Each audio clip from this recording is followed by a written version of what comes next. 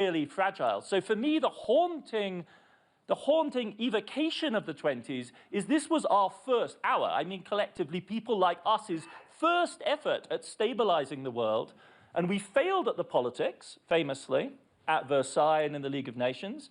We thought that a good substitute would be technology and finance, and for a while in the 1920s that formula looked like it would work, because in the end the gold standard system became an increasingly dollar-centered system. And the hubris and the failure of imagination and the failure of politics never provided the underpinnings for that structure. That was not a moment I expected to have in my life, to be speaking about the 1920s and have Madame Lagarde appear on stage. Little hubris. But the discrepancy between the power of economics, the power of production, and the reliance on money, and notably the dollar, and the failure in that context to build deep political connections, for me, is really what the 20s stand for. And that is why, for me, it's so resonant in the current moment, because the crucial power here is the United States. The crucial power in the 20s was the United States. Those new technologies were American. The money that mattered was American. And it's America that essentially, for domestic political reasons, defaults on its hegemonic obligations. Madame Lagarde, I want to welcome you. Thank you for joining us. We're very happy to have you. And I would actually go to you if I could, just for a moment. Just now. Just now. But I'll tell you why. Because you gave a speech back in the fall of 2024. And you said that you believed, actually, that there was a parallel taking place between the AI bubble in the 2020s and 1920s and 2020s. And you said, today, like back then, we are seeing setbacks in global trade integration at the same time as strides forward in technological progress. And we were trying to sort of put this moment in a historical context. And so I was hoping you could elaborate and explain what you meant by that. Very happy to. Thank you so much for having me, and I'm sorry I'm late, but initially it was scheduled at 9, and I had something really committed at 8:15, and I had to run from wherever I was. So, I trust that Adam went through the political similarities, divergences, and I don't want to venture there. What I meant in my speech, which was back in 24, so things have changed since that, and they have not changed for the better. What I meant to compare is the technological breakthrough that took place in the 1920s. Whether you look at the size and scope of the electrical grid, whether you look at the combustion engine and its developments, whether you look at the assembly lines that were developing, those were technological breakthrough that took place in those years and decades. At the same time, you also had a stock market that was doing very well.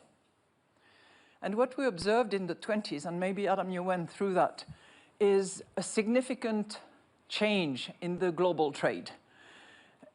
I wouldn't call it a collapse, but it went from 21% of GDP, roughly, down to 14% in a matter of a few years.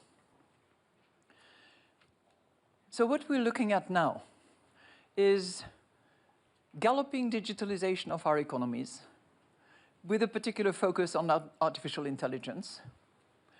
We're seeing stock markets that are doing extremely well, particularly, well, not only in advanced economies, but also in emerging market economies. And we are seeing a fragmentation of geopolitics, more on that and to be continued, which is accompanied by an increase of the tariff, of the import and export restrictions, in almost all categories of products. So, and this is unprecedented as long as WTO observes those restrictions. We're not seeing yet the collapse of trade in the numbers that I have mentioned. No. Not yet. It's still holding. It's declining a bit, but it's still holding. Question is that going to hold? But the key point that I would like to make, if you give me a little more time, is that the big difference between the 20s and now, in a way, which makes the current situation more unpredictable and probably more icy. I just came back from this cold out there, so icy is a good word for that. Is the fact that those breakthrough of the 1920s could diffuse, to use a colloquial language, could diffuse within boundaries, within national territories. You did not necessarily need, in those days, the scale, the network effects that you need now.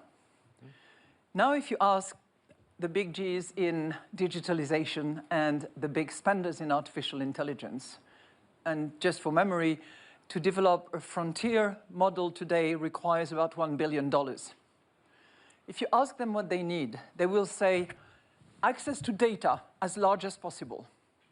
They will say scale in order to really amortize the investment cost of the development of models. Now, that would be significantly jeopardized if we have limited access to data because of different privacy laws around the world, and more protectionist barriers that would prevent the scaling of these investments. Now, I might be having an overly negative and pessimistic view of what we are seeing at the moment, but I think that's a real threat. And the development of AI, the gain of productivity that we hope for, is difficult to reconcile with fragmentation in terms of standards, licensing, access. And I would contend that this can only be remedied by a degree of cooperation that is going to be a factor of willingness of people to accept and tolerate different paradigms, different cultural preferences, and different views of the world. It's difficult. Larry, speak to that, if you could, because I can tell you're thinking about it. Well, I spent a lot of time on it, and I think what Christine said is the foundation of a major issue. But I would turn the lens a little bit. I think for the Western economies, if we don't cooperate, if we don't scale, China wins. There's enough population there. Privacy laws are obviously quite different there, and so the data that they can accumulate, which is giving them a dramatic advantage. And I think that's going to be one of the big overwhelming things. When people ask me, are we in an AI bubble? I said, I think there are going to be some big failures, but I don't think we're in a bubble. But that being said, I would much rather say that we need to spend more money to make sure that we're competing properly against China. And so to me, all the issues that Christine has raised, they're there, they're obvious, they're things that we need to be addressing. Right now, we're at this point now where everybody believes there's going to be a massive J curve of demand for that information from AI. The key to that is making sure that the demand only comes if technology is diffused for more applications, more utilizations. If technology is just the domain of the 6 hyperscalers, we will fail. And so to me, it is, and we don't have enough information yet, the key, how fast we diffuse it, how quickly is it adapted and adopted, to me are going to be the 2 key characteristics. The parallels for me for 1929 and evolving into 2029, to me the big 2 factors that are, to me, the limiting factors are going to be, can we grow our economies fast enough to overcome our deficits? That's going to be one big issue, especially with the rising deficits of the U.S. And the 2, the capabilities of the capital markets to continue to fund these investments, to make the Western economies having the capabilities to have that J curve in the adoption of technology. Let me ask you, and let me go to Ken on this, and it's reflective, though, of something actually Larry's talked about over the past couple of years. Larry wrote a letter called The Democratization of Finance. That was a phrase used in the 1920s. There was a real effort to democratize finance, to raise funds from the public. There was a huge amount of debt that helped finance the decade. And I wonder how you think about this moment and sort of when you think about the systemic risk of this moment, the concentration of AI, the debt that's financing some of it. I know some of the hyperscalers obviously enormously powerful and have extraordinary funds, but there is also a lot of debt behind all of this that's sloshing around. So, first of all, it's a pleasure to be on the gloom and doom panel. Yeah. We're not doing. You know that. 1920s were an extraordinary period. As I said at the beginning, it's not preordained. I It has just to end love badly. the end note of the 1920s, which was, of course, the Great Depression, Andrew. So let's take a step back and talk about where we are right here, right now. The area of recklessness is the spending of governments around the world, who are all, with little exception, all spending well beyond their means. That's the recklessness of this moment in history. This is not a parallel to the 1920s in terms of the recklessness of the private capital markets. It's a story of the recklessness of government spending. Within the private sector, there's a huge question as to where AI will take us. And I was carefully taking notes and listening to what Larry has to say, or to what Madame Lagarde has to say, because this is one of the big issues of our moment. Will AI create the productivity acceleration that is honestly just hoped for in Washington and in the halls of government around the world as a way to overcome the profligate spending that we're currently engaged in? Like, the world needs a savior. And the hope is that AI is the savior that we need for productivity. And the challenge with this is it may or may not be. We just don't know yet. Now, there's a tremendous amount of hype around AI. And in some sense, the large AI companies need to create that hype to raise the tens or actually hundreds of billions of dollars of investment that are going into the field. Like, you wouldn't be able to raise hundreds of billions of dollars. We'll spend, and Larry can probably correct me on this, but roughly $600 billion this year in CapEx for data centers in the United States. I think it to be larger. But does that mean that it's getting hyped up too much, or it's just the hype is required as a sales mechanism? Go ahead. First of all, so much of the data centers are being built for cloud. Right.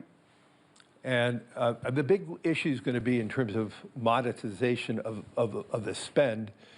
The data centers are being built for AI requires more advanced chips. The question is, what is the lifetime of that chip? If we have new technological changes in the lifetime of the chip in 1 year, then that spend is going to be really a bad spend. If the lifetime, as they expect it to be, is 4 or 5 years, and then those chips can be used for cloud, then I think these investments are going to prove to be good investments. So I think it's going to be, you know, if the speed of technology changes and all these investments now, it's going to be challenged. But I agree with Ken. I think we don't know enough, but I'm personally very optimistic on how AI is going to affect the world economy. Madame Lagarde, can I ask you a question to take on the issue that I think Ken raised, just about the amount of debt in the system today? Not talking about corporate debt, but sovereign debt. And the reason I ask is, back in the 1920s, at least in the United States, there was a budget surplus. I believe there was actually a budget surplus in a lot of other countries as well, not everywhere, of course. But today, in the US, there's $38 trillion of debt. And the playbook that we all learned, actually, in the aftermath of 1929 is, what do you do when there's a crisis to stem it? You throw money at the problem. Ben Bernanke learned this and effectuated in 2008. We did it again during the pandemic. And the thing that I've always thought about is, the next time there is a panic of some sort, and there will be a pullback of some sort, whether the politicians say, well, we now have the playbook. We know what we're supposed to do. And we're going to write a check for $5 trillion because that's what we're supposed to do. Except that we keep wondering, is there some kind of invisible line in the bond market around the world that turns into a red line where the investor class says, we're not doing it anymore. And then then, by the way, you get into sort of an austerity, vicious cycle. Two things. I'm not going to address your question right away because I want to come back to a point that was made by both Larry and Ken, I think. And I'm not denying that investment in artificial intelligence can be extremely net positive and will deliver productivity gains, the amount of which is questionable. And you have a spectrum that is quite large as to how much it will deliver. But I think that to come back to my minimum cooperation needed for that, we also have to consider that it's capital intensive, energy intensive, and data intensive. And we have to be mindful of the three. In terms of energy intensity, what kind of energy is being used to manage data will matter. What the consequences will be on the people will matter as well. So I think that in this cooperation approach that we have, which will have to take care of data privacy, for instance, and preferences in different corners of the world, we also need to be mindful of the energy consumption and what kind of energy it is and what impact it has on climate. And number two, we have to be mindful of the consequences for people. Because unless we move in this dream world of Keynes, where working is a choice in a way, which I don't see on the medium-term horizon, we have to understand what consequences it has on people, unless we want to risk a dislocation of society. Now, I come back to your point.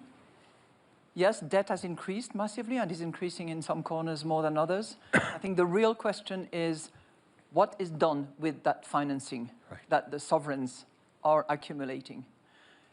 Not all debts are the same.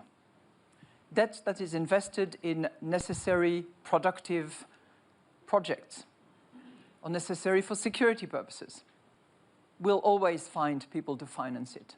That's my assumption. Debts that are not for productive purposes, that are not going to sustain growth on a sustainable basis, that will be far more difficult. So I'm not going to tell you that there is a red line. I'm not going to tell you that central banks will always be around either. But I think that the nature of the purpose for which debt is subscribed will matter more than the actual volume. Speak to what you did. You just said something very intriguing. No, I'm not going to speak more to it. No to the idea that central banks might not always be around. What did you mean by that? Look, I went through my lot of crises, as many of you have as well. And I remember the days when it was mentioned that, central bankers are the only game in town. This is not the right approach to a balanced and durable equilibrium. Measures have to be taken by fiscal authorities. Reforms have to be undertaken. The purpose for which spending is organized has to be thought through, and the consequences on people if we want society to stay together. So just, I'm not trying to put words in your mouth, but are you basically saying that in our legislative branches around the world, we have abdicated responsibility of being fiscally prudent and thoughtful as to how we use society's resources, and have become overly reliant upon central banks to continue to try to keep the economy going in the right direction against this onslaught of reckless spending? I'm not suggesting it's the case now, but we have observed it in the past. I mean, the historic irony is that when people talked about central banks being the only game in town in the 2010s, what they were actually urging is more active fiscal policy. Right? Because the problem was that we had a low-inflation environment, a stagnant growth, including notable figures at BlackRock were arguing for a more assertive fiscal policy because there was a deep imbalance between the two levers of macroeconomic policy, which was also a lesson of the 1920s.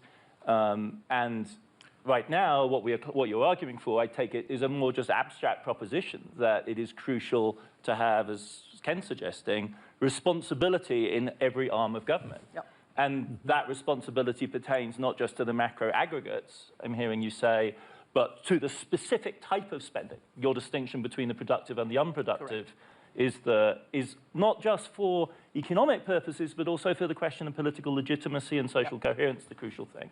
Because the social bargain in Europe and in the United States, but really in Europe, is deeply stressed, I think, by the perception that modern welfare states are unproductive, and a huge number of really vicious distributional struggles which are reawakening another 1920s ghost, which is the ghost of fascism.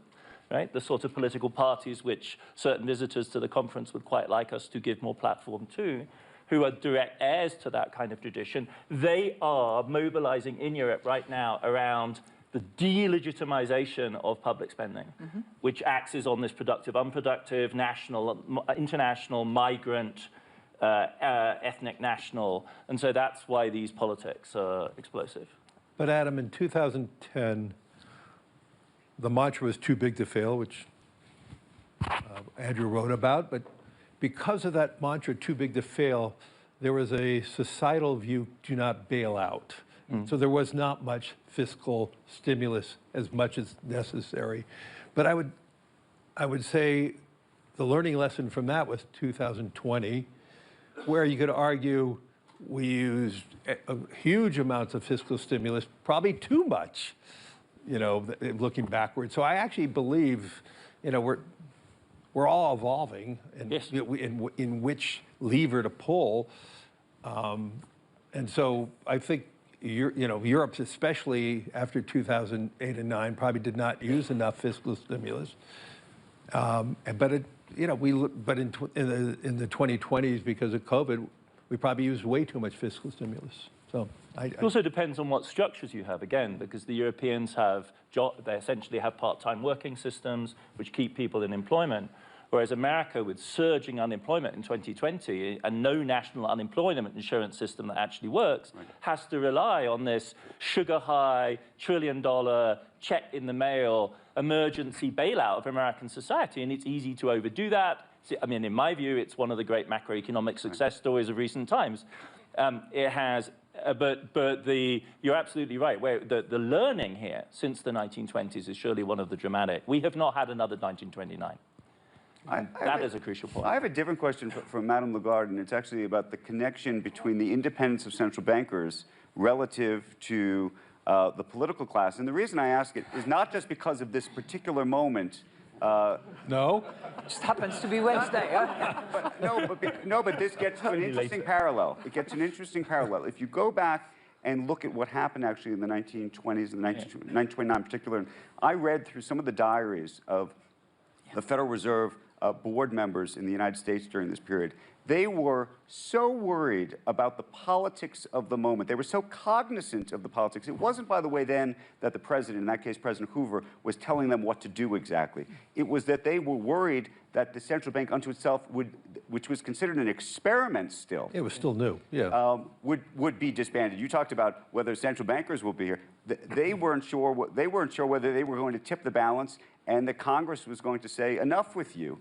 And so I wonder, and there are lots of times also during some of these crises where the central bankers have to work hand in hand with the Treasury departments and presidents. So here we are in this moment. You publicly came out recently, and signed a letter around what's happening in the United States and our Federal Reserve, but how you think about that. First of all, I would distinguish between tribute to your work, because you really went into great details about how they thought in those days and what their fear was. But I would distinguish today between working hand in hand, which in a way we did during COVID, let's face it, and fiscal dependence. So while working hand in hand in particular circumstances, as exceptional as they were, I think was completely legitimate. Whether there was more, too much, I think it's a good debate to have, and what form it took is also an interesting one, because between the shock absorber on one side of the Atlantic and the fiscal spending straight to the consumer, I think the jury is out as to what was the most efficient. But fiscal dependency is another matter, which I would strongly argue against. For me, the great champion and hero of breaking the back of this dependency of central bankers was Volcker, who took the risk, major one, to really affect the economy, jeopardize the economy, to make sure that price stability would be delivered. And I think the standing he had with President Nixon at the time, in order to demonstrate the independence of the central bank to restore price stability, is something that we should, keep in the back of our mind. I'm not going to comment on what's happening just right now, including today, actually. Suffice to say that with a couple of other colleagues, we did take the initiative to argue in favor of central bank independence in the context of what happened about a week ago. One of the really fascinating things is that the very idea of central bank independence is a product of the 1920s. And it's a product of the 1920s because most central banks, unlike the Fed, are old institutions. It's like the Bank of England, the Banque de France. And what they have to tackle in the early 20th century is the emergence of modern democracy. Modern democracy being multi-party, populists, social democrats, right-wingers. And it's in that context, the Fed, in a sense, born into the crisis. One of the reasons America doesn't have a central bank earlier is it is a democracy. And capitalist democracies are contentious, and money is contentious in capitalist democracies, and central banks are incredibly contentious, and America doesn't get there until the compromise of 1913 under Wilson. Whereas the others, the British, the French, the Germans, of course, have to actually figure out what it means to do market-centered, finance-centered, bank for banks, banking in an actual live social democracy. And it's out of that this notion, from the very beginning, it was always agonistic to populist democracy. From the 1920s onwards, like the phrase is Montague Norman's phrase, knave-proof, right? You want to make the central bank knave-proof, which has a certain resonance in the current moment, right? You need to make the central bank institutions proof against those kind of pressures. And it's been, I think, one of the productive sites for thinking about the relationship between expertise, politics, and the pressures of the market ever since. Volcker, one might have different views about, but he certainly, I would entirely agree with you, set the paradigm of the modern independent central banker, whether one likes the paradigm or not, but it's clearly the definitional moment under Carter into Reagan, withstanding the pressures of the Reagan presidency, amongst other things. But just to put things in context, the modern central bank represents the reality that we are not on the gold standard that we were on Fiat money. True. back 150 years ago. And I'm not advocating we should be on a gold standard. It's just a very different world. And then the second salient difference between today and going back 100 some years ago is that debt is ubiquitous. Yeah. And in a market economy where debt is ubiquitous, deflation is terrifying. Well, this is the reality after World War I in the 20s, though. Debt is ubiquitous. Debt to GDP levels in Europe are higher than they'd ever been before after World War I. And no one's on the gold standard after World War I. So, in fact, they have to manage democracy, deal with 140, 150% of GDP debt, and figure out how you're going to do central banking. And amazingly, they opt for the gold standard. So it isn't then Britain, France, Germany, none of them are on the gold standard. Italy, in 1919, when the 20s begin, they all have to get back there by convergence with the US. This becomes the great clash between Keynes and Winston Churchill in the 1920s is, what price are we going to pay? This is the cross of gold moment. In America, it's William Jennings Bryan. In Europe, it's in the 1920s. What price are we going to pay for restabilizing? This is what made it feel like the bad Eurozone of the 2010s. Right, but it's also a big difference between then and now. Absolutely. Because those monetary policies were totally rigid as a result, whereas we have much more flexibility and many more tools to be used. And thank God for that.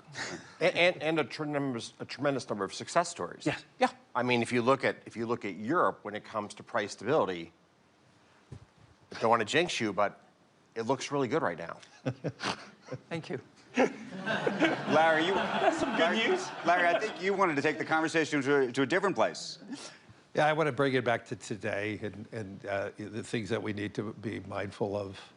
And I think that's the foundation of how we thought about 2026 World Economic Forum in Davos. And that is how technology is going to be reshaping so many parts of society, whether we get the data right or not. And what I see from the lens of BlackRock, we're seeing more and more industries just have K economies.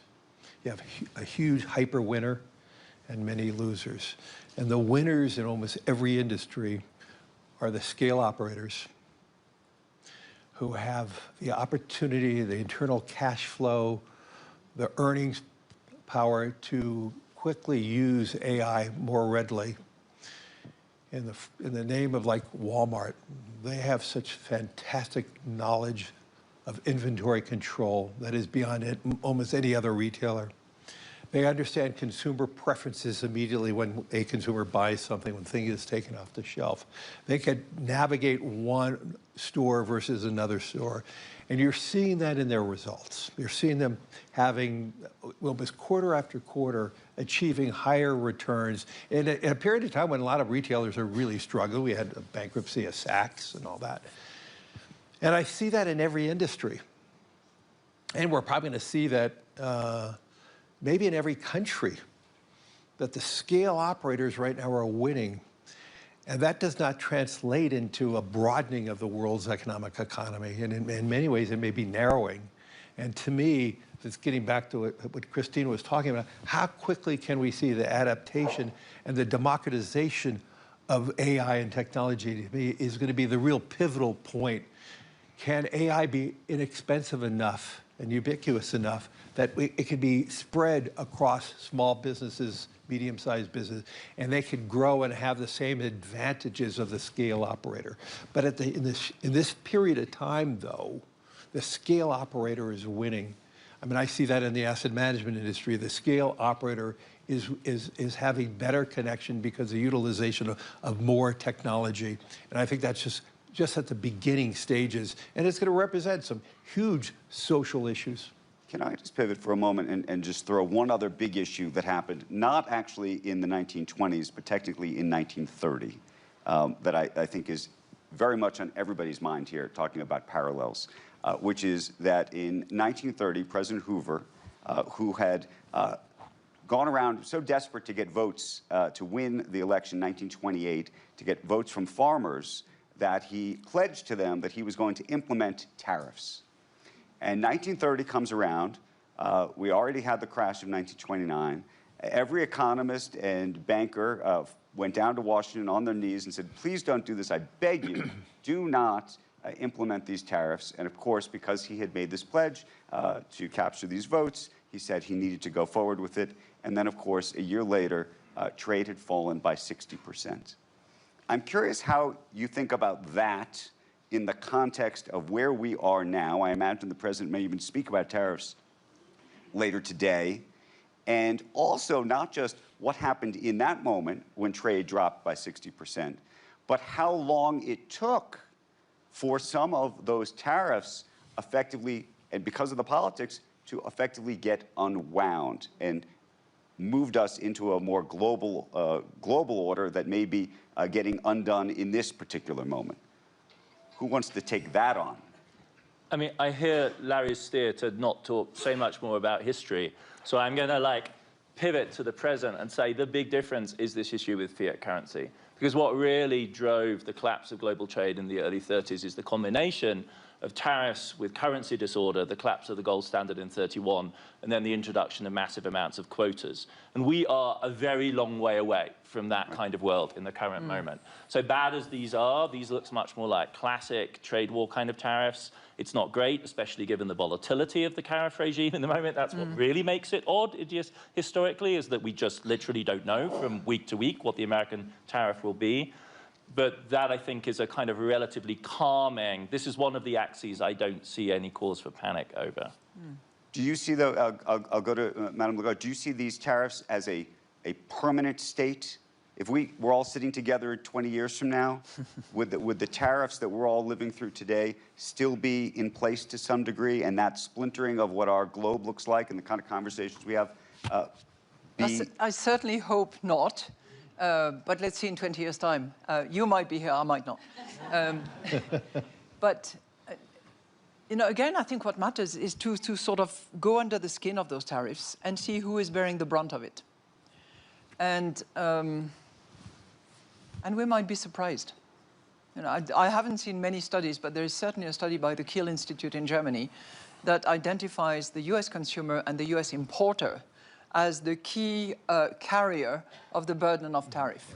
If I look at the US-Europe relationship at the moment, from 2% tariffs back a year ago, we are now at 12-point-something tariffs, average across the euro area. With the threat that is looming around, we would move up to 15% on average with heterogeneity. If 96% of that is on the US consumer and the US importer, I don't think that's a very good outcome. Particularly in terms of inflation.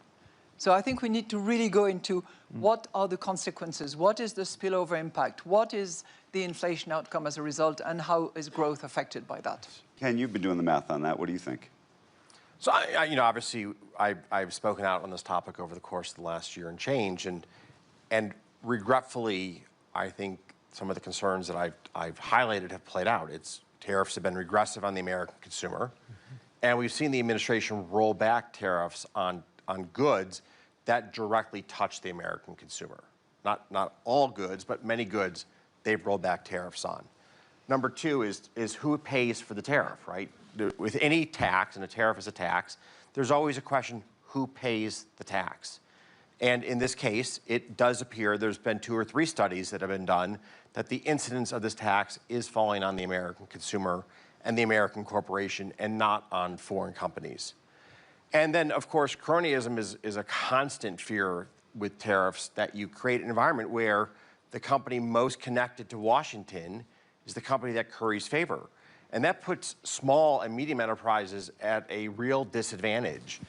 And I'm going to touch on a point here to go back to your commentary about the rise of these very large, successful businesses. Most of them started as small enterprises in our lifetime. Right. The person to my right runs the world's largest asset manager. He started the world's largest asset manager and created that business in a fraction of a lifetime. It's a tremendous success story. It's the story of the vitality of the U.S. economy, that small and medium enterprises in just a few decades can rise to become global leaders. In fact, if we look at the AI firms of today, everyone was talking about Anthropic and OpenAI. Anthropic didn't exist a few years ago. OpenAI didn't exist 15 years ago. NVIDIA was a company that made video game processors. The 3 largest mindshare names in AI are all effectively less than roughly 10 years old. And it's that vitality that draws capital to the United States that does fuel the economic prosperity of America. And we need to continue to protect the opportunity sets for our small and medium enterprises, because you never know which one will be the next BlackRock, the next Anthropic, Apple, and so on. Larry, I have a technology question for you. One of the reasons we actually did have a crisis in 1929 was the technology, meaning the New York Stock Exchange, couldn't keep up with the trading volume, in truth. I mean, the reason why you see those famous pictures in black and white of people standing, thousands of people standing outside the New York Stock Exchange during October 1929. Process. They were standing out there because they were trying to find out what was happening to their money. They didn't know because the processing was so behind. Today, we can get this information on our phone and down to the millisecond. It's almost perfected. At the same time, however, talk about the idea that rumors can spread and spread quickly. You know, in the old days, it took a long time for sort of a bad rumor to spread, and then it took a long time as well, by the way, from the efficiency of it, to correct that rumor. But today, and we saw this with Silicon Valley Bank in the United States, for example, the second that somebody says and goes public and says, I'm taking my account from this bank, everybody can go rush for the exits because they can see all of this in a completely different way. And so while the technology is remarkable in one way, I wonder what you think the risks are the other way. So I would argue that through transparency, there is actually less risk. I think Silicon Valley was a poorly regulated bank. I mean, actually, BlackRock was asked to do a study on their asset and liability mix. And we determined 2 years before it failed that it was the most mismatched bank in the United States at that time. So I would argue that was a failure of regulation, not a transmission of information. I truly believe, as you talk about other things, I mean, the transmission of information is processed. Yes, we have daily volatility that can be quite extreme at any one given time. But one of the things that we all forget, in 2025, if you pick the first date of each quarter, the 10-year Treasury moved 3 basis points. That's all it did. Each point, January 1st, you know, April 1st and on, the 10-year Treasury moved 3 basis points across, yes, but in between those quarters, there was huge volatility. You know, and so, but that's the efficiency of the market. That is the beauty of what Citadel has created, that the fast movement of money equalizes and we determine in a very rapid period of time what is fair value. And I think that is a magnificence of the capital markets. You know, that transparency is the I would say the engine of market movement, and Ken should be answering this question because he's one of the geniuses around the architecture of this. But I would say, getting back to technology for a second, I think the movement towards tokenization, decimalization is necessary. It's ironic that we see two emerging countries leading the world in in the tokenization and digitization of their currency. That's Brazil and India. I think we need to move very rapidly to doing that. We would be reducing fees. We would do more democratization by reducing more fees if we had all investments on a tokenized platform that you could move from a tokenized money market fund to equities and bonds and back and forth. We have one common blockchain. We will, we can reduce corruption. So I would argue that yes, we have more dependencies on maybe one blockchain, which we could all talk about. But that being said, the activities are probably processed and more secure than ever before. We're going to go over time. Ken, real quick, when you think about the technology piece of this right now, I assume you think it's a lot better for society than worse. But I do wonder whether you think the technology piece of this represents a risk that we should even think about. The technology of our financial markets or technology writ large? Technologically writ large. I mean, the financial markets, I think, are a lot safer because of Look, there's a simple, everyone talks about how difficult this moment in history is. Okay. You can live your life you have today or be born as the King of England 200 years ago. Which life would you rather have? What comes next? Depends on whether you... Final word. Adam, Final word to Madame Lagarde. We're out of time. Depends on whether one's you or not. In history, what year do you think we really are in? What is the closest analog?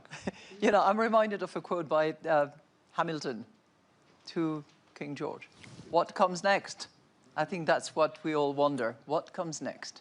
But I think we bear all responsibility for what comes next. And my minimal cooperation is the plea that I would put on the table right away. Madame Lagarde, Adam, Ken, Larry, thank you for the conversation. Appreciate it very, very much. Very much. It was good.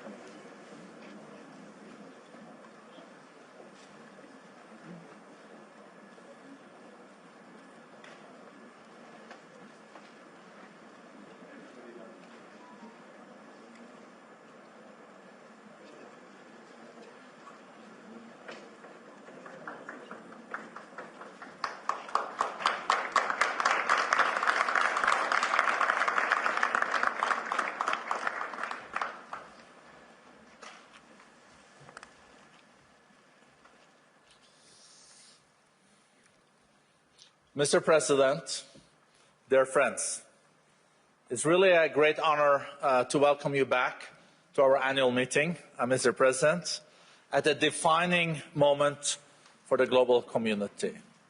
It's 10 years since you were here last time, and as we just spoke about in the speaker's room, a lot has changed in a decade. Mr. President, under your leadership, Egypt has remained an anchor of peace and security in a deeply turbulent region.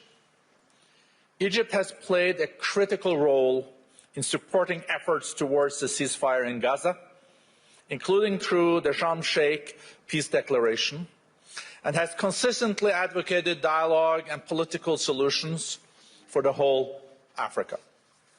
At the same time, Egypt is consolidating its position as a globally relevant economic and investment hub. With a population exceeding 110 million and a strategic location linking Europe, Asia and Africa, Egypt occupies really a unique place in the global economy. It also, of course, because of its heritage represents a unique place in the world. Your ambitious reform agenda, Mr. President, centered on private sector-led growth and the objective of achieving its highest contribution to the GDP by 2030, sends a strong signal to investors and partners alike. This agenda, underpinned by a positive growth outlook that outperforms many regional peers, is also a testimony to the reforms undertaken. In support of this, we are particularly at the World Economic Forum pleased to also then announce, in collaboration with His Excellency, that we will convene under your patronage a business-focused country strategy meeting in Egypt in the autumn of 2026. So we do expect to see all of you in Cairo in the fall. Mr. President, your participation today reflects Egypt's dual role as a guarantor of regional stability and rising economic force. We're very much looking forward to your speech and for a dialogue. Mr. President, welcome.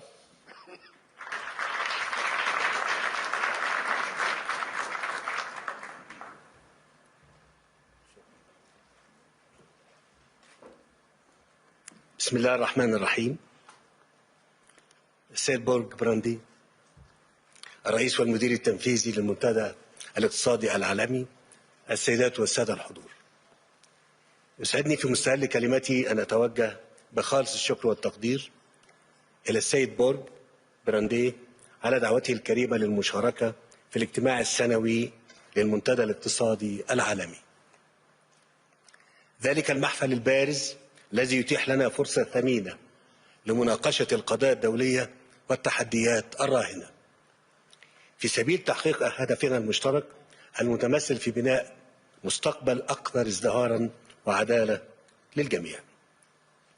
إن عالمنا اليوم يواجه تحديات جسيمة أمام مسيرات التنمية، ويشهد تحولات عميقة في أنماط التعاون الدولي إلى جانب تصاعد دور الأدوات المبتكرة القائمة على التقدم التكنولوجي والتحول الرقمي وتطبيقات الذكاء الاصطناعي.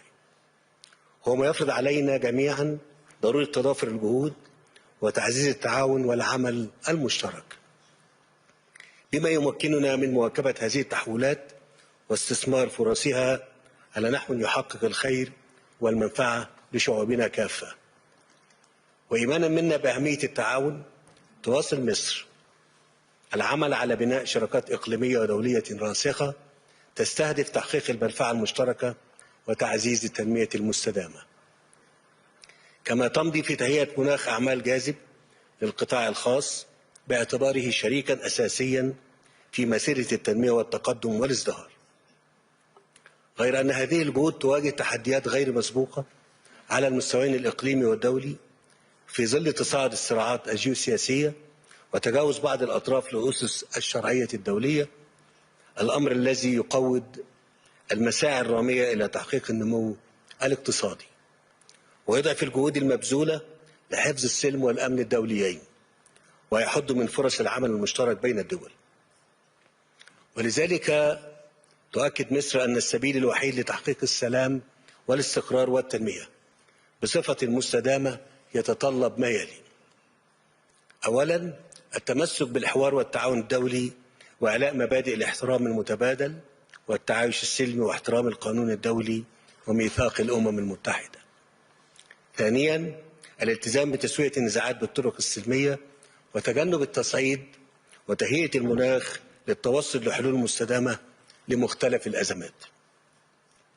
ثالثا، السعي لتعزيز التكامل والاندماج بين الدول ومنح أولوية للقضاء على الفقر والجوع وتحقيق الرخاء المشترك لكافة شعوب العالم. رابعا، تعزيز دور مؤسسات الأعمال الوطنية والإقليمية والدولية وتمكين القطاع الخاص من القيام بدور محوري في جهود تحقيق التنمية الشاملة. السيدات والسادة، لا تزال القضية الفلسطينية تتصدر أولويات الاهتمام في منطقة الشرق الأوسط، إذ تمثل جوهر الاستقرار الإقليمي وركيزة أساسية لتحقيق السلام العادل والشامل. وفي هذا السياق أود أن أعرب عن تقديري لجهود الرئيس دونالد ترامب والتزامه بوقف الحرب في قطاع غزة وما بذله من مساع لتخفيف المعاناة الإنسانية التي أثقلت كاهل الشعب الفلسطيني الشقيق على مدار أكثر من عامين. وقد جاء انعقاد قمة شرم الشيخ للسلام في 13 أكتوبر 2025 تتويجا لجهود مصر بالتنسيق مع شركائها من أجل وقف إطلاق النار وترسيخ دعائم السلام وفتح آفاق جديدة تحمل الأمل في تحقيق الاستقرار الإقليمي وإطلاق مسار سياسي جاد لتسوية القضية الفلسطينية على نحو عادل وشامل يضمن الحقوق المشروعة للشعب الفلسطيني ويعزز فرص الأمن والتنمية في المنطقة بأسرها. ومن هذا المنطلق أؤكد على ضرورة البناء على مكتسبات قمة شرم الشيخ وتثبيت وقف إطلاق النار وضمان تدفق المساعدات الإنسانية إلى قطاع غزة دون قيود، مع الإسراع في إطلاق عملية التعافي المبكر وإعادة الإعمار في مختلف مناطق القطاع. كما أرحب بإعلان الولايات المتحدة بدء المرحلة الثانية من اتفاق وقف الحرب باعتباره خطوة محورية على طريق تنفيذ خطة السلام وخفض التصعيد في المنطقة، بما يعزز فرص الاستقرار ويفتح آفاق جديدة للتعاون الدولي. وأود أن أجدد التأكيد على أن مصر انطلاقا من دورها التاريخي الراسخ في دعم القضية الفلسطينية لن تدخر جهدا في مواصلة الانخراط مع جميع الأطراف المعنية سعيا إلى إيجاد حل عادل وشامل ودائم لهذه القضية يقوم على أساس حل الدولتين وقرارات الشرعية الدولية ويكفل إقامة الدولة الفلسطينية المستقلة على خطوط 4 يونيو 1967 وعاصمتها القدس الشرقية. السادة الحضور، على الرغم من تعدد الأزمات الإقليمية والدولية استطاعت مصر أن تواصل تنفيذ برنامجها الطموح للإصلاح الاقتصادي من خلال حزمة متكاملة من الإجراءات التي استهدفت ضبط السياسات المالية والنقدية للدولة واستعادة ثقة المستثمرين في السوق المصري وتطوير البيئة التشريعية المنظمة للاستثمار، فضلا عن تقديم حوافز جاذبة للمستثمرين. وقد أولت مصر أولوية خاصة لتعزيز دور القطاع الخاص باعتباره شريكا رئيسيا لا غنى عنه في تحقيق النمو والتنمية الاقتصادية، فوضعت سقفا للاستثمارات الحكومية وأطلقت خطة مدروسة لتخارج الدولة من بعض الاستثمارات العامة، بما يفسح المجال أمام القطاع الخاص لتوسيع مساهمته في النشاط الاقتصادي. وأثمرت هذه الجهود عن تحسن ملحوظ في مؤشرات الأداء الاقتصادي وارتفاع معدلات النمو وزيادة تدفقات الاستثمار الخاص إلى جانب إشادة واسعة من مؤسسات التمويل الدولية وعلى رأسها صندوق النقد الدولي، فضلا عن قيام مؤسسات التصنيف الائتماني العالمية برفع التصنيف الائتماني لمصر. وأؤكد أن مصر ستواصل مسيرة الإصلاح الاقتصادي وتحقيق التقدم في مسارها التنموي مع المضي قدما في تطبيق وثيقة سياسة ملكية الدولة التي تحدد الإطار العام لعمل الشركات الحكومية والمملوكة للدولة وتنفيذ برنامج الطروحات الحكومية وتخارج الدولة بما يعزز مشاركة القطاع الخاص ويضاعف إسهامه في دفع عجلة النمو الاقتصادي.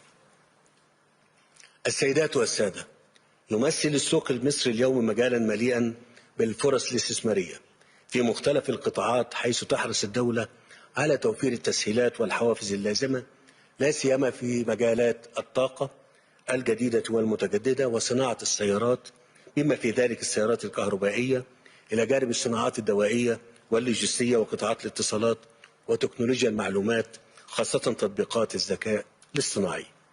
وأدعوكم إلى اغتنام هذه الفرص والاستفادة من البنية التحتية المتطورة التي أنجزتها مصر خلال الأعوام الماضية في مجالات الطرق والاتصالات والنقل واللوجستيات والمناطق الحرة، وعلى وجه الخصوص المنطقة الاقتصادية لقناة السويس التي تمثل منصة استراتيجية للتجارة والاستثمار.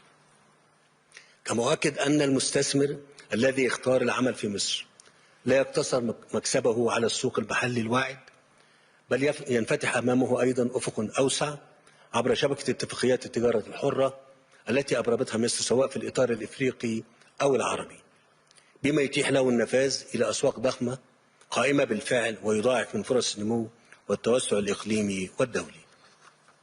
السادة الحضور، في الختام أود أن أجدد التأكيد على أن مصر ستواصل دورها الفاعل في ترسيخ دعائم الأمن والاستقرار على المستويين الإقليمي والدولي، والمضي قدما في تحقيق التنمية والنمو الاقتصادي، كما تتطلع مصر إلى تعزيز التعاون مع كافة الشركاء من أجل بلوغ هذه الأهداف المنشودة.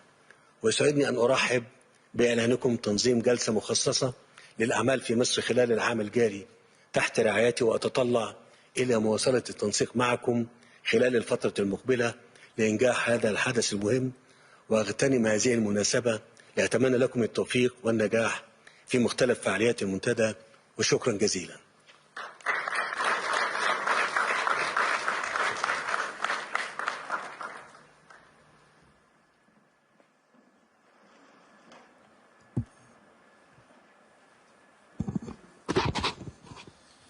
Mr. President, thank you so much for your speech.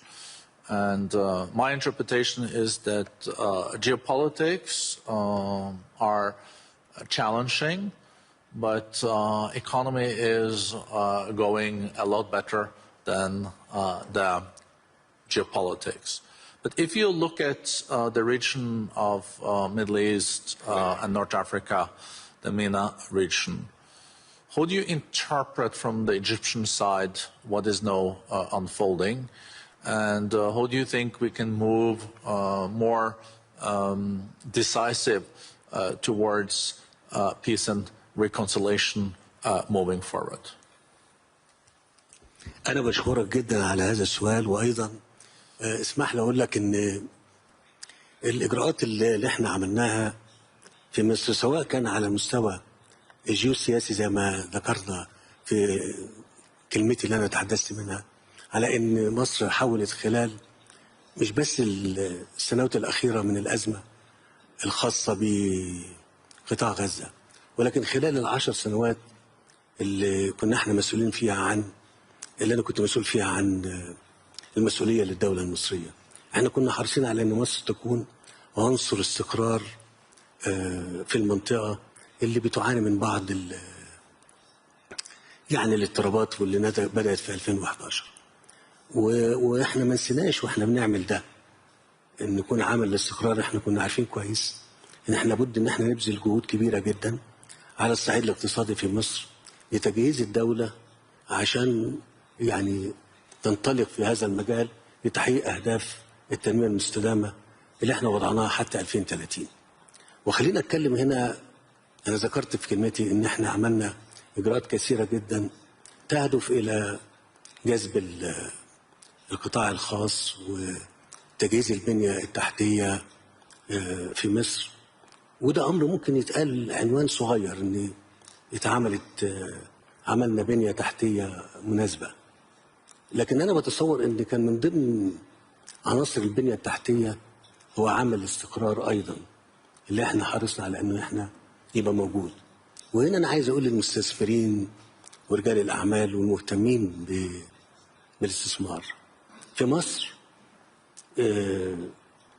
مصر مارست سياسة بترتكز على دعم الاستقرار والحفاظ عليه، مش بس داخل الدولة المصرية، حتى في محيطها الإقليمي والدولي. وكانت دايما مشاركتها إيجابية في هذا الأمر، مش عشان تحافظ على مناخ الاستثمار في مصر، لا، كهدف من أهداف الدولة المصرية بالحفاظ على أو استعادة الاستقرار اللي تعرضت به المنطقة خلال السنوات العشر الماضية. إذا لو أنا اتكلمت على جيوسياسي فيما يخص الدور المصري، كان دور إيجابي جدا جدا في تحقيق الاستقرار سواء للدولة المصرية أو للمنطقة ما أمكن. ويمكن ده تجلى زي ما قلت برضو في أكتوبر 2025 بمؤتمر شرم الشيخ لقضية من أصعب القضايا اللي مرت خلال العشر سنين اللي فاتوا، هي قضية الحرب في غزة واللي استمرت تقريبا سنتين. واللي احنا بنتمنى ان دورنا الإيجابي ده يتكلل بيه ان المرحلة الثانية اللي تم إطلاقها بواسطة الرئيس تنجح وكل الدعم ليها سواء مننا أو من المجتمع الدولي.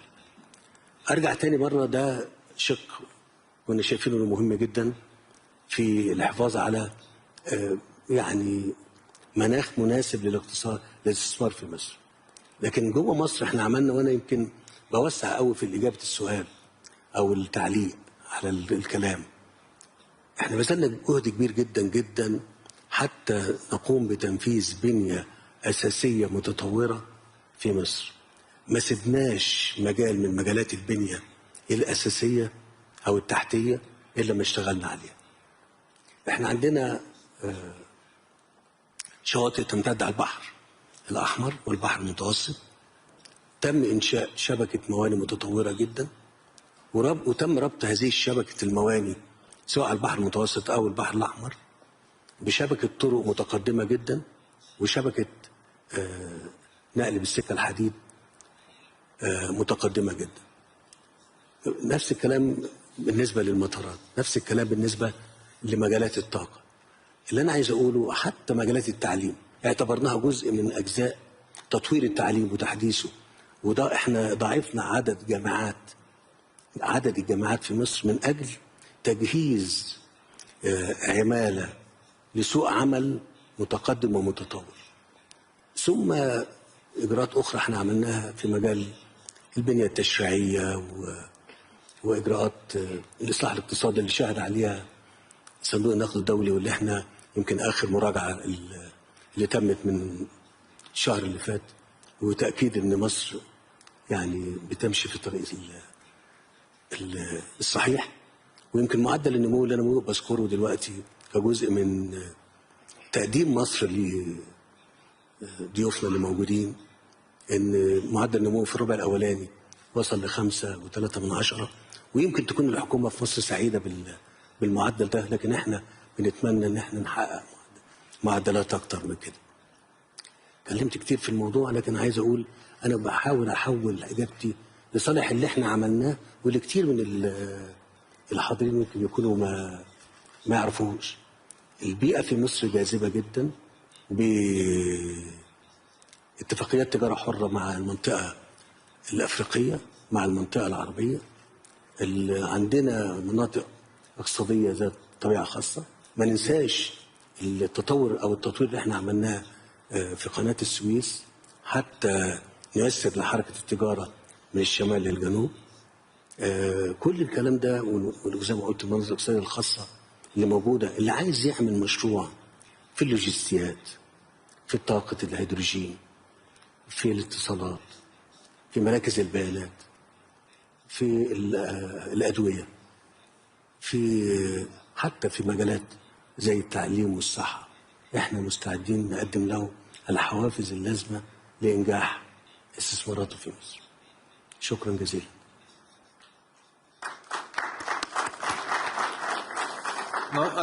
Thank you so much, Mr. President. I think this gave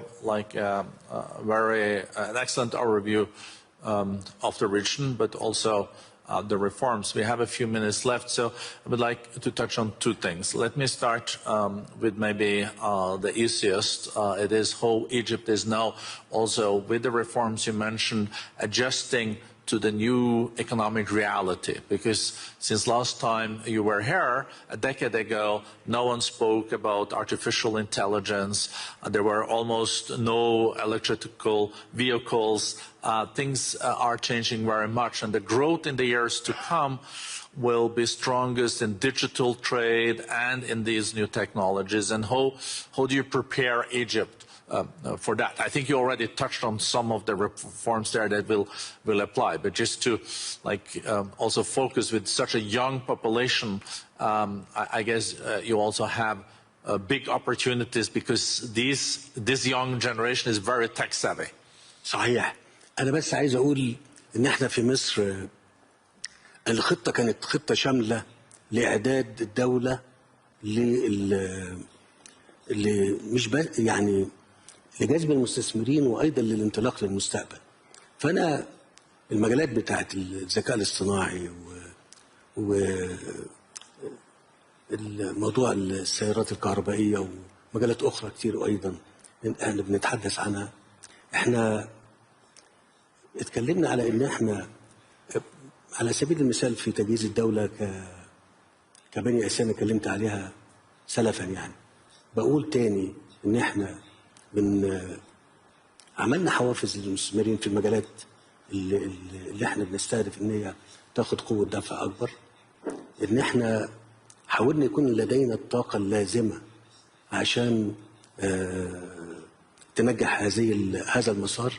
والطاقة اللي انا بقصدها مش طاقة فقط طاقة كهربائية مثلا اللي احنا ضاعفناها، لكن انا بتكلم على طاقة اعداد جيل من الشباب في الجامعات المختلفة في علوم الذكاء الاصطناعي والاتصالات والرقمنة، تهدف إلى أن يكون عندنا، احنا بالمناسبة لدينا أكثر من 30 مليون شاب وشابة أو في التعليم، 25 في التعليم الأساسي وتقريبا من 4.5-5 مليون في التعليم الجامعي. وبالتالي الفرصة عندنا فرصة كبيرة جدا جدا من خلال الاهتمام بان احنا نجهز جيل قادر على ان هو يستوعب التكنولوجيا ويشارك فيها ويبقى لو في مجالات بنهدف ان احنا نبقى نحقق فيها طموح كبير حتى 2030 يبقى الشباب ده قادر على ان هو يشارك ويساهم فيها. وبالمناسبة سوق التعهيد في مصر من افضل الاسواق اللي موجودة او المشاركات اللي موجودة على مستوى العالم تقريبا، واحنا بنطمع ان احنا ندخل في مجالات اكتر من كده اكثر تقدما واكثر تخصصا في هذا المجال.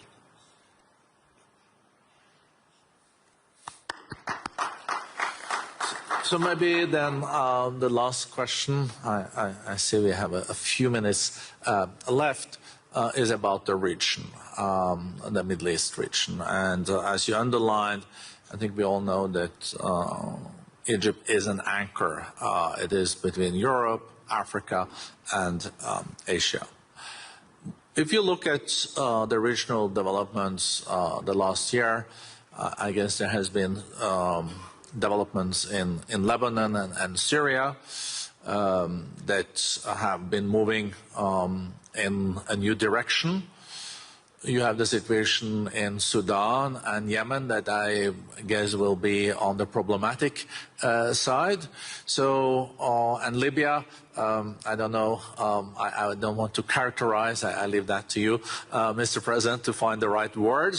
But if you look at the region overall, do you think this is going to be a calmer year, or are we still going to have the challenges? And tomorrow, as you know, President Trump is also launching the board of peace here. So even in Davos, there will be some developments. طب خليني اقول لك ان احنا زي ما قلت برضه في المقدمه اللي انا حاولت ان انا اتكلم فيها كتير عن موضوعات مختلفه كشكل من اشكال الحديث عن المنطقه وعن مصر.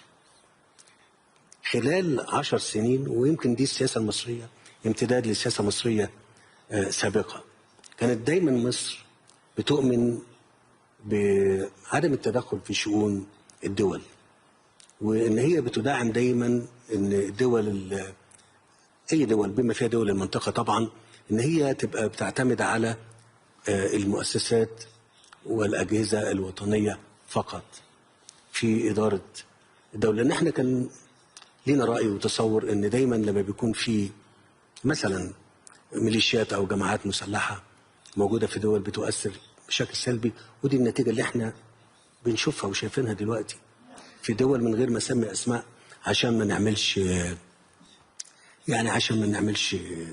Please feel free.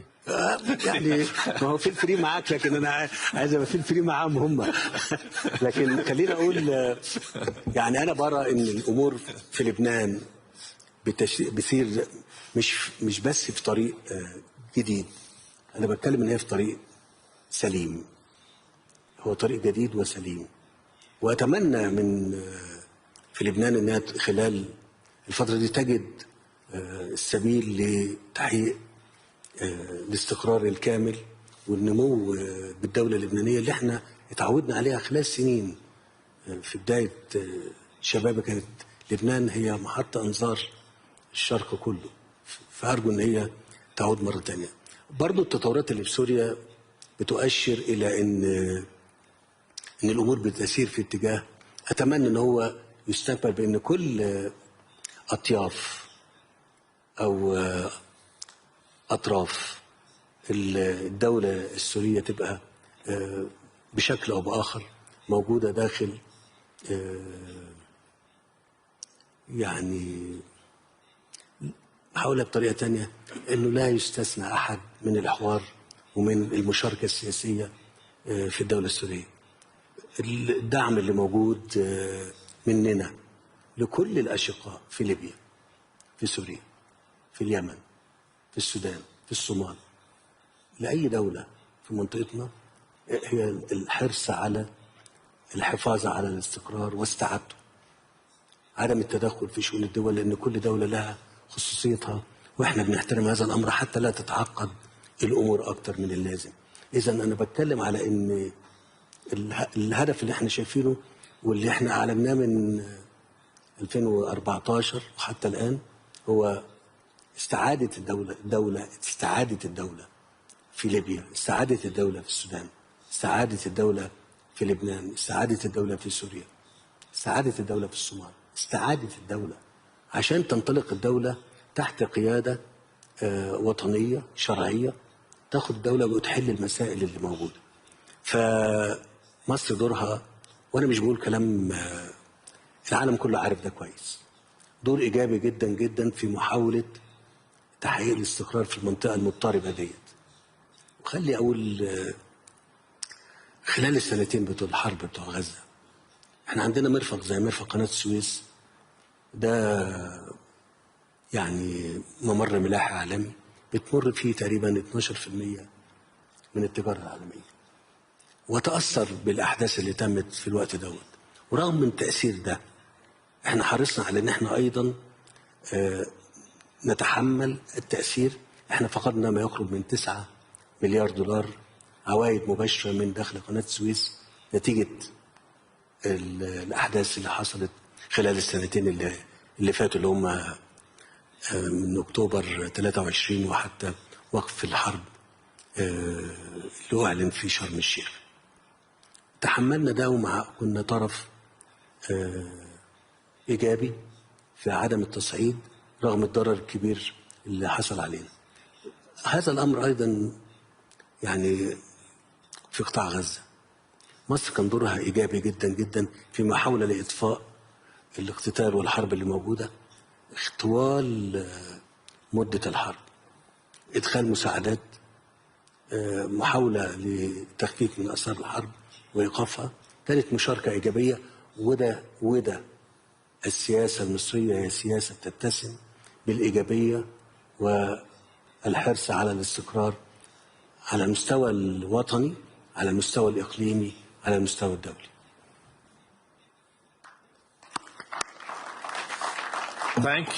Thank you so much for your strong speech and excellent answers. I hope there will be not 10 years before we can wish you back to Davos. Mr. President, things have changed, but as the President said when we spoke, not the weather. Yes. So thank you again, and big applause to President Sisi.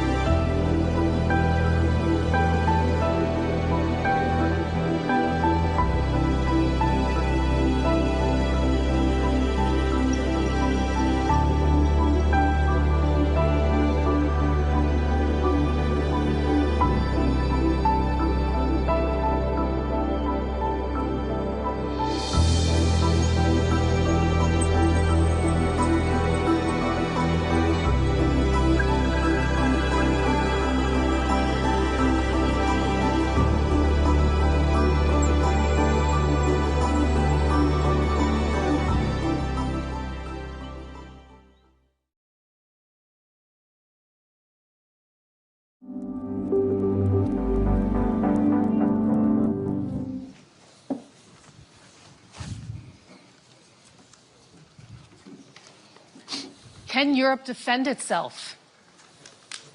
Hello and a very warm welcome to this special edition of Deutsche Welle's Conflict Zone from the World Economic Forum in Davos, Switzerland. I'm Sarah Kelly. We're here with the NATO Secretary General, Mark Rutte, the President of Poland, Karol Nawrocki, the President of Finland, Alexander Stubb, the President of the European Investment Bank, Nadia Calvino, and the CEO of Sanofi, Paul Hudson. Welcome to all of you, and thank you so much for joining us. Now, this question, can Europe defend itself, has really been thrust into the forefront as Donald Trump threatens allies over Greenland. As we wait for Trump to deliver a statement in just a few hours, there has been so much discussion in the past few days, not only about the potential for a trade war with Europe, but also even the collapse of the NATO alliance itself.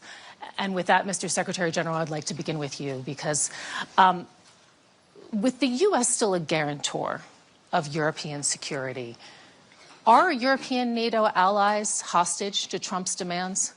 Well, listen, NATO, since 1949, is the transatlantic alliance. And I think we have to be very careful in considering the fact that the US and Canada are not only in NATO to prevent the historic mistake the US made, in their own view, after the First World War, which was retreating from the world stage, and then the long arm of history reaching out to the US again in the Second World War, not wanting to repeat that mistake.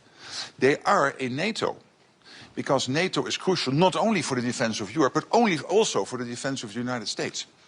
For the United States to stay safe, you need a safe Arctic, a safe Atlantic, and a safe Europe. And all the military and all the politicians in the US know this, and we really have to be mindful of this. So when the question is Europe safe? Yes, Europe is safe because of what Europe is doing itself within NATO, but also because we have that strong transatlantic relationship. But we know the history, we know the stakes. Let's talk about the current dynamics, and I'd like to ask you, for perhaps a bit of reflection here, did you ever think that you would ever see one NATO member threaten the territorial integrity of another? I mean, you have now the Prime Minister of Greenland telling his public an attack cannot be ruled out. Listen, my role as NATO Secretary General, when there is tension within the alliance, it has been there in the past between Greece and Turkey, there have been other moments when there was tension, then my predecessors always took the view that they should not comment on that in public. That's impossible. Why is that impossible? Because as soon as I do, I cannot any longer help to somehow, with others, of course, not me, only myself, but of course with other leaders, to basically diffuse the tension, to de-escalate, etc. That's why you will not hear me comment. You can be assured that I'm working on this issue behind the scenes, but I cannot do that in public. Sorry, no comments from me on Greenland. Well, sometimes behind the scenes comments do become public in various ways, as we've seen in the past few days. That's true. You've talked about security in the Arctic. No matter how you come out of this Greenland row, I mean, it really seems as if the dynamics have fundamentally changed within NATO. You have Macron saying yesterday, we are shifting to a world without rules. Hasn't all of this fundamentally damaged the foundations of NATO, the shared trust, the shared values? Of course, I see that there are these tensions at the moment. There's no doubt. Again, I'm not going to comment on that, but I can assure you the only way to deal with that is, in the end, thoughtful diplomacy. So statements from me will not add anything here. And when it comes to the Arctic, I think President Trump is right. Other leaders in NATO are right. We need to defend the Arctic. We know that these sea lanes are opening up. We know that China and Russia are increasingly active in the Arctic. There are 8 countries bordering on the Arctic. 7 are a member of NATO. That's Finland and Sweden and Norway and Denmark, Iceland, Canada and the US. And there's only one country bordering on the Arctic outside NATO, and that's Russia. And I would argue there is a 9th country, which is China, which is increasingly active in the Arctic region. So President Trump and other leaders are right. We have to do more there. We have to protect the Arctic against Russian and Chinese influence. And that's exactly what NATO ambassadors decided to do in September. We are working on that, making sure that collectively will we defend the Arctic region. I'd like to turn to Poland now. You have traditionally been furiously pro-American in terms of, efforts to keep them on board as a guarantor of security in Europe. You've turned the term to the Greenland dispute, and again, this was a comment that I understand you made last week, a matter between the Danish Prime Minister and President Trump. Just briefly, do you still stand by that after everything that you've seen in the past days and weeks? Of course, United States of America are the most important Polish bilateral ally, but we also appreciate a lot NATO. We are the part of NATO, and we feel responsible for NATO. This is the biggest alliance in the history of 20th century. I think, like Mark Rutte, the NATO is stable, NATO is solidifying, but we of course recognize some problems about the Greenland. And I'm looking at the problem of Greenland from the strategic side. We have Chinese, we have Russian. We feel in Poland Russian threat for 3 centuries even, and we understand it at all in eastern flank of NATO.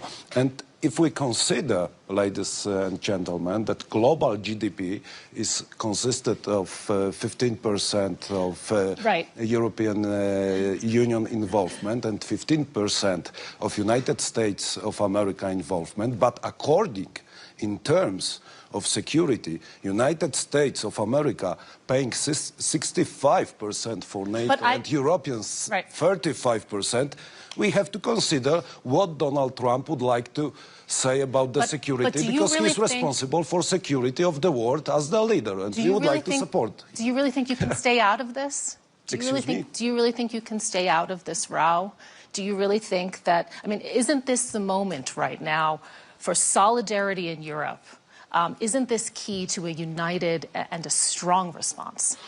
There is the necessity of solidarity in Europe, but there is also the necessity of building the good transatlantic relations. And I think that transatlantic relations are very important. We know in Europe, Alex, all my European friends knows how many mistakes had Europe done after and before 2022, and Donald Trump tried to convince our European partners that we have to solidify, and his voice is very important because of the financial, because of the strategic, geopolitical point of view. I, of course, hope that it will be solved thanks to all partners on the diplomatic way, and how far are you willing to go to have good transatlantic relations? Does that mean giving the Americans Greenland, selling the Americans Greenland?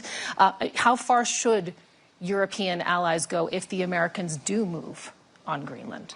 We have 10,000 American soldiers in Poland. We buy American military equipment, which is the best on the world. South Korean is also very good, but American is... and Finnish tanks you buy. And Finnish tanks. Just a little bit of a commercial break here, yeah. We have the biggest army in East Central Europe. Poland increased the percent of GDP for military service almost to 5%. So we feel responsible for Poland. I believe in Polish soldiers, in our alliance, but United States of America, for all eastern flank of NATO, are very important ally. And those relations are also based on our history. This is the relation of values. We have common independence heroes in Poland and in United States of America. So I think that we should solve this problem on diplomatic way. Of course, I appreciate Denmark voice is natural. It's our partner, Denmark. But I'm looking at the Greenland as strategic point in the geopolitical issue between free world, democracy's world, independence, and with Russia. President Stubb, I'd like to turn to you now because you, along with the Secretary General, have been known as the Trump whisperers. Now you're on the list being targeted for sanctions. You recently joined the NATO alliance. Is it just in time for its dissolution? No, not at all. I think actually we're in the process of creating a stronger NATO than we have seen since the end of the Cold War. this is pretty much NATO 3.0. Remember that after the end of the Cold War, a lot of NATO countries actually dropped their guard in terms of defense expenditure and capabilities, whereas a country like Finland, which stayed outside, didn't do that. We still have conscription. And speaking of the Arctic, we have the biggest military force of Arctic capabilities in the alliance. We have 1 million individuals, men and women, who've had their military training in Arctic conditions. So I think we're strengthening actually the alliance as we speak. And remember that we've doubled the border of the alliance with NATO, with Finland joining and then with Sweden joining. So I think we're creating a new NATO where Europe takes more responsibility. So then take us to the diplomatic efforts and how you are trying to do that. Because, you know, we saw over the weekend, you along with your Norwegian counterpart sent this message to Trump calling for a de-escalation of tension. He responded quite quickly saying he's no longer purely thinking of peace. Who or what can diffuse the tensions over Greenland, if not you? Thank you, Alex. Anytime. You want to take this one, Mark?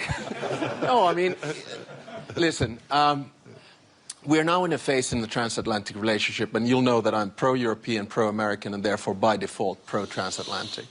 We are in a relationship which is much more direct than it's ever actually been. I mean, the communication channels that we have directly with the president and with the administration are actually good and solid. And then, you know, at times there are curveballs flying in different types of directions. We try to catch them and we try to solve them. You know, you have two schools of thought here on Greenland. One is to de-escalate, and the other one is to escalate to de-escalate. And I think at the end of the day, we'll find an off-ramp on this. I'll make two final remarks. If someone would have told me in Washington, D.C., for the 75th anniversary of the alliance, that we're going to increase our defense expenditure next year to 5%, I would have said, you have no clue about international relations or seek help with a doctor. We did. And I think what we need as an off-ramp now is some kind of a process whereby we start working on a real problem, which is Arctic security. Unfortunately, as Mark said, we have 7 countries, Arctic countries, one of them with a huge military that can help to deal with this. So let's start working towards a process which leads us to a NATO summit in Ankara where we actually strengthen Arctic security within the alliance. So this is what we're working at. Okay. Nadia, I'd like to ask you about the money. This is a key point also to can Europe defend itself, which is the topic that we're discussing today. The EU is freeing up hundreds of billions of euros to ramp up defense spending. You're part of that. You have quickly ramped up your capacity to mobilize capital for defense investment. This is something that's new for your bank, we also have to mention. How much do you see your future being defense and defense-related projects? It's been a sea change in the last 2 years, and we were just discussing with Alex that in the past was also working at the European Investment Bank, how things have changed, you know, in the last couple of years, in that we have extended the scope of projects we are financing, and we have reached this magical number of 5% of our financing inside the Union this year, last year, sorry, in 2025. So that outperformed our targets. We were hoping to reach that level this year in 26, but we already did in 25. We have a very robust pipeline of flagship projects, a number of them in Poland, by the way. So that's European solidarity, actually supporting the defense of Poland on the eastern flank. And so my answer would undoubtedly be, yes, Europe can defend itself. Yeah. Paul, I'd like to turn to you also with that, because there's a role for the private sector as well here. NATO is treating medical preparedness as part of collective defense. You have many of your capabilities anchored in Europe. Does what you are hearing about European defense in the past days make you feel secure as a business person? And how do you see the private sector's role? You know, the subjects that are being discussed are obviously extremely important, and I trust in the process that people will get to the right conclusion. I think health is unrecognized as the severity of what could happen if health sovereignty, innovation sovereignty, protecting populations is deprioritized. I think NATO have made that point about making sure that people can get medicines they need in difficult times. I think in COVID, my own personal experience was that I was getting calls from heads of state, ministers of health saying, we need medicines, give them to us, don't give them to anybody else. It quickly delineated and fragmented. And it worried us greatly, given the importance of trying to work together to find some unity to make sure that we do things for Europe. Now, Sanofi is more than 50% of our manufacturing and R&D spend is in Europe, and so we believe that we're one of the few companies that has that resiliency to be able to provide. But there is a real moment for Europe. Perhaps it's not on the scale of this conversation and Greenland, but it is a real moment. Europe has long time been one of the great discoverers of medicines, the great providers. Pressure from Donald Trump on the price that is paid for medicines in Europe has put it into focus. And for the first time, China and the US publish more clinical papers, win more Nobel Prizes, discover more medicines than Europe. And Europe's slipping behind. And it's a moment. It is still in control. While I listen to this conversation, sometimes I worry that there's a lot to be managed, escalate to de-escalate. Europe, in particular, has health innovation and health sovereignty in the palm of its hand. And if it chooses to step forward, it can protect, it can innovate, it can compete. This is a moment not to be squandered. I'd just like to add something and kind of reset us a little bit. We're talking about can Europe defend itself, and something that's really interesting is that we have not said the word Russia or Ukraine, I think, so far in this conversation. And it just goes to show you actually how the conversation has changed. But I'd like to really take it back to now defense capabilities, the spending that also we were talking about. Polish president, you know, we know that you're already projecting to get to 5% of GDP this year. You're doing all of this spending, hundreds of billions of euros being ramped up, but to still be dependent on the Americans. And I'm talking about key things. So air transport, strategic command and control systems, high-end intelligence. Do you get the sense, especially after the events of the past days, that Europeans are really in a state of urgency to quickly ramp up the ability to handle a protracted conflict without the U.S.? What is the plan B if diplomacy fails? I understand your question, but I would like to assure you that our Polish independence and sovereignty is very strong. The first, I believe in Polish soldiers, of course, in our history and our readiness to fight with everyone who would like to invade Poland. So we felt a strong country on the eastern flank of NATO. But we also believe in diplomacy. It's natural in NATO, our cooperation with NATO, with European Union. Diplomacy is, of course, the part of the security guarantees. But what we can do as the Republic of Poland, that our friends also doing this, I see the President of Latvia, Baltic states, we of course made the decisions to increase the budget for military service, and it was the great achievement of Europe. But what have happened? In Hague, Donald Trump pushed Europeans to increase the military service cost and GDP. Also, European Union need Donald Trump to be pushed by him to increase this budget. It's not good way, and many countries inside Europe still haven't done this. So, you know, we have big problem about the feeling for our security and responsibility for secure European Union. I'm going to get to you in just a second, Mr. Secretary General, of course. But can I President Stubb, I'd like to ask you first. Do you see this sense of urgency for a plan B among your European partners? Is there the need for that? And who should lead the charge? Because, I mean, it's a bit unfair. We're sitting here on the panel with Finland and Poland. You know, you are really doing a lot when it comes to defense, especially Finland. You have this comprehensive approach to defense in your country. Are your partners, are they experiencing the urgency? Who needs to come up with the plan B and lead the charge? Well, I mean, two answers. First is a direct answer to the question of this panel, can Europe defend itself? My answer is unequivocally yes. Without the Americans?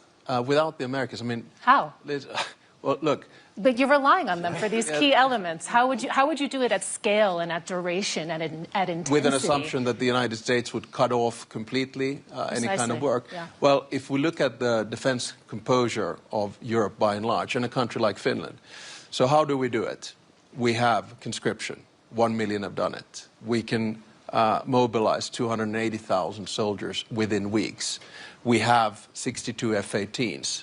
Your next question is going to be, do they fly without Americans? No, they don't. But do we trust that they will continue to fly because it's in the interest of America to do so? Yes. We just bought 64 F-35s. We have the biggest artillery in Europe together with Poland. We have long-range missiles, land, sea, and air. We don't have these because we're worried about Stockholm, right? So, the bottom line is that if you ask me the question that can the Finnish military defend itself against a Russian attack, the whole defense posture of the way in which you do it, yes, we can.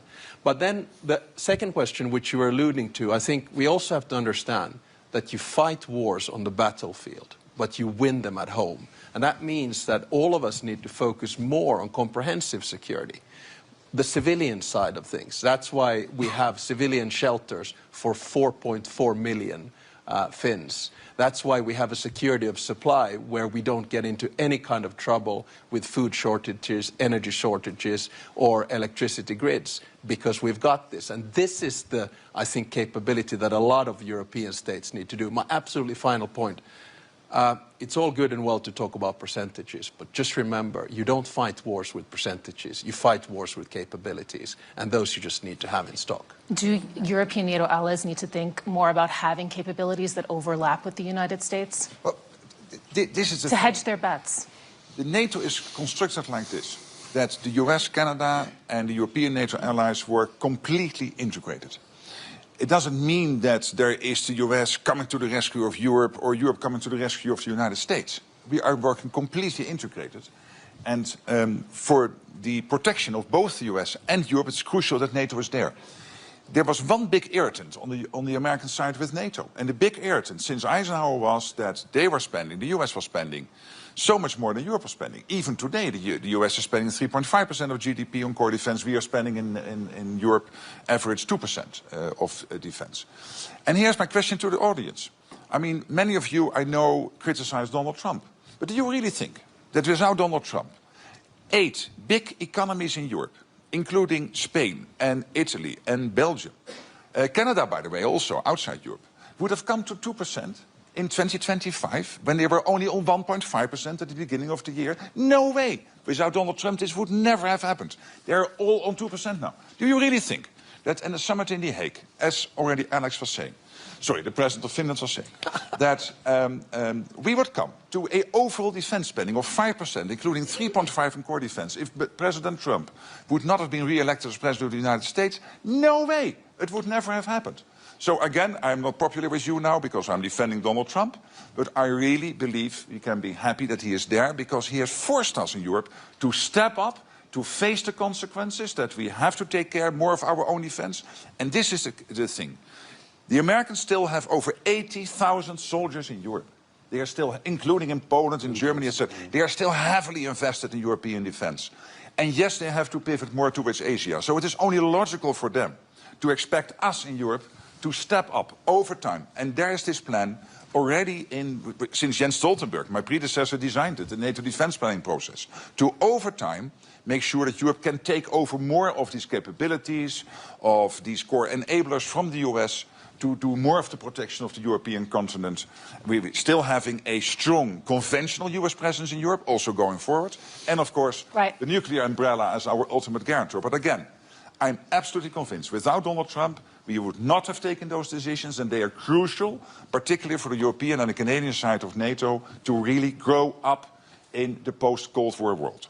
Madam Kelly, you are not happy with this answer, I suppose, of Mark Rutte, that we need Donald Trump in the European Union, but we believe in our military service in Poland. I would like to add that Poland won with the Soviets and Bolsheviks. Finland won with the Soviets and Bolsheviks in 20th century.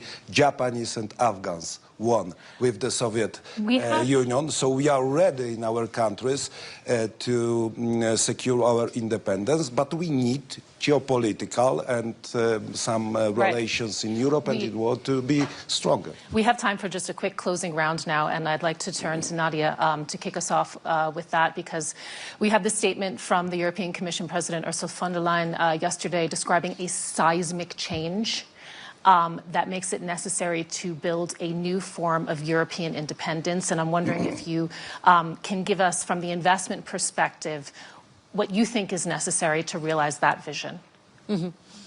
I want to, since it's a closing remark, and I was listening to my colleagues, and I want to say, I think the European Union is a superpower. And I think we have to believe in ourselves and our capability. And I'm very happy to see three leaders that are really very self-assured, you know, because that's what I think we need, to speak clearly. We are a superpower when it comes to research, to health tech, to new technologies, to research centers, to universities. We are in quantum computing, we are in key technologies. We are not a defense superpower because the European Union is a project for peace. So it makes sense that we need some time to ramp it up. From the European Investment Bank perspective, we're all in to support Europe to be stronger in the world, but also to contribute to a peaceful world, a multilateral framework that actually can continue to provide us with win-win partnerships based on respect, shared prosperity, stability, because I think that that's, at the end of the day, what our children and grandchildren expect from us that are at the helm of important institutions at this historic moment for us. Paul, what do you think? What do you think is needed for this new form of European independence from your business perspective? I think it's a moment for us again, what the Secretary General just said about defense spending, contribution to NATO. The President of the United States has done the same in healthcare spend in most of the European markets, in the UK, demanding in the UK to go from 0.3% GDP to 0.6% over a period of time to pay for innovation in the countries. You know, that's a really remarkable intervention or challenge from the President of the United States. I've been in healthcare 35 years. I'm having different conversations with heads of state and ministers of health, ministers of finance, on what it takes to be the champion for the innovation. One of the things you've got to do is give patients in your country access to the best medicines in the world. You can't want the manufacturing, want the research euro, but then not give it to patients. And I think that's a real issue. A lot of people are still struggling to understand that 54% of medicines approved by the European Medicines Agency aren't available to patients in Europe. Approved in Europe, for Europe, not available, because money is not being made available because there are other priorities. And we don't ever belittle the trade-offs. Draghi was very clear. Everybody read the report. Everybody understood it. My conversations with the Commission have focused on fair play between member states and not enough on competing with China and the US. I think the US is ready for the challenge because in the end, patients win with access to innovation. I think China is coming. China is going to launch 40% of the world's new medicines by 2030. 40%. And we're not having that conversation. Europe has all of the skills and capabilities, if prioritized, to get it done and to compete, not just to play fair, but to compete in the rest of the world. I want to turn to Poland now. And Mr. President, I'd like to ask you, we mentioned a little bit earlier, I mean, you know, the threat that is posed by Russia, its ongoing invasion of Ukraine. You know this, of course, better than anyone, being on the eastern flank there. Do you think, you know, in all of this talk, in all of this conversation over Greenland, is Ukraine the casualty here? Do we run that risk? Can you repeat? I don't understand. Is Ukraine? The conversation has been dominated in the past week and days. Yeah, about Greenland. About Greenland. Yeah. Okay. And no, where is the attention now on Ukraine? What could this potentially mean for Ukraine? What could it mean for the resources that they need so desperately in order to maintain this fight on the European continent?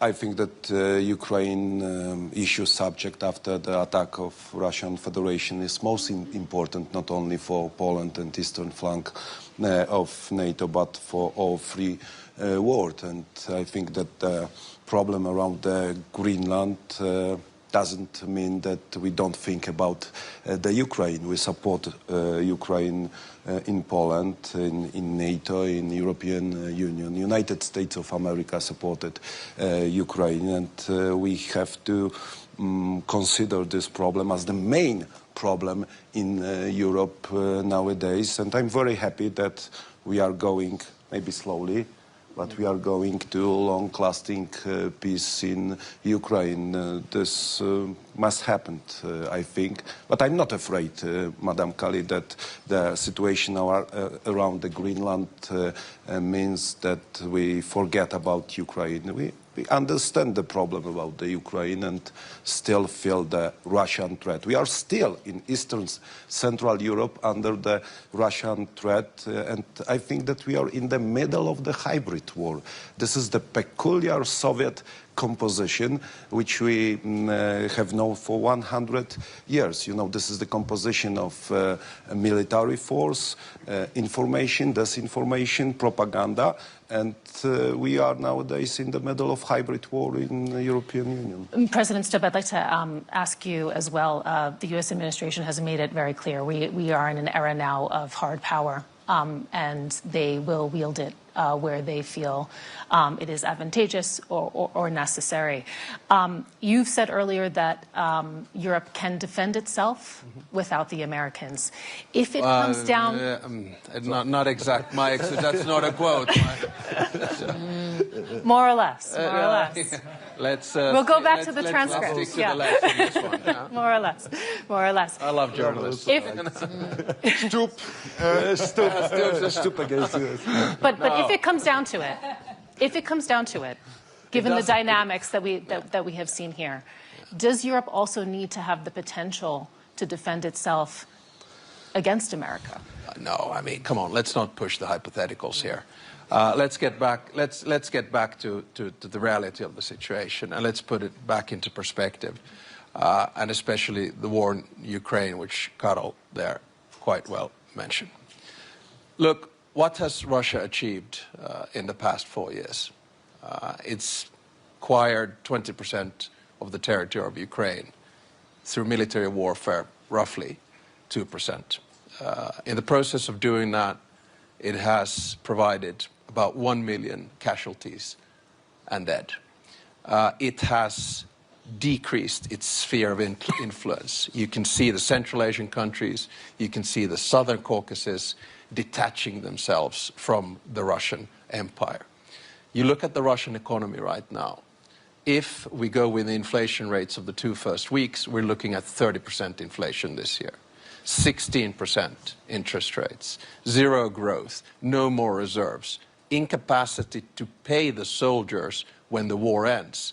So I'm more worried about Russia's unwillingness to end this war because they cannot afford to do so than about Russia's capability to win this war because not end this war because they're moving ahead.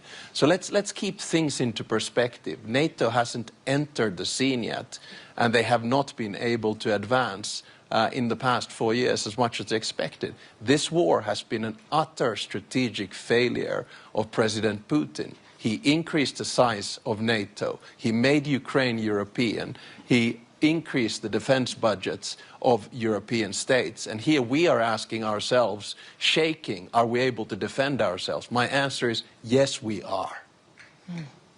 Secretary General. Yeah, absolutely. Secretary General, I'd like to ask for your remarks also on that point. We've been talking about can Europe defend itself? The question is how, and how that evolves also over the next years. Do you ever see a day where European defense doesn't have NATO as the cornerstone? No, I don't. And let's not forget the EU is great. It is 23 countries in NATO of the 32 are also in the EU. But it is only 25% of NATO overall GDP. 75% of NATO GDP is outside the European Union. Let's not forget. That's a fact. The US is by far the most powerful nation on earth. And the President of the United States is therefore the leader of the free world. And you cannot envisage NATO without the leader of the free world being an integral part of that organization. And nobody wants it. Not on the US side, not on the European side. He said last night in his presser that he was doubtful whether the Europeans would come to the rescue if Article 5 would be triggered. I tell him, yes, they will. And they did on the 11th of September 9/11 in 2001, when for the first and only time Article 5 was triggered. I have no doubt the US will come to the rescue here, we will come to the rescue of the US, and we need each other for our collective protection. You made a very good point. The risk here is that we focus, of course, on Greenland, because we have to make sure that that issue gets solved in an amicable way. But the main issue is not Greenland now. The main issue is Ukraine. And I agree with everything Alex Stubb was saying, but I'm also a little bit worried that we might drop the ball focusing so much on these other issues. Yeah. And as we speak, Russian missiles and Russian drones are attacking the energy infrastructure in Ukraine. We know that it is now minus 20 degrees in Kiev. We know that Ukraine can only take care of 60% of its own electricity. And yes, it is true, the Russians have lost in December 1,000 people dead. Not seriously wounded, dead a day. That's over 30,000 in the month of December. In the 1980s in Afghanistan, the Soviets lost 20,000 in 10 years. Now they lose 30,000 in 1 month. But they still continue the attack. They still increase the attack. And that means that if we Europeans here in NATO are thinking that because of the 90 billion the Commission has been able to bring together with the nations, or because the peace process is moving in the right direction, we can forget about the defense of Ukraine. Don't. They need our support now, tomorrow and the day after. And yes, great if there is a peace deal. Everybody's working on that. The Americans, of course, are leading that process. Great that the 90 billion is there, but that will only be there in March, April, May, whenever. So that still takes time. So I need the European allies to keep focus on this issue. And what I'm really worrying about is that because of the peace process and because of the 90 billion, we lose sight, and that in the meantime, Ukrainians do not have enough interceptors, have enough American gear particularly they need, because it is not any longer available in Europe, for them to defend themselves. So this focus on Ukraine should be our #1 priority. And then we can discuss on all the issues, including Greenland, but it should be Ukraine first, because it is crucial for our European and US security. I'd like to open up the conversation now to the audience. There's a very high-level audience, we have to say. I'm seeing the President of Latvia sitting in the front row. I believe I also spotted the Defense Minister of the Netherlands here as well. Hey, where is he? Right there. Wave hello. We'll be passing around a mic, and I would like to ask that you please stand up, and that questions are kept brief, because I see many hands going up. Thank you very much. I have a very short question to Section Rutte. There are negotiations about Ukraine, and I fully agree with you that Ukraine is the main challenge, and Russia basically is the main threat. The question is, once we agree that there are some chances for the long-lasting peace, are we as Europe prepared for what would be next with Russia, with this aggressive approach, with a society which is still, through the disinformation, educated, let me say, with aggressive approach towards the West? What will happen with those thousands or hundreds of thousands of troops, capabilities, etc., if they won't be engaged in Ukraine? They won't just wait for the better, prosperous future. Are we ready as NATO to take this problem? Thank you very much. Yes, and a brief response, please. We are ready today, there's no doubt. But we have to be ready in 27 and 29 and 31. And this is why what we decided in The Hague to ramp up defense spending to this 5% was crucial. But we also have to ramp up the defense industrial production. And we're not doing it. Not in the US, not in Europe. We are not nearly producing enough. The fact that Poland, which is the closest ally to the US you can find, is buying in South Korea is because they cannot buy enough in the US or in the European and defense buying in Finland. In Finland, yeah, but also Finland. Yes, Alex, I love you, but you are not producing enough. Your defense industrial base has to ramp up, and you know it, so please spend time on that.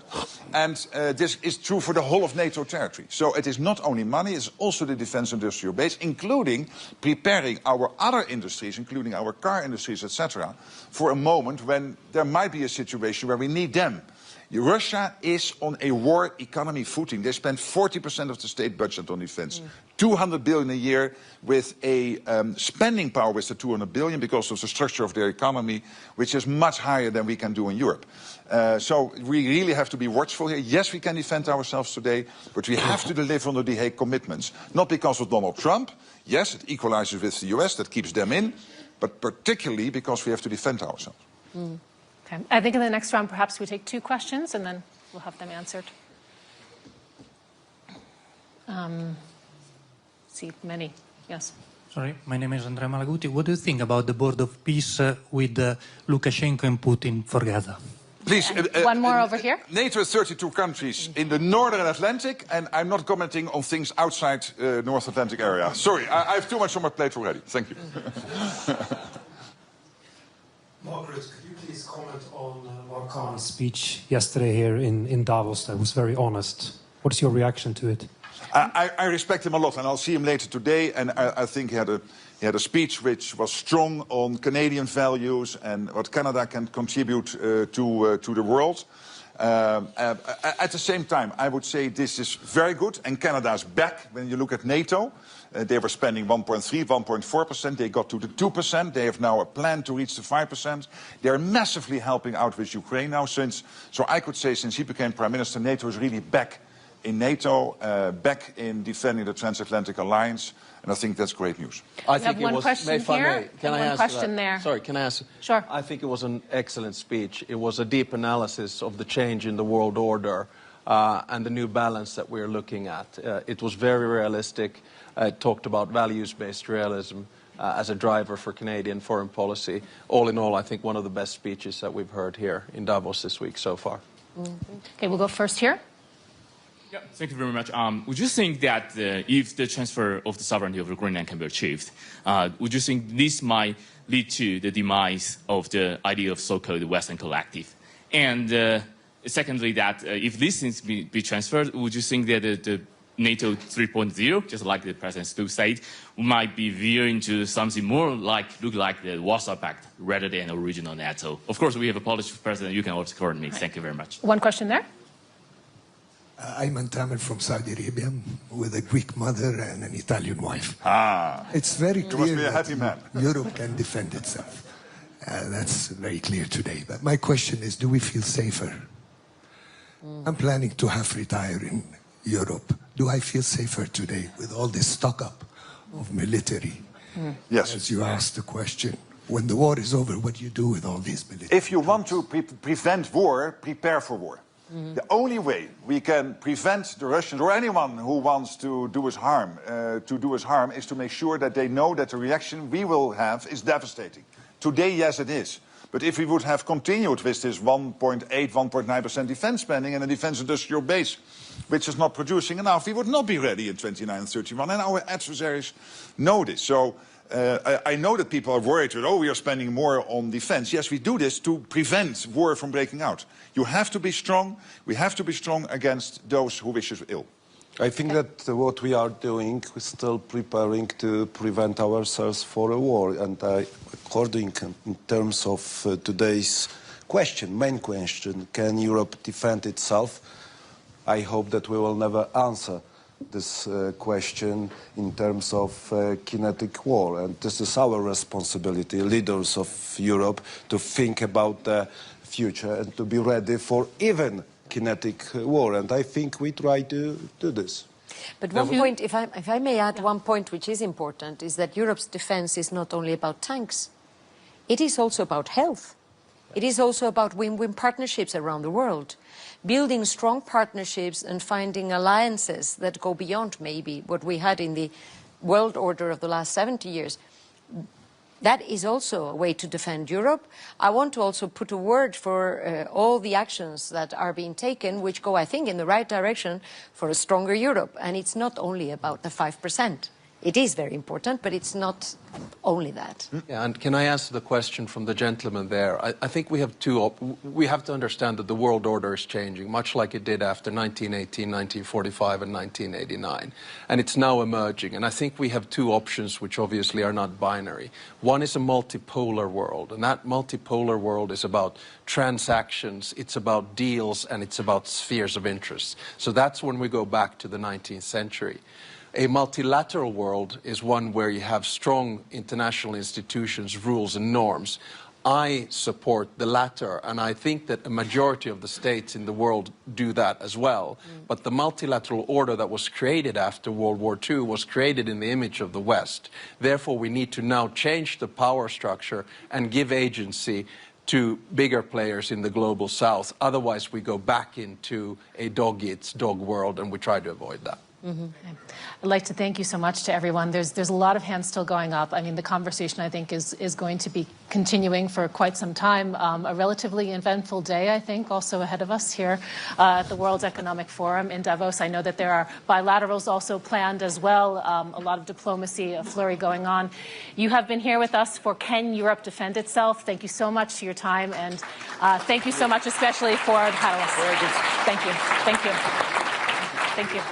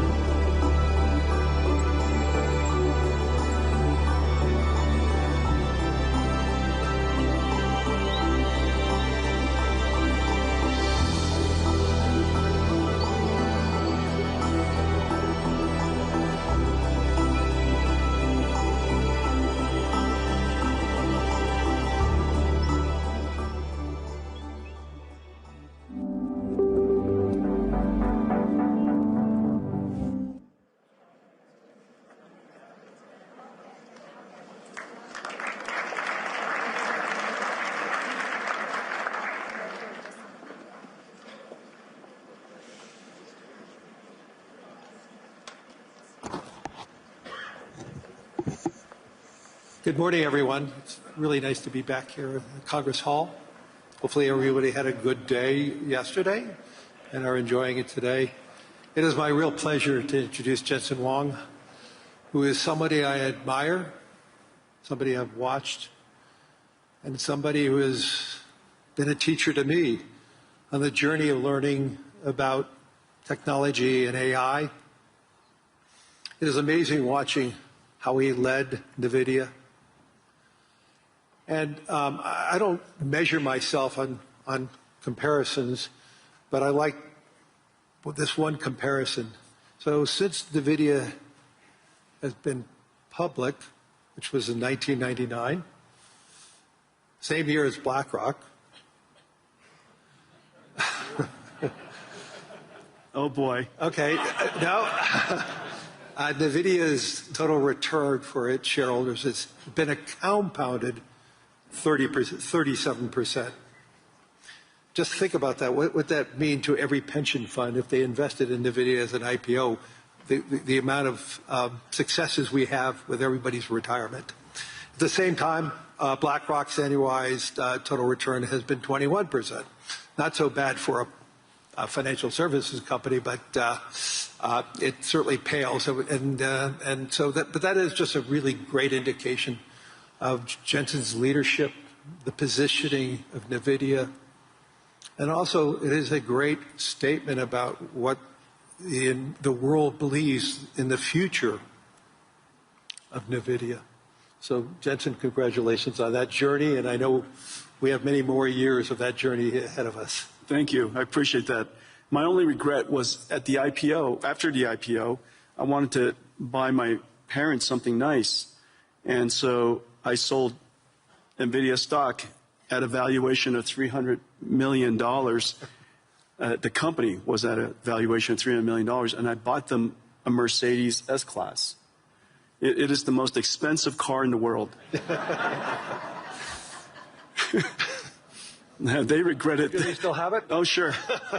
Yeah, Good. They still have it, yeah. Good.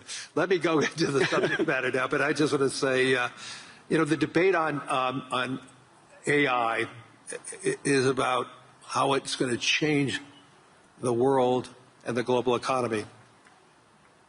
Today, I want to talk about how AI can add to the world economy and how AI can increasingly become a foundational technology that everyone in this room can be utilizing, enhancing our lives, enhancing the lives of everyone in the world.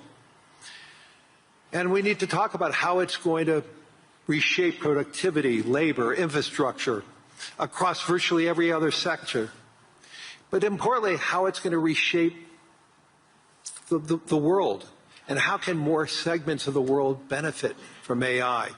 And how can we ensure that we have a broadening of the global economy, not a narrowing of the global economy. And I can't think of another person who has a clearer view on not just what AI is, but the infrastructure around it, the infrastructure that is necessary to build around it. And because so many of the major hyperscalers are utilizers of what NVIDIA creates, and the whole engagement around the infrastructure around AI, the potential of AI, I think we have a great voice to listen to this afternoon or this morning. So Jensen, once again, thank you. This is his first time here at the World Economic Forum in Davos, and I know you have a really busy schedule, so thank you for taking that time. I appreciate that. So let me go right into it. Why do you believe that AI has the potential to be that significant engine of growth? And what makes this moment, this technology, different than past technology cycles? Yeah, this is, first of all, when you think about AI and you're interacting with AI in all these different ways, ChatGPT, of course, using Gemini, of course, using Anthropic, Claude, of course, and the magical things that it could do, it's helpful to reason back to the first principles of fundamentally what is happening to the computing stack. This is a platform shift. A platform is something where applications are built on top of. And this is a platform shift like the platform shift to PCs.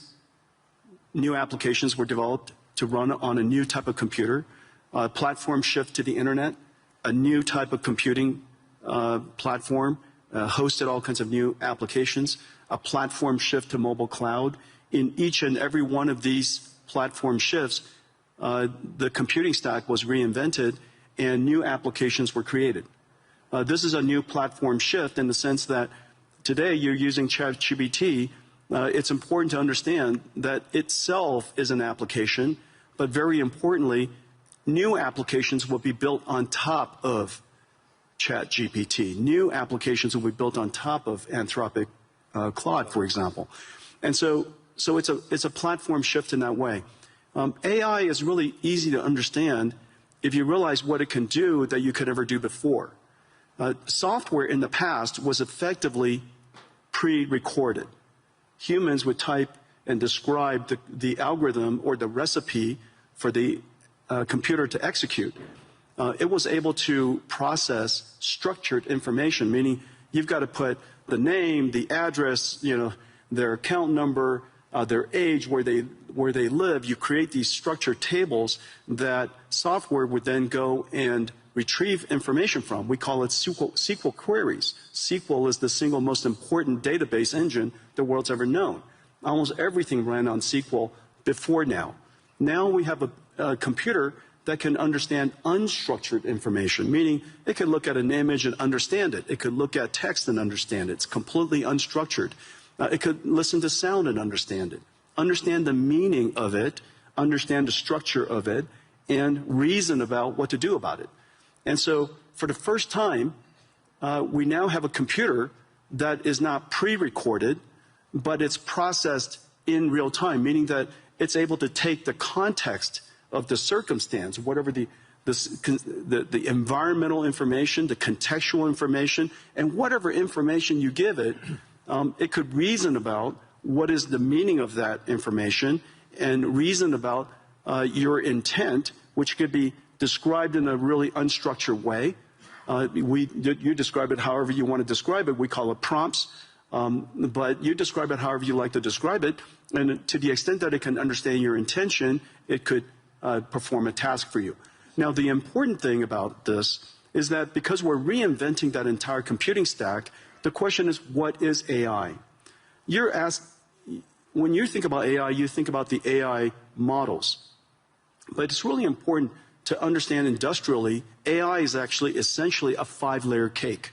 At the bottom is energy. AI, because it's processed in real time and it generates intelligence in real time, it needs energy to do so. Energy is the first layer. The second layer is the layer that I live in. It's chips. Chips and computing infrastructure. The next layer above it is the cloud infrastructure, the cloud services. The layer above that is the AI models. This is where most people think AI is. But don't forget that in order for those models to happen, you have to have all of the layers underneath it. But the most important layer, and this is the layer that's happening right now, the reason why last year was an incredible year, frankly, for AI, is that the AI models made so much progress that the layer above it, which is ultimately the layer that we all need to succeed, the application layer above that. And so this application layer could be in financial services, it could be in healthcare, it could be in manufacturing. This layer on top ultimately is where economic benefit will happen. But the important thing, though, because this computing platform requires all of the layers underneath it, it has started, and you guys everybody's seeing it right now, it has started the largest infrastructure build-out in human history. We're now a few $100 billion into it. That's it. We're a few $100 billion into it. Larry and I, we get the opportunity to work on many projects together. There are trillions of dollars of infrastructure that needs to be built out. And it's sensible. It's sensible because all of these contexts have to be processed so that the AI, so that the models can generate the intelligence necessary to power the applications that ultimately sit on top. And so when you go back and when you reason about it layer by layer by layer, and you realize that the energy sector is now seeing extraordinary growth. The chip sector, TSMC just announced they're going to build 20 new chip plants. Foxconn working with us and Wistron and Quanta building 30 new computer plants, which then go into these AI factories. So we have chip factories, computer factories, and AI factories all being built around the world. And memory. And memory, right, exactly. Those chip fabs. Micron has started investing $200 billion in the United States. SK Hynix is doing incredibly. Samsung is doing incredibly. You could see that entire chip layer growing incredibly today. And now, of course, we pay a lot of attention to the model layer, but it's really exciting that the layer above them is really doing fantastically. And now, one indicator is where the VC funding going into. Last year, 2025, was one of the largest years in VC funding ever, and last year, most of the funding went to what is called AI native companies. These are companies in healthcare, the company in robotics, and company in manufacturing, financial services, all of the large industries in the world. You're seeing huge investments going in to those AI natives because for the first time, the models are good enough to build on top of. So let's just dive a little further. Obviously, everybody, I'm sure, uses their own chatbot and getting information. So, but you're talking about the dispersion of AI is going to be the key. Let's talk about it, like go into a little more upside ideas related to the dispersion of it in the physical world. You mentioned, obviously, that healthcare is a great example of that. But where do you see the transformational opportunities in areas like transportation or science? Well, last year, I would say last year, I would say 3 major things happened in AI, in the AI technology layer, the model layer. The first one is that the models themselves started out being curious and interesting, but they hallucinated a great deal. And last year, we can all reasonably accept that these models are better grounded. They could do research.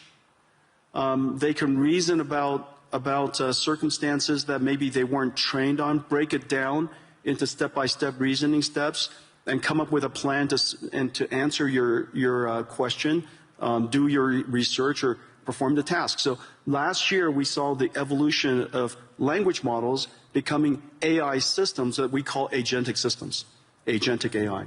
The second major breakthrough is the breakthrough of open models. Several years ago, was it a year ago, DeepSeek came out, and DeepSeek was, a lot of people were quite concerned about it. Frankly, DeepSeek was a huge event for most of the industries, most of the companies around the world, because it's the world's first open reasoning model. Since then, a whole bunch of open reasoning models have emerged, and open models has enabled companies and industries, researchers, educators, universities, startups, to be able to use these open models to start something and create something that's domain specific or specialized for their needs. The third area that had enormous progress last year was the concept of physical intelligence, of physical AI. AI that understands not just language, but AI understands, if you would, understand proteins, chemicals, physics, for example, fluid dynamics, particle physics, quantum physics, AIs that are now learning all these different structures and different languages, if you will. Proteins is essentially a language. And so all of these AIs are now making such enormous progress that these industries, industrial companies, whether it's manufacturing or drug discovery, are really making great progress. And one of the great indicators is a partnership that we had with Lilly, that they realize now that AI has made such extraordinary progress in understanding the structure of proteins and the structure of chemicals, essentially being able to interact and talk to the proteins like we talk to ChatGPT. We're going to see some really big breakthroughs. So all these breakthroughs raises concerns about the human element. You and I have had many conversations on this, but we need to tell the whole audience there is a huge concern that AI is going to displace jobs. And you've been arguing the opposite. Obviously, the build-out of AI, as you talked about, the biggest infrastructure build-out in history is going to occur, which energy is creating jobs. Yeah. Chips industry is creating jobs. The infrastructure layer is creating jobs. Land, power, and shell. Jobs, jobs, jobs. I mean, right? It's incredible. So let's get into that in a little more detail. So you actually believe we're going to face labor shortages. And so how do you see that AI and robotics changing the nature of work rather than eliminating it? Yeah, there's several different ways that we could think through it. First of all, this is the largest infrastructure build-out in human history. Yep. That's going to create a lot of jobs. And it's wonderful that the jobs are related to tradecraft. We're going to have plumbers and electricians and construction and steel workers and network technicians and people who install and fit out the equipment. And all of these jobs, we're going to, in the United States, we're seeing quite a significant boom in this area. Salaries have gone up, nearly doubled. Yeah. And so we're talking about six-figure salaries for people who are building chip factories or computer factories or AI factories. And we have a great shortage in that. And I'm really delighted to see so many people in so many countries really recognizing this important area. You know, everybody should be able to make a great living. You don't need to have a PhD in computer science to do so. And so I'm delighted to see that. The second thing to realize, and what is the implication to jobs? You know, I'll just offer some anecdotes. These are real-world anecdotes of what has actually happened. Remember, 10 years ago, one of the first professions that everybody thought was going to get wiped out was radiology. And the reason for that was the first AI that became superhuman in capability was computer vision. And one of the largest applications of computer vision is studying scans by radiologists. Well, 10 years later, it is true that AI has now completely permeated and diffused into every aspect of radiology. And it is true that radiologists use AI to study scans now. The impact is 100%, and the impact is completely real. However, not surprisingly, I say not surprisingly, if you reason from first principles, not surprisingly, the number of radiologists have gone up. Is that because of lack of trust or is that because the human interaction with the results of AI is a better outcome? Exactly. The reason for that is because a radiologist, the purpose of their job is to diagnose disease, to help patients diagnose disease. That's the purpose of their job. The task of the job includes studying scans. The fact that they're able to study scans now infinitely fast allows them to spend more time with patients, diagnosing their disease, interacting with the patients, interacting with other clinicians. Well, surprisingly, also not surprisingly actually, as a result of that, the number of patients that the hospital can see has gone up. Because, you know, there are a lot of people waiting a long time to get their scans done. And so now, because the number of patients have gone up, the revenues of the hospital has gone up, they hire more radiologists. This is the same thing as happening to nurses. We're 5 million nurses short in the United States. As a result of using AI to do the charting and the transcription of the patient visits, nurses spend half of their time charting. And now they could use AI technology, and one particular company, Abridge, they're a partner of ours, doing incredible work. As a result of that, the nurses could spend more time visiting patients. Human touch. That's right. And because you could now see more patients, and we're no longer less bottlenecked by the number of nurses, more patients could get into the hospital sooner. As a result, hospitals do better, they hire more nurses. And so, surprisingly, AI is increasing their not surprisingly, you have too many people waiting too long to get into hospitals. And so these are two perfect examples.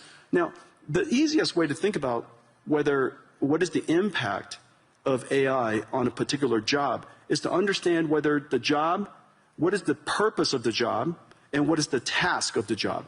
My If you just put a camera on the two of us and just watched us, you would probably think the two of us are typists because I spend all of my time typing. And so if AI could automate so much word prediction and help us type, then we would be out of jobs. But obviously that's not our purpose. And so the question is, what is the purpose of your job? In the case of radiologists and nurses, is to care for people. And that purpose is enhanced and made more productive because the task has been automated. And so to the extent that you can reason about each one of the people's purpose versus the task, I think it's a helpful framework. Let's move this beyond the developed economies. Help me understand how AI is to broaden the world and help the world. I read an Anthropic piece this past weekend that basically said the utilization of AI most recently is very dominant by the educated society. And they're even seeing the educated component of each society being heavily more utilized. And obviously they're using it against their own model Claude, so it may have its own biases. So how do we ensure that AI is a transformational technology, maybe like what Wi-Fi and 5G was for the emerging world? And when you intersect that, what does it mean for the emerging world? And John, how do we broaden the global economy? And two, getting back to the whole job situation with robotics and AI, there is going to be some substitution there. And there's substitution in the United States already going on. We may be creating more plumbers and electricians, but we probably need less analysts at financial institutions. Lawyers need less analysts, because they're able to accumulate the data faster. So let's just pivot on to the emerging world for a second, in the developing world. How do you see that play out?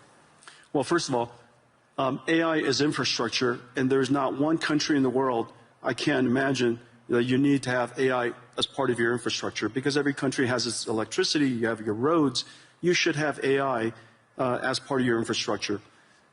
Of course, you could always import AI, but AI is not so incredibly hard to train these days, and because there are so many open models, you should be able to create models that are helpful to your own country. And so I really believe that every country should get involved to build AI infrastructure, build your own AI, take advantage of your fundamental natural resource, which is your language and culture, develop your AI, continue to refine it, and have your national intelligence be part of your ecosystem. And so I think that's number one. And number two, remember, AI is super easy to use. It's the easiest software to use in history, and that's the reason why it's the fastest growing and most rapidly adopted.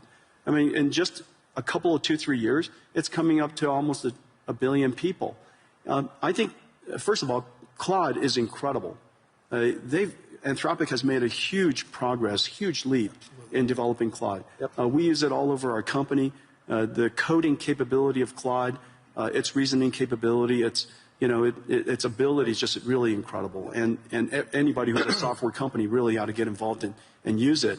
On the other hand, ChatGPT is probably the most successful consumer AI in history. And its ease of use and its approachability, I think everybody should get involved. And whether it's somebody in a developing country or a student, it is very clear that it is essential to learn how to use AI, how to direct an AI, how to prompt an AI, how to manage an AI, how to guardrail the AI, evaluate the AI. These skills are no different than leading people, managing people, things that you and I do all the time. So in the future, instead of biological, carbon-based AIs, in the future we're also going to have digital versions of AIs, silicon versions of AIs, and we'll have to manage them. They're just part of our digital workforce, if you will. And so I would advocate that for the developing countries, build your infrastructure, get engaged in AI, and recognize that AI is likely to close the technology divide. Right. Because it is so easy to use and so abundant and so accessible. And so, I'm actually fairly optimistic about the potential of AI to lift the countries that are emerging, and for many people who haven't had computer science degree, all of you can be programmers now, you know. And so in the past we had to learn how to program a computer. Now you program a computer by saying to the computer, "How do I program you?" You know. And if you don't know how to use an AI, just go up to the AI and say, "I don't know how to use an AI. How do I use an AI?" And it would explain it to you. And you know, you say, I like to write a program to create my own website. How do I do that? And it says, it would ask you a whole bunch of questions about what kind of website you would like to build, and then write you the code. And so it is that easy to use, and that's, of course, the incredible, you know, power of AI, which is exciting. Two quick questions, then we're going to run out of time. We're sitting here in Europe. When we were talking about a lot of companies, we mentioned a lot of U.S. companies and Asian companies. Talk to us about how AI and the success of Europe and the future of Europe can intersect, and how do you see NVIDIA play that role here in Europe? Well, I have the benefit. NVIDIA has the benefit of working with every AI company in the world, and because we're low in the infrastructure layer, and we power AI across the board. And we power AI that are languages, their biology, their physics, their world models, and related to manufacturing and robotics. And the thing that's really quite exciting for Europe is, remember, your industrial base is so strong. The industrial manufacturing base in Europe is incredibly strong. This is your opportunity to now leap past the era of software. The United States really led the era of software. AI is software that doesn't need to write software. You don't write AI, you teach AI. And so get in early now so that you can now fuse your industrial capability, your manufacturing capability with artificial intelligence, and that brings you into the world of physical AI or robotics. You know, robotics is a once-in-a-generation opportunity for the European nations. And whether it's, you know, well, all of the countries that I visit here, industrial base is really strong. The other thing to realize is that so much of the deep sciences are still very strong here in Europe. Right. And the deep sciences now have the benefit of applying artificial intelligence to accelerate your discovery. And so I think that it's fairly certain that you have to get serious about increasing your energy supply so that you could invest in the infrastructure layer so that you could have a rich ecosystem of artificial intelligence here in Europe. So what I'm hearing is we're far from an AI bubble. The question is, are we investing enough? Let's turn it around, because there's so many people talking about a bubble, but the question is, what I'm hearing from you is, you know, are we investing enough to do what we need to do to broaden the global economy? And so one good test on the AI bubble is to recognize that NVIDIA has now millions of NVIDIA GPUs in the cloud. We're in every cloud, you know, we're used everywhere. And if you try to rent an NVIDIA GPU these days, it's so incredibly hard. And the spot price of GPU rentals is going up. Not just the latest generation, but 2-generation-old GPUs. The spot price of rentals are going up. And the reason for that is because the number of AI companies that are being created, the number of companies shifting their R&D budget, Lilly is a great example. 3 years ago, most of their R&D budget, all of their R&D budget, was probably wet labs. Notice the big AI supercomputer that they've invested in, the big AI lab, increasingly that R&D budget is going to shift towards AI. And so the AI bubble comes about because the investments are large. And the investments are large because we have to build the infrastructure necessary for all of the layers of AI above it. And so I think the opportunity is really quite extraordinary. And everybody ought to get involved. Everybody ought to get engaged. We need more energy. I think that we all recognize that. We need more land power and shell. We need more trade skill workers. And in fact, that population of workforce is so strong here in Europe. Yes. in a lot of ways, the United States lost that in the last 20, 30 years. But it's still incredibly strong here in Europe. It's an extraordinary opportunity you got to take advantage of. And so I would, I know that where Larry and I work, we see the investment opportunities and the investment scale is going up. The number of startups, as I mentioned earlier, that 2025, the largest investment year in VC history, over $100 billion around the world. Most of it was AI natives. And so these AI companies are building basically the application layer above. And they're going to need infrastructure. They're going to need our investment, and go build this future. And I actually believe it's going to be a great investment for pension funds around the world to be a part of that, to grow with this AI world. And this is one of my messages as so many political leaders. We need to make sure that the average pensioner, the average saver, is a part of that growth. If they're just watching it from the sidelines, they're going to feel left out. And we want to invest in infrastructure. Right. Infrastructure is a great investment opportunity. This is the single largest infrastructure build-out in human history. Yep. Get involved.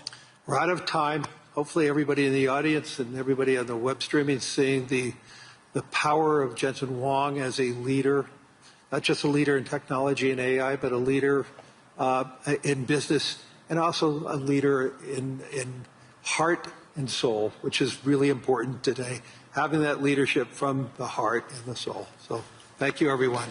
Thank you, everybody.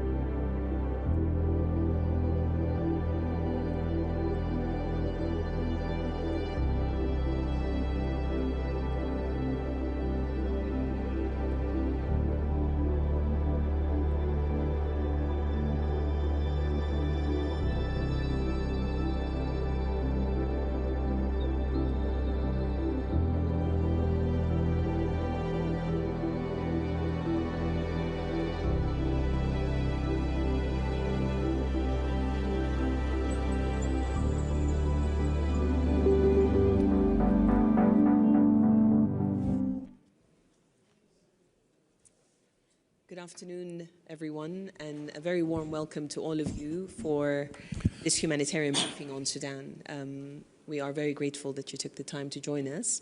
My name is Rania Degash Kamara, and I am moderating this session today on Sudan. I will introduce my fantastic panel shortly, but allow me to just start with a few numbers on Sudan. Sudan today represents one of the gravest humanitarian contexts in the world. And it's a regional crisis, one of the worst in our time.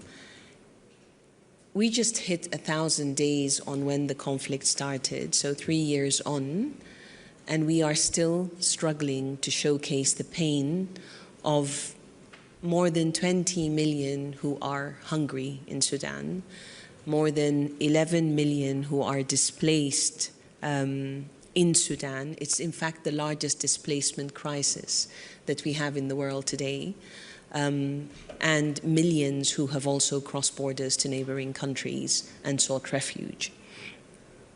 Malnutrition amongst women and children continues to rise, and humanitarian access is tightening as we speak.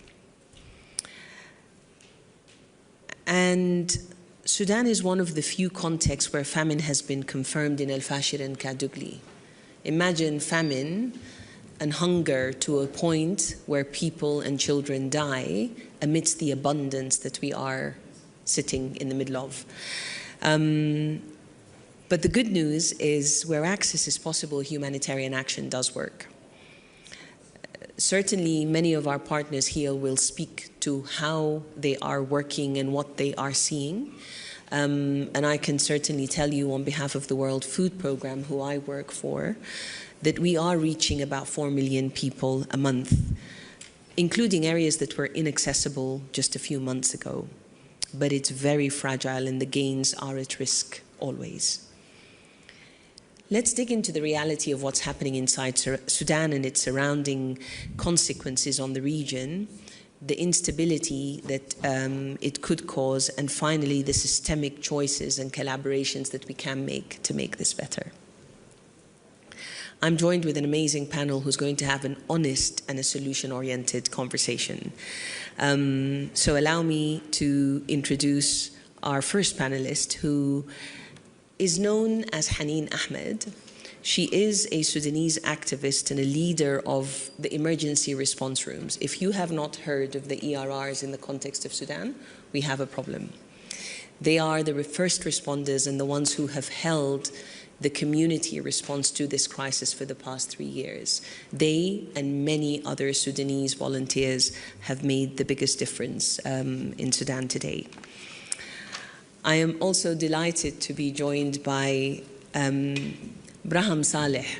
Now, you should know Braham Saleh, but the reason I am delighted he joins us today is he is our new High Commissioner for Refugees. And he leads the global response to displacement. He's taken this on 3 weeks ago at a moment of unprecedented need, and I'd like to congratulate you and very, very welcome the weight that we're going to place on your shoulders moving forward, High Commissioner. My third and final panelist is David Miliband. Now, he's known publicly as the president and the CEO of the International Rescue Committee. And his leadership is maybe what is most interesting, because he challenges, he pokes, he questions, and shapes humanitarian responses across some of the most complex operations in the world. And I'd like to thank all of you for being here. Okay, question 1. Haneen. I just said numbers about Sudan, and for many people, Sudan is a crisis with a lot of numbers. But you know what the situation is like inside the country. What are you seeing that we are not seeing, Haneen? Good afternoon, everyone. Situation is devastating on the ground. We have famine not only in Darfur or in the western area of the country, but also in Khartoum, in the capital of Sudan. People are facing famine because they are not working for more than 2 years. There is no job opportunities. situation is devastating in Kordofan right now as conflict is escalating in south, west, and north Kordofan. In Al Jazeera state, there is a health outbreak of unknown fever, and also dengue fever, many other kind of diseases. In Kassala state, there is malnutrition, there is cases of health outbreak of GBV cases as well also. In Port Sudan, and in the northern state, people are fled. So, and these states they have very weak infrastructure, so they are not able to receive these numbers of the refugees. And I want to say that emergency response room is bridging the gap right now on the ground, but unfortunately without enough resources in terms of the human resources, although we have 26,000 volunteers on the ground, but this is not enough because we are facing a problem of protection, we are facing a problem of the famine itself, volunteers are facing famine, are facing arresting and kidnapping and killing by the warring parties. And I also want to mention that people are fled outside Sudan in the neighboring countries like Chad and Egypt. Are they facing another war? There is no any kind of help that, although those countries are very generous to open their borders, receiving the Sudanese refugees, but those countries are also poor countries, so there is no enough resources to host those refugees. And I'm so sorry, the High Commissioner, to say that, but the role of the UNHCR is, and the response is too little and too late. And we are aiming to see more from your side. Thank you. Thank you, Haneen. A lot in that we don't often hear about. We hear about the hunger often, but certainly what you flag in terms of fevers and outbreaks and GBV is disheartening, and the protection concerns, including your own teams. Thank you. High Commissioner, I think Haneen has posed a direct question to you. You've just returned from Chad and Kenya, and you've seen the refugees directly. Yeah. What protection issues did you see? And certainly, what are the gaps in this response as you see it? I visited Kenya, which houses large numbers of refugees, primarily from South Sudan. There are some Sudanese there too as well. But in Chad, I met many people who are fleeing the conflict, the carnage in Sudan. And I thought that I have read a lot about the conflict and the humanitarian toll and the consequences of this conflict, the displacement of people. I've seen many TV reports, but nothing can do justice to the scale of the humanitarian catastrophe, calamity that is unfolding. I went there to bear witness and also to report on this an ongoing humanitarian crisis. And while we must talk numbers, we're talking about 14 million people or so who have been displaced over the course of 1,000 days of this conflict. But beyond the numbers, each individual is a story, is a human life. And the people that I met in Abisha, in Farshana, and Adre, I literally met people who have just crossed the border, speak of horrors and atrocities, abuse, rape, murders, and it just, I truly heart-wrenching. In that context, I'll come to the humanitarian assistance and what needs to be done. Nothing can provide a solution to this situation. No amount of humanitarian assistance and relief can help with these people who have suffered so much. But peace and ending this conflict, and for the international community to really do what it takes. Get a ceasefire, get a political process, end this conflict. And in a way also, it speaks to some fundamental of this conflict could have been averted or could have been contained early on had there been some concerted international effort. Now the international humanitarian response is left dealing with this. In the same context, I have to say, one is humbled also by the open border policies of these neighboring countries, certainly Chad, in this case where I was visiting, and also Kenya, for them to open their borders, allow these people in, and the host communities welcoming them, the government being remarkably open. And we can talk about some of the plans that these governments are advocating and are adopting, which are also noteworthy. Of course, the humanitarian response is crucial because these provide life-saving assistance. For us as UNHCR, the issue of protection is absolutely sacrosanct. It's vital. And as they cross the border, this is where protection is provided, and we have quite an operation across the border, but also delivery of shelter, humanitarian assistance. And I will tell you, I mean, in answer to Hanin's, the level of available humanitarian assistance is nowhere where is needed.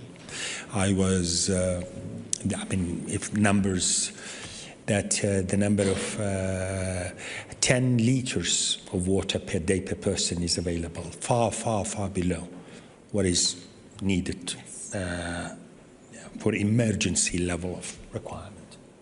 Talking about medical support, certainly for mental health, reaches about only 16% of those who are in need of it. You're talking about shelter, 1 in every 3 families who need shelter. So I'm open about it. I mean, this crisis is happening at a time of immense cuts in the aid budget and the humanitarian assistance budget. And the host nations are also suffering terrible burdens and huge burdens. But there are also amazing initiatives that are taking place dealing with this, whether it is in collaboration with the other UN agencies. And I want to report that I have witnessed the UN collaborative effort through the RC system, humanitarian coordinator system, and collaboration of the different agencies, whether it is WFP, whether it is UNICEF, whether UNHCR, of course, they're being in the lead with these matters, is a good way of moving forward. But again, my message to the world, this conflict has gone too long, that we need to end this conflict. International, regional, concerted efforts need to be brought to bear to end this conflict. But in the meantime, we need international support. We need assistance to people who desperately need it. And in the case of Chad, the government has adopted very progressive policies of inclusion, allowing access to legal systems, even job opportunities, and documentation, and you name it. And to integrate these displaced communities into the local economies as part of a more holistic approach is the right way to go forward, though. Thank you very much, High Commissioner.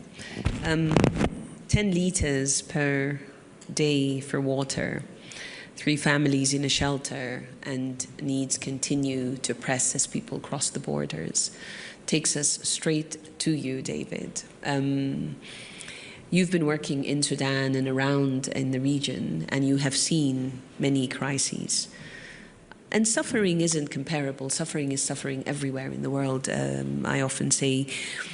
But it would be great to get your insight on how does this crisis compare to other ones as you see it? Well, thanks very much. It's good to be here. I think that we have to understand that the Sudan crisis is an avatar for what I would call the New World disorder. President Macron yesterday said that there are 60 conflicts going on in the world, and he's right about that.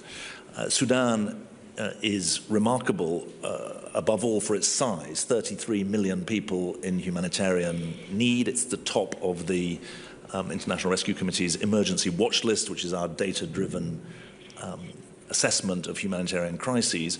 But we also have to understand it's the largest ever recorded humanitarian crisis since records began. So it's distinguished for that reason. But I say that it's an avatar for the New World Disorder for the following reasons. First, the neglect that Bahram has rightly spoken to started when the civilian government came in 2019 to 2021 and was not properly supported by the international system. Remember, Sudan had an opportunity after 2019. It's an avatar because it's a civil war. It's a rather it's not really the right term given the brutality there's nothing civil about the war. But it's not just a war being fought by competing power blocks inside Sudan. We have to call out that all sides, and there are more than two sides to the Sudan conflict, are supported from outside the country. It's an internationalized civil war. Every single neighbor of Sudan is on one side or another, and countries further afield into the Middle East and the Gulf are significantly involved. It's an avatar because civilian death far outstrips the killing of soldiers. So civilians are bearing the brunt of the conflict. And the absolutely grotesque levels of abuse of civilians give lie to the idea that international humanitarian law, that the writ of humanitarian law runs. It doesn't in Sudan. We have 500 International Rescue Committee staff working in Sudan. We have a significant presence in Tawila in the west. The stories of people coming out of Al-Fasha are absolutely chilling. And the survivors are in some ways the lucky ones, but the stories that they bring are absolutely horrific. I think it's also important to say that there are two other reasons why the Sudan crisis is an avatar for this new world disorder. The paralysis of diplomacy is very, very striking. And we can get into that. But also the global response is so limited. 28% of the UN appeal is funded. And in a way, funding is the easiest thing to remedy. But it seems we're turning it into the hardest. Just final point I want to make. This conflict is not static. It's the battle lines are fluid. The east of the country is more or less conflict-free at the moment, but the conflict in Darfur remains despite the fall, or subsequent to the fall in Al-Fasha, and we're especially concerned about what's happening in the Kordofans, if you like, in the middle of the country towards the South Sudan border, where there's active conflict and encircled cities that portend further horror ahead. And so I think this, the signal that we have to take is that what starts in Sudan, as Bahram very clearly demonstrated, doesn't stop in Sudan. And so there's a brilliant piece by Alex de Waal in the latest issue of Foreign Affairs, where he says there's no such thing as a local crisis in the Horn of Africa. And I think that's a really important note to remember. Absolutely. And thank you also, David, for your insights. Avatar is really an interesting way of characterizing the crisis and a good one that we can take forward. But there are no local crises, I would argue, in the world, actually, not just in the Horn of Africa, but especially in the Horn. Conscious of time, I'm going to ask you quickly, what do you think needs to change and who should act? Who would like to start? I think reinvigorating diplomacy and basically bring about a peaceful end. That might be two ambitions, but basically get a ceasefire in place and allow people. And that is certainly a requirement. In the meantime, we really need to step up in terms of providing more assistance and available. And I will also say, we as UNHCR, and for that matter, the international agencies, we really need to look at improved ways of delivery and focus on sustainable responses, focus on solutions that develop self-reliance. And I've seen this in Chad, and I've seen it, of course, in Kakuma and elsewhere. I mean, the things that the we've done regarding, for example, boreholes for water to irrigate land that is being cultivated by host community families as well as refugees is remarkable. And, you know, we should be really focused on some of these inclusion mechanisms. And certainly among the communities of refugees, you have a lot of talent, a lot of professionals, lawyers, doctors, teachers, you name them, who are there and willing to be accommodated. And by the way, the host community also is welcoming of them for the talent, the contribution. And basically we need to focus on these areas, because with the policies of these governments, Sharika planning, Kakuma in Kenya, and what the government policies in Chad are also, as I said, allowing for inclusion, allowing, instead of just keeping people in situations of dependency on humanitarian assistance in so-called camps, that's on the way good to go forward. We have to really emphasize on those. Same question, Haneen. Okay. So let's address that Sudan is a neglected issue by the international community, completely neglected issue. And I want to address that it's not a civil war. It's two full men are fighting on power, and we are trying to solve it. But unfortunately, it's with international support. So we need the international community to stop the bad influence on this war. And then we can, I think we have the ability and we have the willing as Sudanese people to solve this destroying by the war. And we need kind of the food security in terms of and cash assistance with early stages negotiation and consultation for the grassroots. Also, we need to strengthen the local capacity for and support the community-led solution, like emergency response room and mutual aid groups, more localized and decolonized fund. Pay attention to those who are fled from Sudan, in Egypt, in Chad, Kenya, and Uganda as well. Thank you. Thank you, Haneen. Well, I think the story of Sudan's war is a story of impunity. And the only way to tackle impunity is through countervailing power. In some cases, the impunity is petty. It's about bureaucratic constraints on where UN officials can go and where they're given permissions to go by authorities. In other cases, the impunity is massive. It's the siege of cities. And it takes, there's also profiteering from the war. Let's not forget that there's economics to this conflict that is part of the story that we would go into if we had longer. It takes countervailing power to tackle impunity, and at each and every stage, I think we have to build up the forces of countervailing power to those who are either party to or profiting from what is this deadly conflict, not just for the people of Sudan, but much more widely, not least for the precedent that it sets. I also just want to flag that the geography of Sudan and its presence and its significance on the Red Sea is making it an area of significant geopolitical contestation at a regional level. And that's, I think, speaks to the need for UN leadership, both on the political front and on the humanitarian stroke development front, recognizing the differences of situation in different parts of the country, because de facto we're facing a divided Sudan at the moment. Wow, I think you all have heard a lot about what is happening and what is possible. We are running out of time, but we would like to open the floor for questions. It's not every day that you find Haneen and our High Commissioner and David at the table. So if there are any questions, we very much welcome them.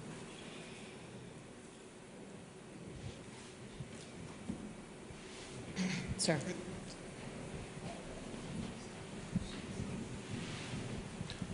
Hi, this is my name is Saleh Marghan. I'm Sudanese and work for the private sector. And I think we've met with Mr. Milband before on efforts to help Sudan, but I think we are all recognizing this is a political issue.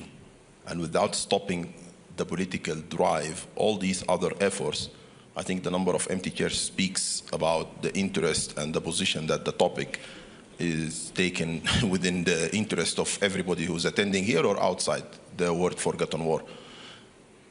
What efforts we are actually doing to extend that political pressure to bring the topic to the center? Because so far, all what I'm hearing, and with my due respect to all the panelists and people who are talking about the issue, is a, I would say, camouflaged talk about the involvement, the outside involvement in the war, which without stopping the profiteers from the war, stopping the economical wheel from turning, and stopping the external drivers, stopping the hunger is an immediate need, but it will be a daily issue, and it will continue. We could be meeting, if we get more years, we could be meeting here in 30 years discussing the same topic if we're allowed the space. Yeah.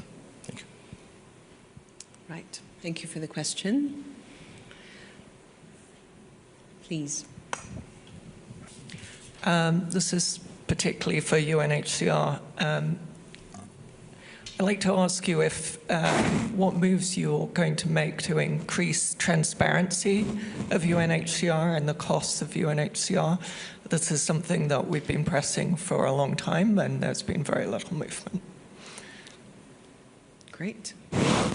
High Commissioner, would you like to start? I think I am, as the newly appointed UNHCR, we are looking at our structures and processes, and we have a management review that we will be launching with the idea of increasing efficiency and accountability, and for sure transparency. And by that I mean the following. Of course, there are already a number of auditing requirements and processes by which my hope is that to really look for a more real-time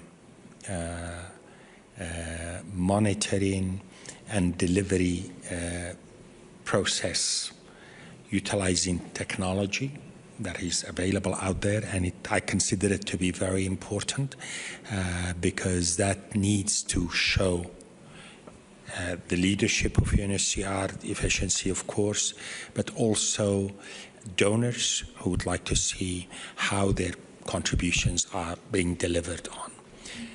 I mean, again, we can talk numbers about what are the efficiency rates, how much of this assistance is getting to the people intended to.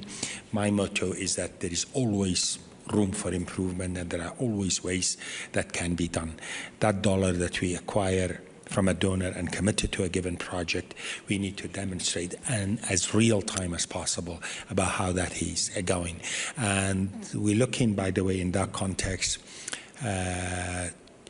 to the concept also of the UNHCR becoming a convener as well, to provide delivery of services and assistance the most cost-effective way. This should not be about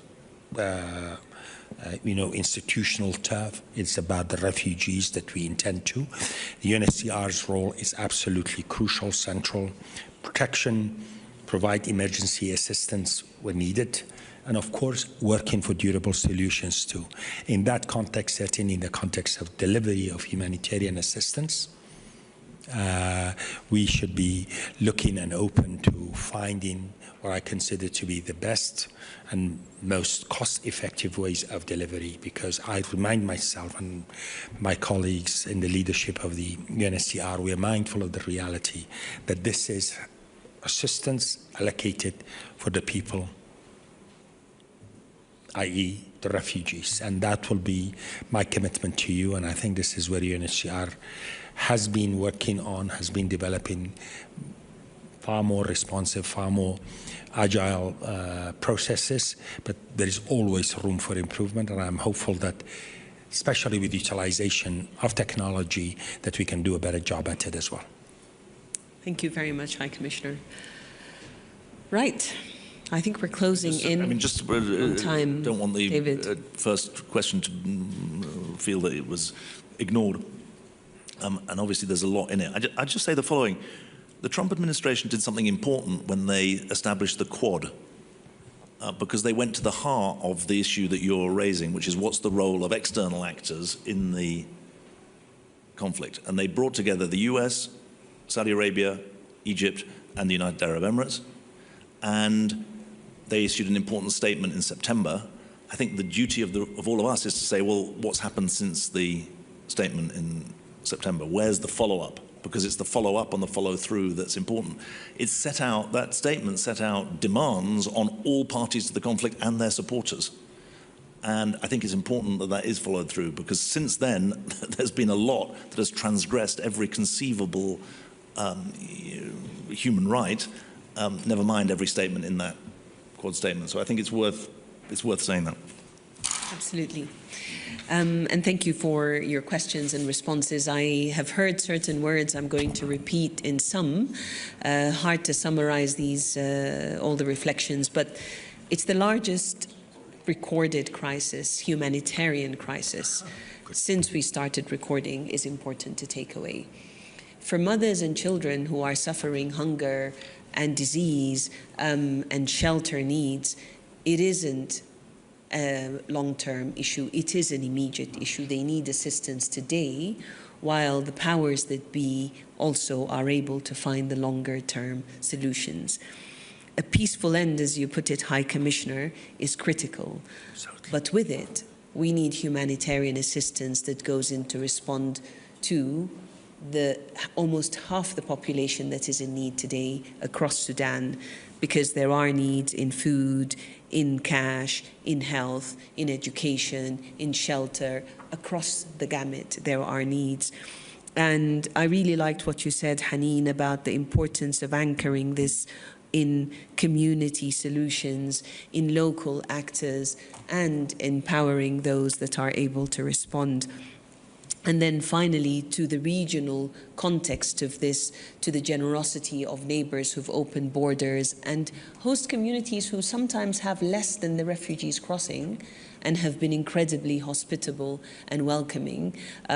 We are extremely grateful, but the burden has to be lifted from poor families who are accommodating ones in need, and our assistance has to be lifted to cover all of them. So a massive thank you. Sudan is not a background crisis, it's a forefront crisis, and we really look forward to your voices elevating this and asking for more assistance and more peace to take us forward. Thank you once again to my esteemed panel and to WEF for hosting us today, and to those of you who made the time. Have a lovely day.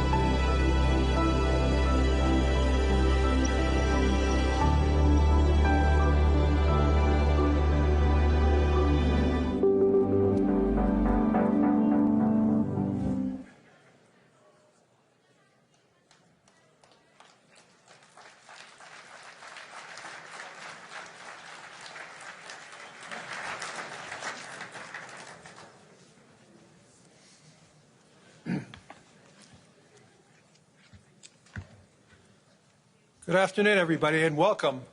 I guess we don't have enough seats today. Wow. In the last quarter century, a sitting president of the United States has come to Davos only twice. Both times it was Donald Trump. So when I asked to serve in this new role that I have, he was one of the first leaders I called and invited to return. I first met the president about 25 years ago, but I worked most closely with him during the early months of COVID. This was March 2020. Markets were under extreme stress. Some economists were warning we could be headed towards a second Great Depression. What stood out to me during the extraordinary period was the president's willingness to bring together people from governments, from business, across institutions, across perspective, to think differently, and importantly, to act decisively.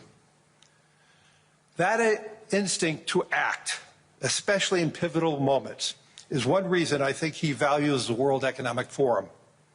It is a unique institution that brings together the largest combination of government officials, business leaders, technology leaders, civil society and NGO leaders, anywhere in the world for a genuine dialogue, and particularly importantly this year. Thankfully, this group is meeting under better economic circumstances than during the pandemic, but once again, we're facing very serious different economic conditions around the world. One of the central challenges that is impacting me is how capitalism can benefit more, and how can we broaden our global economy for greater and greater participation. That is a question where the president has shown real leadership through investing in infrastructure, reducing barriers to growth, and initiatives like the Trump account, designed to give more Americans a direct stake in the growth of the U.S. economy. As he enters the second year of his second term, we are interested in hearing his plans for 2026 and beyond, and will no doubt create more and more conversation.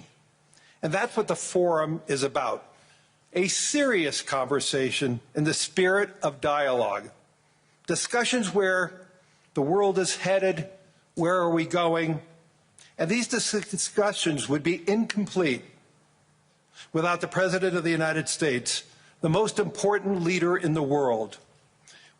We appreciate him here, so let me introduce and welcome back to Davos the President of the United States, Donald J. Trump.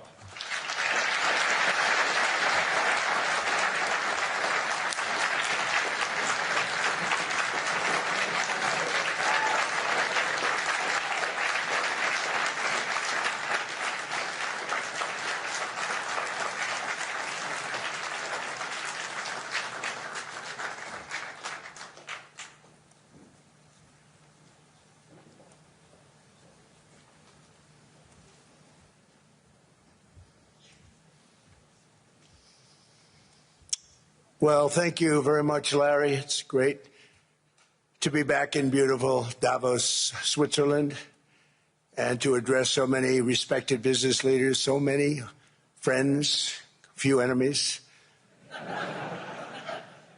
and all of the distinguished guests. It's a who's who, I will say that. I've come to this year's World Economic Forum with truly phenomenal news from America. Yesterday marked the one-year anniversary of my inauguration, and today, after 12 months back in the White House, our economy is booming, growth is exploding, productivity is surging, investment is soaring, incomes are rising, inflation has been defeated, our previously open and dangerous border is closed and virtually impenetrable. And the United States is in the midst of the fastest and most dramatic economic turnaround in our country's history. Under the Biden administration, America was plagued by the nightmare of stagflation, meaning low growth, and high inflation, a recipe for misery, failure, and decline. But now, after just 1 year of my policies, we are witnessing the exact opposite. Virtually no inflation and extraordinarily high economic growth. Growth like I believe you'll see very shortly our country has never seen before, perhaps no country has ever seen before. Over the past 3 months, core inflation has been just 1.6%. Meanwhile, fourth quarter growth is projected to be 5.4%, far greater than anybody other than myself and a few others had predicted. Since the election, the stock market has set 52 all-time high records. So that's in 1 year, 52 records, adding $9 trillion in value to retirement accounts, 401ks, and people's savings. People are doing very well. They're very happy with me. Since my inauguration, we've lifted more than 1.2 million people off of food stamps, and after 4 years in which Biden secured less than $1 trillion of new investment in our country. Think of that, 1 trillion, substantially less than that. In 4 years, we've secured commitments for a record-breaking $18 trillion, and we think when the final numbers come out, they'll be closer to $20 trillion of investment. That's never been done by any country at any time, not even close. Just over 1 year ago, under the radical left Democrats, we were a dead country. Now we are the hottest country anywhere in the world. In fact, the United States economy is on pace to grow at double the rate that was projected by the IMF just last April. And with my growth and tariff policies, it should be much higher. I really believe we can be much higher than that. And this is all great news, and it's great for all nations. The USA is the economic engine on the planet, and when America booms, the entire world booms. It's been the history. When it goes bad, it goes bad. You all follow us down, and you follow us up, and we're at a point that I don't believe we've ever been. I never thought we could do it this quickly. My biggest surprise is I thought it would take more than a year, maybe like a year and 1 month.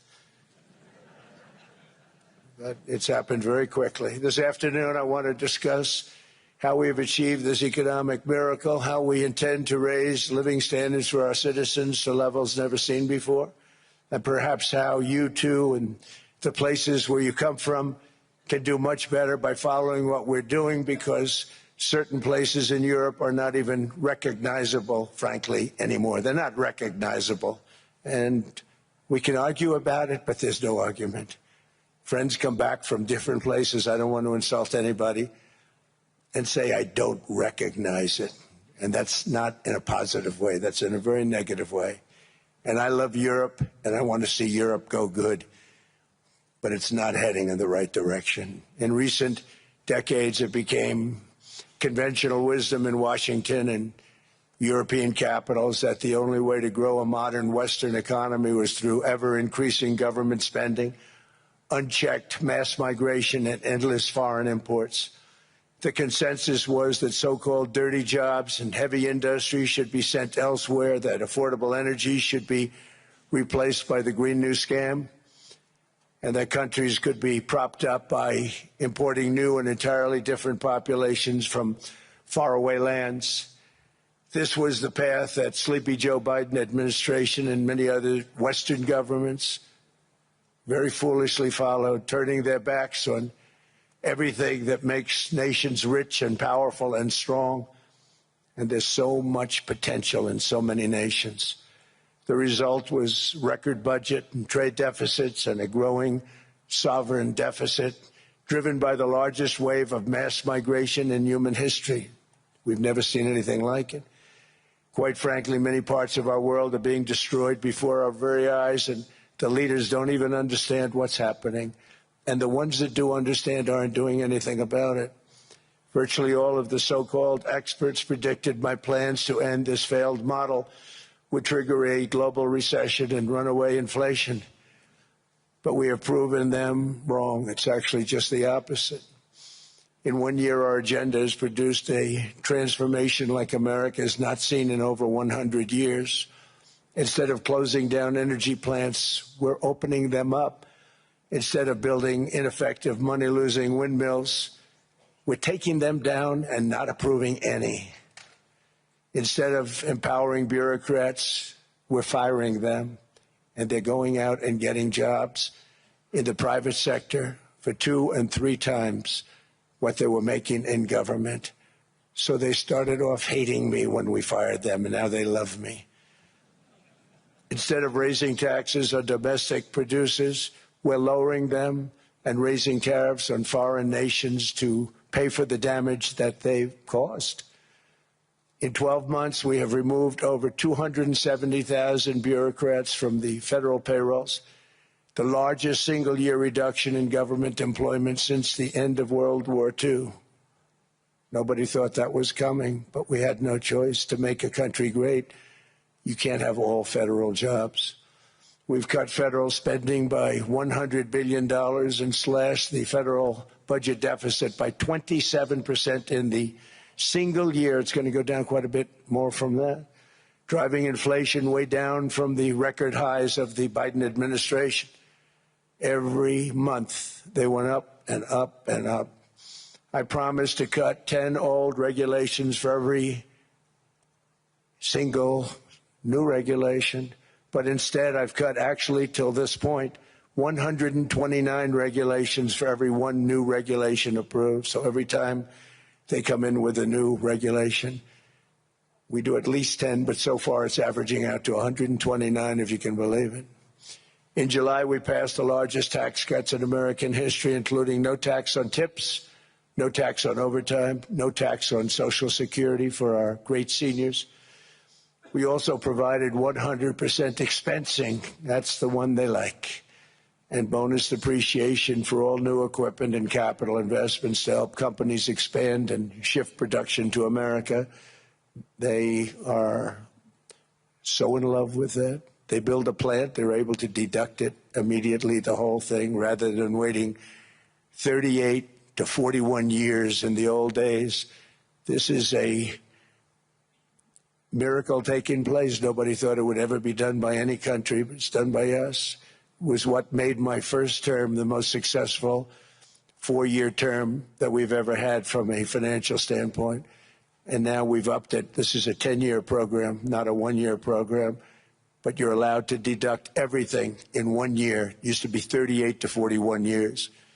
With tariffs, we've radically reduced our ballooning trade deficit, which was the largest in world history. We were losing more than $1 trillion every single year, and it was just wasted. It was going to waste. But in 1 year, I slashed our monthly trade deficit by a staggering 77%, and all of this with no inflation, something everyone said could not be done. There were a couple of brilliant people that actually thought I was doing the right thing. I thought I was doing the right thing. Now they all think I'm doing the right thing because they can't believe the numbers. American exports are now up by more than $150 billion. Domestic steel production is up by 300,000 tons a month, and it's doubling over the next 4 months. It's doubling and tripling, and we have steel plants being built all over the country. Nobody thought they'd see that. Factory construction is up by 41%, and that number is really going to skyrocket right now because that's during a process that they're putting in to get their approvals, and we've given very, very quick, fast approvals. In the process, we've made historic trade deals with partners covering 40% of all U.S. trade. Some of the greatest companies and countries in the world. We have countries as our partner, too. The European nations, Japan, South Korea. They're our partners. They've gone into massive deals with us, especially on oil and gas.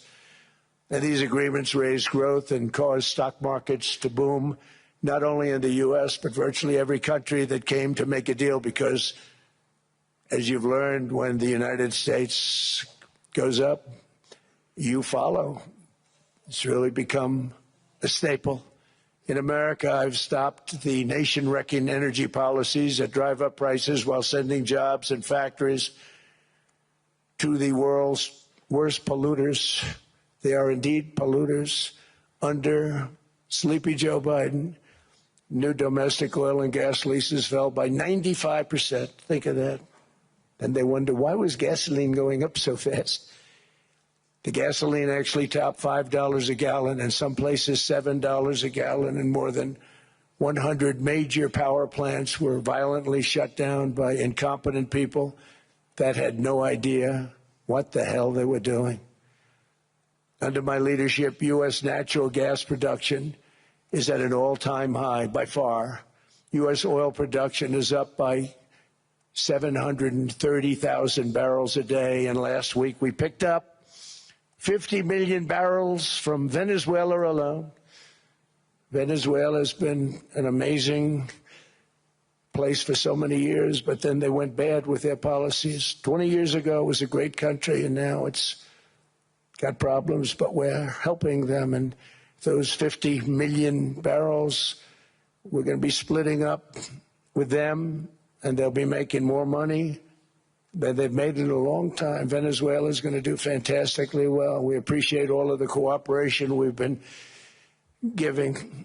We've been giving great cooperation. Once the attack ended, and they said, let's make a deal. More people should do that. But Venezuela is going to make more money in the next 6 months than they've made in the last 20 years.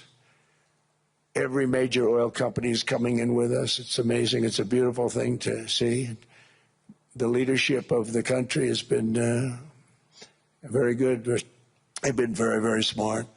The price of gasoline is now below $2.50 a gallon in many states, $2.30 a gallon in most states. Then we'll soon be averaging less than $2 a gallon. In many places, it's already down even lower, $1.95 a gallon. Numerous states are at $1.99, numbers that nobody has heard for years. Actually, since my last administration, we got it down to around those numbers. I've signed an order directing and approval of many new nuclear reactors. We're going heavy into nuclear. I was not a big fan because I didn't like the risk, the danger. But they have the progress they've made with nuclear is unbelievable, and the safety progress they've made is incredible. We're very much into the world of nuclear energy, and we can have it now at good prices and very, very safe. And we're leading the world in AI by a lot. We're leading China by a lot. I think President Xi respects what we've done, in part because I've allowed these big companies building these massive buildings to build their own electric capacity. They're building their own power plants, which when added up is more than any country anywhere in the world is doing. I read recently an article in the Wall Street Journal that China's creating so much energy, and they are. I got to hand it to them. But we're creating as much or more, and we're letting them do that. I'm very proud of it. It was my idea. I said, you can't create this much energy. We needed more than double the energy currently in the country just to take care of the AI plants. And I said, we can't do that. We have an old grid system. And I came up with the idea, you know, you people are brilliant. You have a lot of money.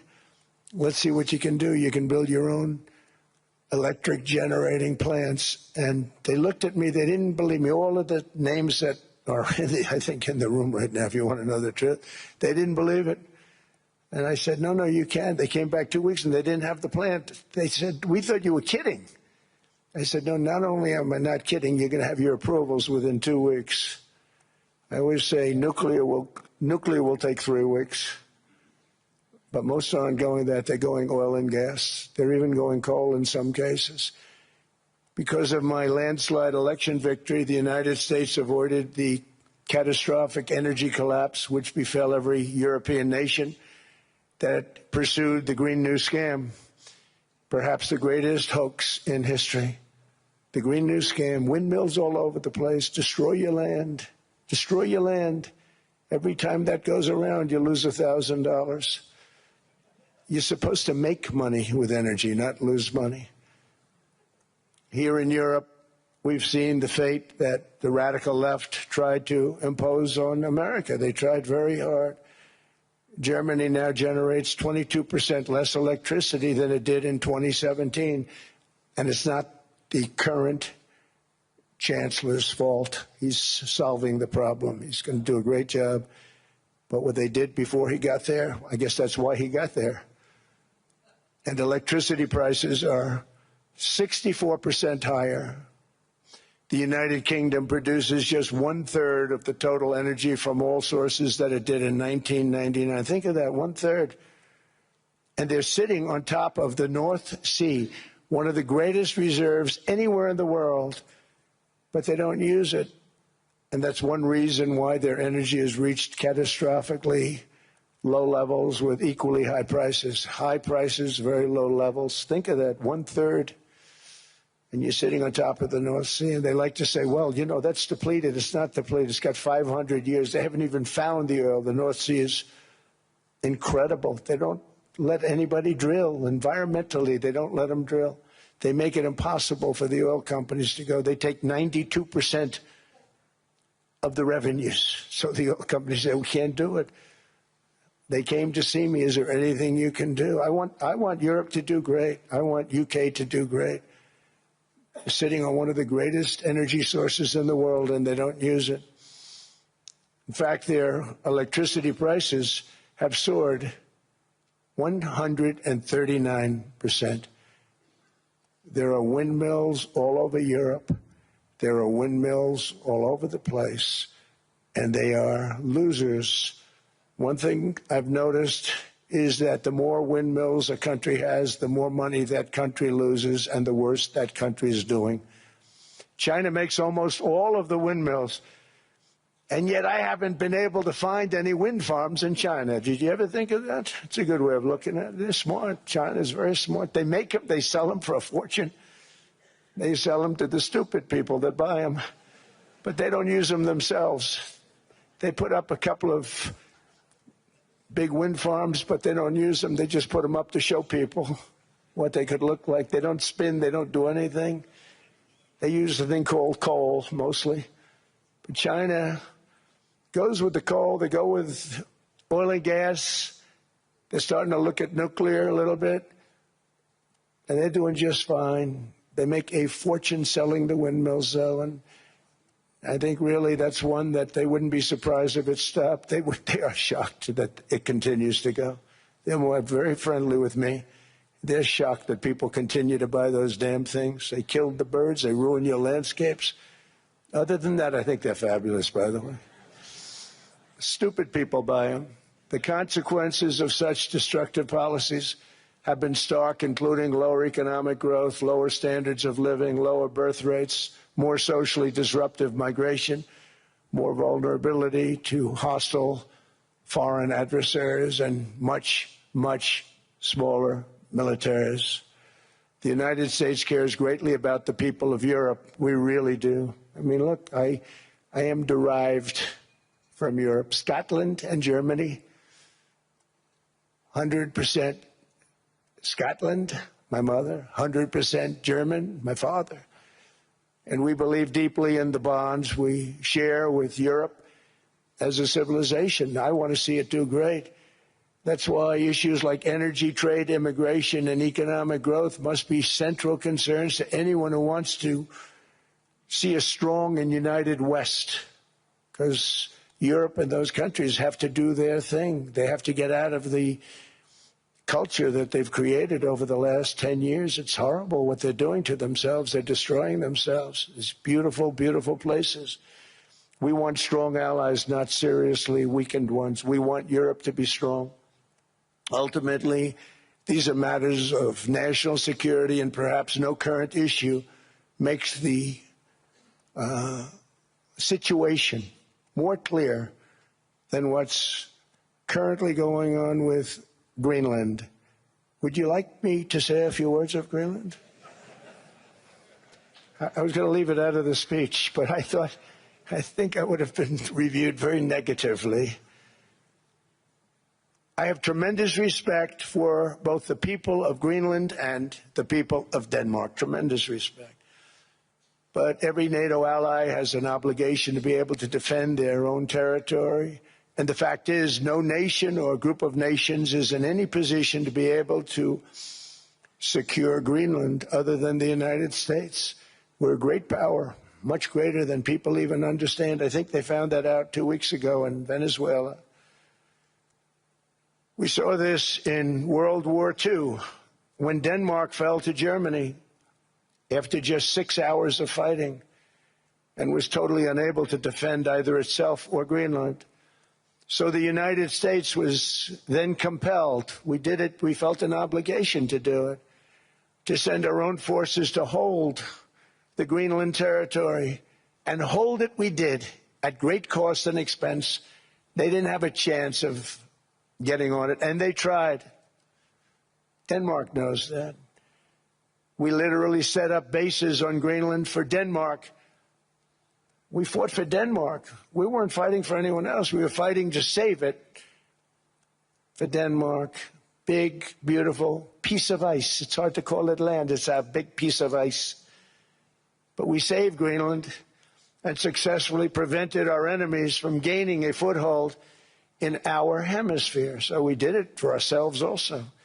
And then after the war, which we won it big. Without us, right now you'd all be speaking German and a little Japanese, perhaps. After the war, we gave Greenland back to Denmark. How stupid were we to do that? But we did it. But we gave it back. But how ungrateful are they now? So now our country and the world face much greater risks than it did ever before because of missiles, because of nuclear, because of weapons of warfare that I can't even talk about. 2 weeks ago, they saw weapons that nobody ever heard of. They weren't able to fire one shot at us. They said, what happened? Everything was discombobulated. They said, we've got them in our sights. Press the trigger, and nothing happened. No anti-aircraft missiles went up.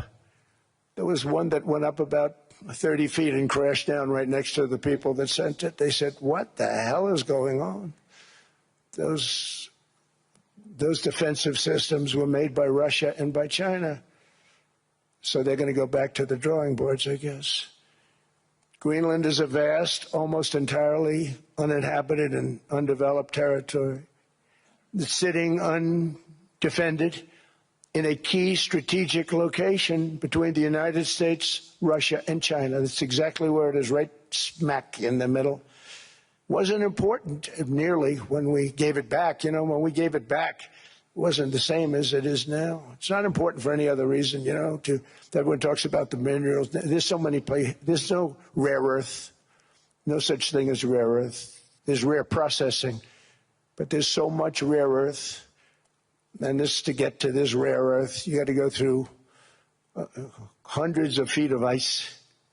That's not the reason we need it. We need it for strategic national security and international security. This enormous unsecured island is actually part of North America, on the northern frontier of the Western Hemisphere. That's our territory. It is therefore a core national security interest of the United States of America. And in fact, it's been our policy for hundreds of years to prevent outside threats from entering our hemisphere, and we've done it very successfully. We've never been stronger than we are now. That's why American presidents have sought to purchase Greenland for nearly 2 centuries. You know, for 2 centuries they've been trying to do it. They should have kept it after World War II, but they had a different president. That's all right. People think differently. Much more necessary now than it was at that time, however. In 2019, Denmark said that they would spend over $200 million to strengthen Greenland's defenses. But as you know, they spent less than 1% of that amount. 1%. There's no sign of Denmark there. And I say that with great respect for Denmark, whose people I love, whose leaders are very good. It's the United States alone that can protect this giant mass of land, this giant piece of ice, develop it and improve it and make it so that it's good for Europe and safe for Europe and good for us. And that's the reason I'm seeking immediate negotiations to once again discuss the acquisition of Greenland by the United States, just as we have acquired many other territories throughout our history, as many of the European nations have. They've acquired, there's nothing wrong with it.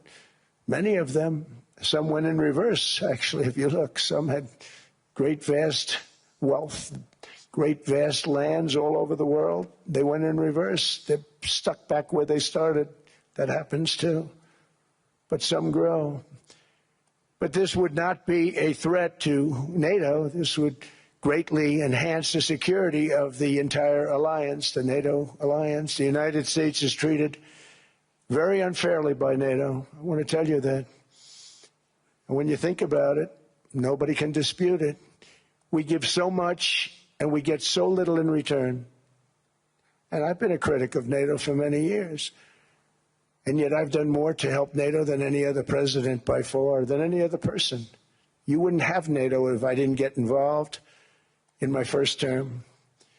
The war with Ukraine is an example. We are thousands of miles away, separated by a giant ocean.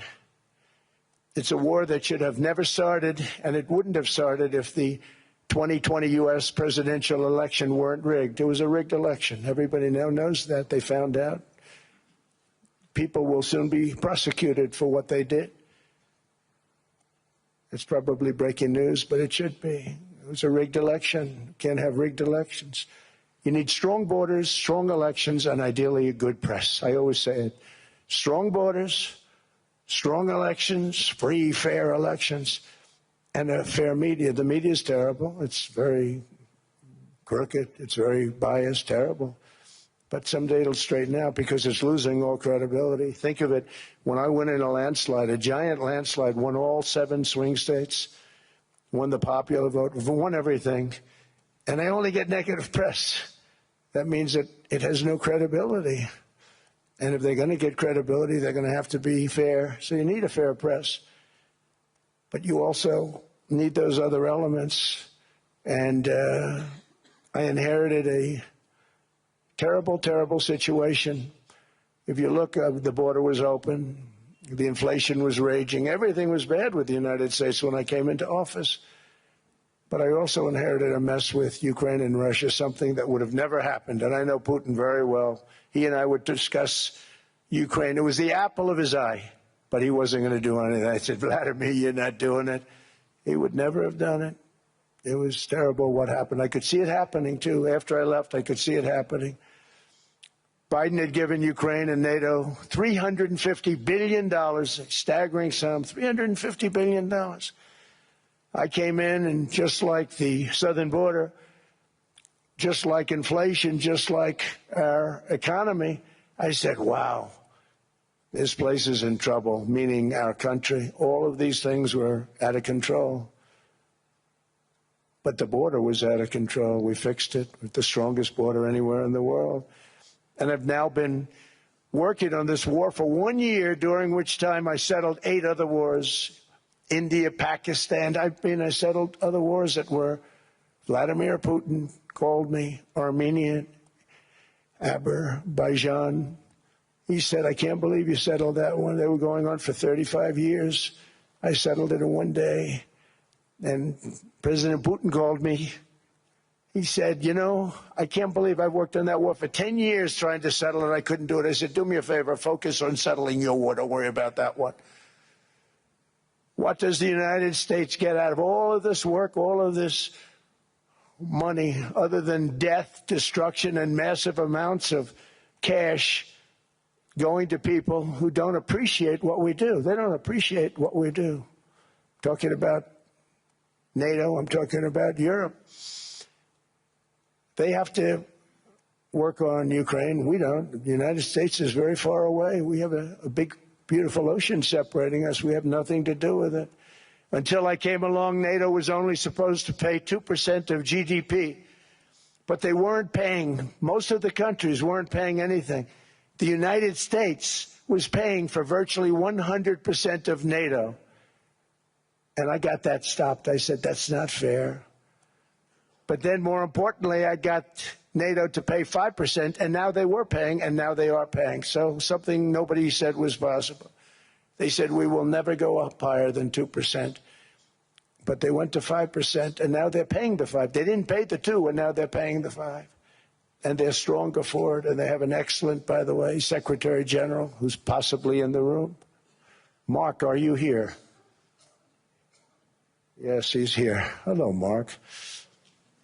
We never asked for anything, and we never got anything. We probably won't get anything unless I decide to use excessive strength and force where we would be, frankly, unstoppable. But I won't do that. Okay? Now everyone's saying, oh, good.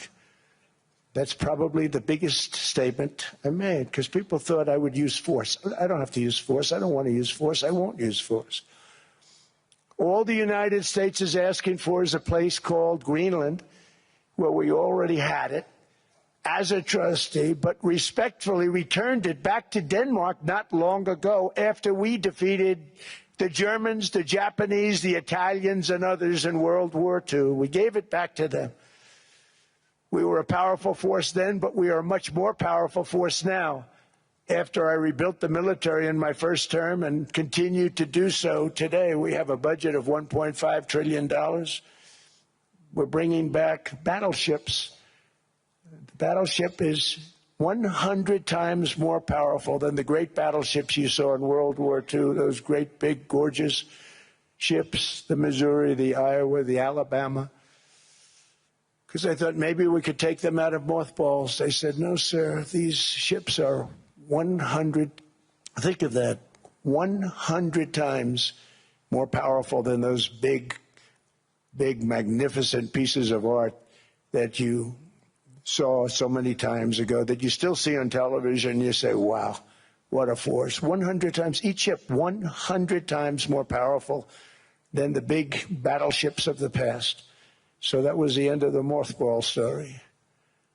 So what we have gotten out of NATO is nothing except to protect Europe from the Soviet Union and now Russia. I mean, we've helped them for so many years. We've never gotten anything, except we pay for NATO.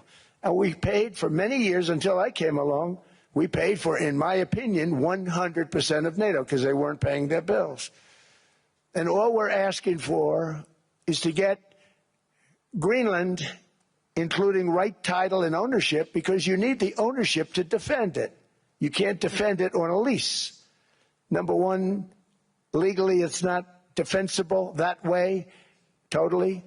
And number two, psychologically, who the hell wants to defend a license agreement or a lease, which is a large piece of ice in the middle of the ocean where if there is a war, much of the action will take place on that piece of ice. Think of it. Those missiles would be flying right over the center of that piece of ice.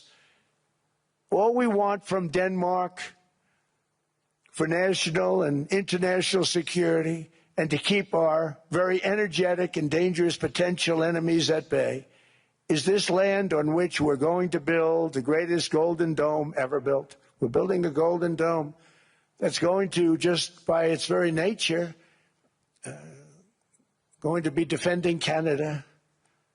Canada gets a lot of freebies from us, by the way. They should be grateful also, but they're not. I watched your Prime Minister yesterday. He wasn't so grateful. But they should be grateful to us. Canada lives because of the United States. Remember that, Mark, the next time you make your statements. What we did for Israel was amazing, but that's nothing compared to what we have planned for the United States, Canada, and the rest of the world. We are going to build a dome like no other. We did it for Israel. And by the way, I told Bibi, stop taking credit for the dome. That's our technology. That's our stuff. But they had a lot of courage, and they were good fighters, and they did a good job, and we wiped out the Iran nuclear threat like nobody can believe. Nobody's ever seen anything like it. That, Venezuela, taking down Soleimani, wiping out al-Baghdadi when he tried to reinstitute ISIS. We did a lot. I did a lot of big things. all perfectly executed. Everyone was perfectly executed. Somebody told me that, a military expert told me, sir, everything you've done has been perfectly executed. I said, I know. So other presidents have spent, whether foolishly or not, trillions and trillions of dollars on NATO and gotten absolutely nothing in return. We've never asked for anything. It's always a one-way street. Now they want us to help them with Ukraine. And we say, we're going to. I'm really helping, not even them. I want to see, last week, if you saw, it was 10,000 soldiers, but last month it was 31,000 soldiers died. 31,000.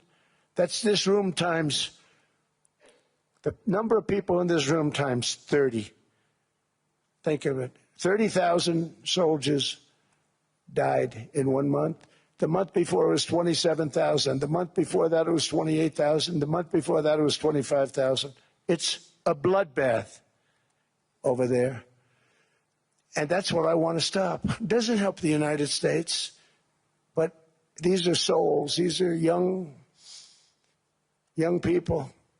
Look like you, look like some of you right in the front row. They go to war. Their parents are so proud. Oh, there he goes, comes back. 2 weeks later, they get a call, your son's head's been blown off. I want to stop it. It's a horrible war. It's the worst since World War II. They keep going, they'll exceed World War II. The numbers are staggering, how many people they've lost. They don't want to talk about it. Ukraine and Russia lost just tremendous amounts. And I'm dealing with President Putin, and he wants to make a deal, I believe. I'm dealing with President Zelensky, and I think he wants to make a deal. I'm meeting him today. He might be in the audience right now. But they got to get that war stopped because too many people are dying, needlessly dying. Too many souls are being lost. It's the only reason I'm interested in doing it. But in doing it, I'm helping Europe, I'm helping NATO, and I've until the last few days when I told them about Iceland, they loved me. They called me daddy, right, last time. A very smart man said, he's our daddy. He's running it. I was like running it. I went from running it to being a terrible human being. But now what I'm asking for is a piece of ice, cold and poorly located, that can play a vital role in world peace and world protection. It's a very small ask compared to what we have given them for many, many decades. But the problem with NATO is that we'll be there for them 100%. But I'm not sure that they'd be there for us. If we gave them the call, gentlemen, we are being attacked. We're under attack by such and such a nation. I know them all very well. I'm not sure that they'd be there. I know we'd be there for them. I don't know that they'd be there for us. So with all of the money we expend, with all of the blood, sweat, and tears, I don't know that they'd be there for us. They're not there for us on Iceland, that I can tell you. I mean, our stock market took the first dip yesterday because of Iceland. So Iceland's already cost us a lot of money. But that dip is peanuts compared to what it's gone up. And we have an unbelievable future in that stock. That stock market is going to be doubled. We're going to hit 50,000, and that stock market's going to double in a relatively short period of time because of everything that's happening. But this is a good example. After giving NATO and European nations trillions and trillions of dollars in defense, they buy our weapons. We make the greatest weapons in the world, but now we're going to make them faster, much faster. You saw that. I put a cap on the salaries. Then I put no buybacks, no stock buybacks, no various other things that they were doing. I mean, they were making $50 million, but it would take them 3 years to give you a Patriot missile. I said, that's not good. My chauffeur can do a better job than that, and he makes slightly less than 50. They make big salaries. If they're going to make those big salaries, they're going to have to produce a lot faster. The good news is we have the greatest equipment in the world. Now we're going to start making it a lot faster. They're going to build additional plants. And all of the money that goes into stock buybacks is going to go into building plants. We're not allowing stock buybacks by defense companies any longer. They're going to build new plants to make Tomahawks, Patriots. We have the best equipment, F-35s. F-47, the new one just coming out. They say it's the most devastating plane, fighter jet ever. Who knows? They called it 47. If I don't like it, I'm going to take the 47 off it. I wonder why they called it 47. We'll have to think about that. But if I don't like it, I'm going to take that 47 off. But it's supposed to be the stage 6. It's supposed to be the first stage 6 plane, undetectable, like our B-2 bombers were undetectable. They flew right over Iran. They were undetectable. And they did their job, and they got the hell out of there. So we want a piece of ice for world protection, and they won't give it. We've never asked for anything else, and we could have kept that piece of land, and we didn't. So they have a choice. You can say yes, and we will be very appreciative, or you can say no, and we will remember. A strong and secure America means a strong NATO, and that's one reason why I'm working every day to ensure our military is very powerful, our borders are very strong, and above all, our economy is strong because national security requires economic security and economic prosperity, and we have the greatest that we've ever had. Biden and his allies destroyed our economy and gave us perhaps the worst inflation in American history. They say 48 years, I say forever, but I think 48 years is the equivalent to forever. Whether it's 48 years or ever, it's terrible, costing the typical family $33,000. What they did to this country should never, ever be forgotten. It's early, but he has to be rated as the worst president we've ever had by far. The auto pen did much of the damage. The auto pen, he was the auto pen president, because I don't believe a sane president would have ever signed the kind of things that he signed. But now grocery prices, energy prices, airfares, mortgage rates, rent, and car payments are all coming down, and they're coming down fast. We inherited a mess, but we've done a hell of a job in 12 months. Under my most favored nation policy for drug prices, the cost of prescription drugs is coming down by up to 90%, depending on the way you calculate. You could also say 5, 6, 7, 800%. There are two ways of figuring that. But we have a favored nations policy that every president wanted, no president was able to get. I got it, and other nations approved it. And I had to use tariffs in order to get it because they said, no way. In other words, a pill that costs 10% in London costs $130. Think it costs $10 in London, costs $130 in New York or in Los Angeles. And I'd say, boy, that's bad.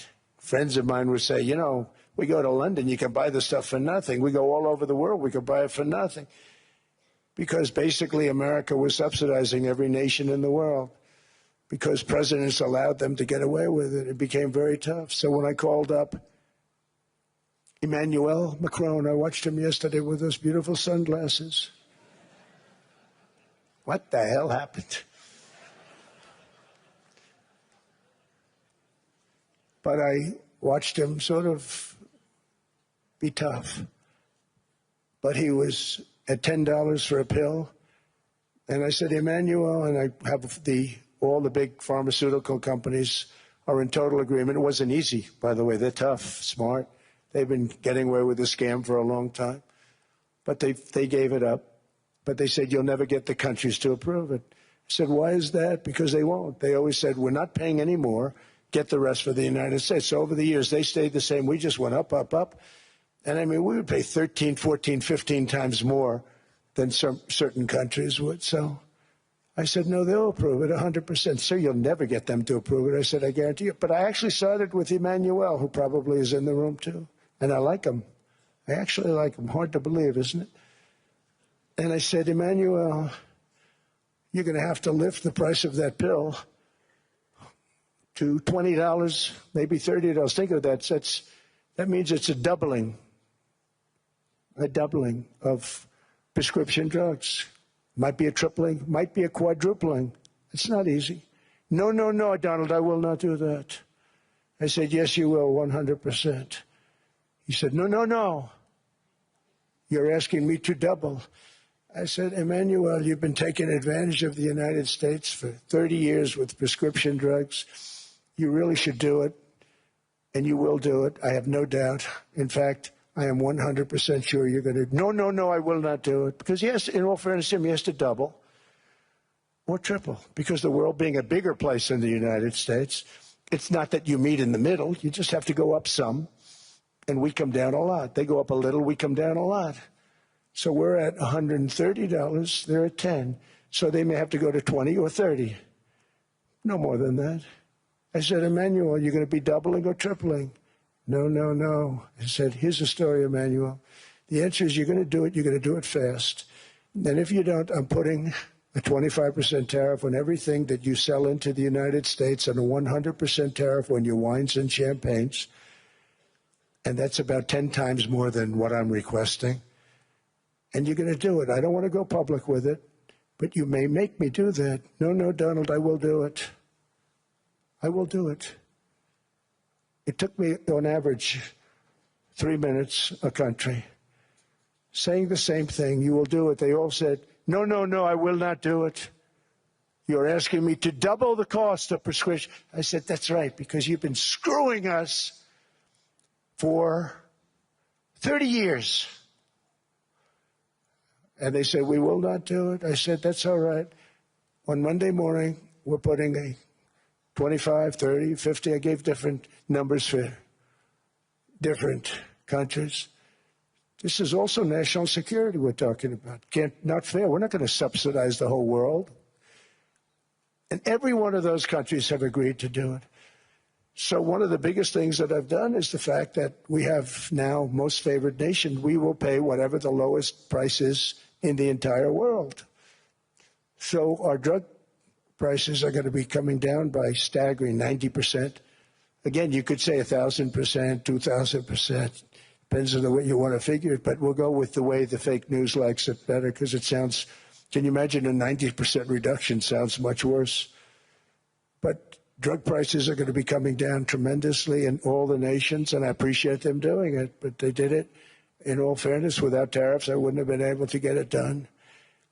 After declining $3,000 under Biden, real incomes are up in the United States by $2,000, $3,000, and even $5,000 and more. Home ownership has always been a symbol of health and vigor of American society, but that goal fell out of reach for millions and millions of people in the Biden era because interest rates went up so high. Today, I'm taking action to bring back this bedrock of the American dream.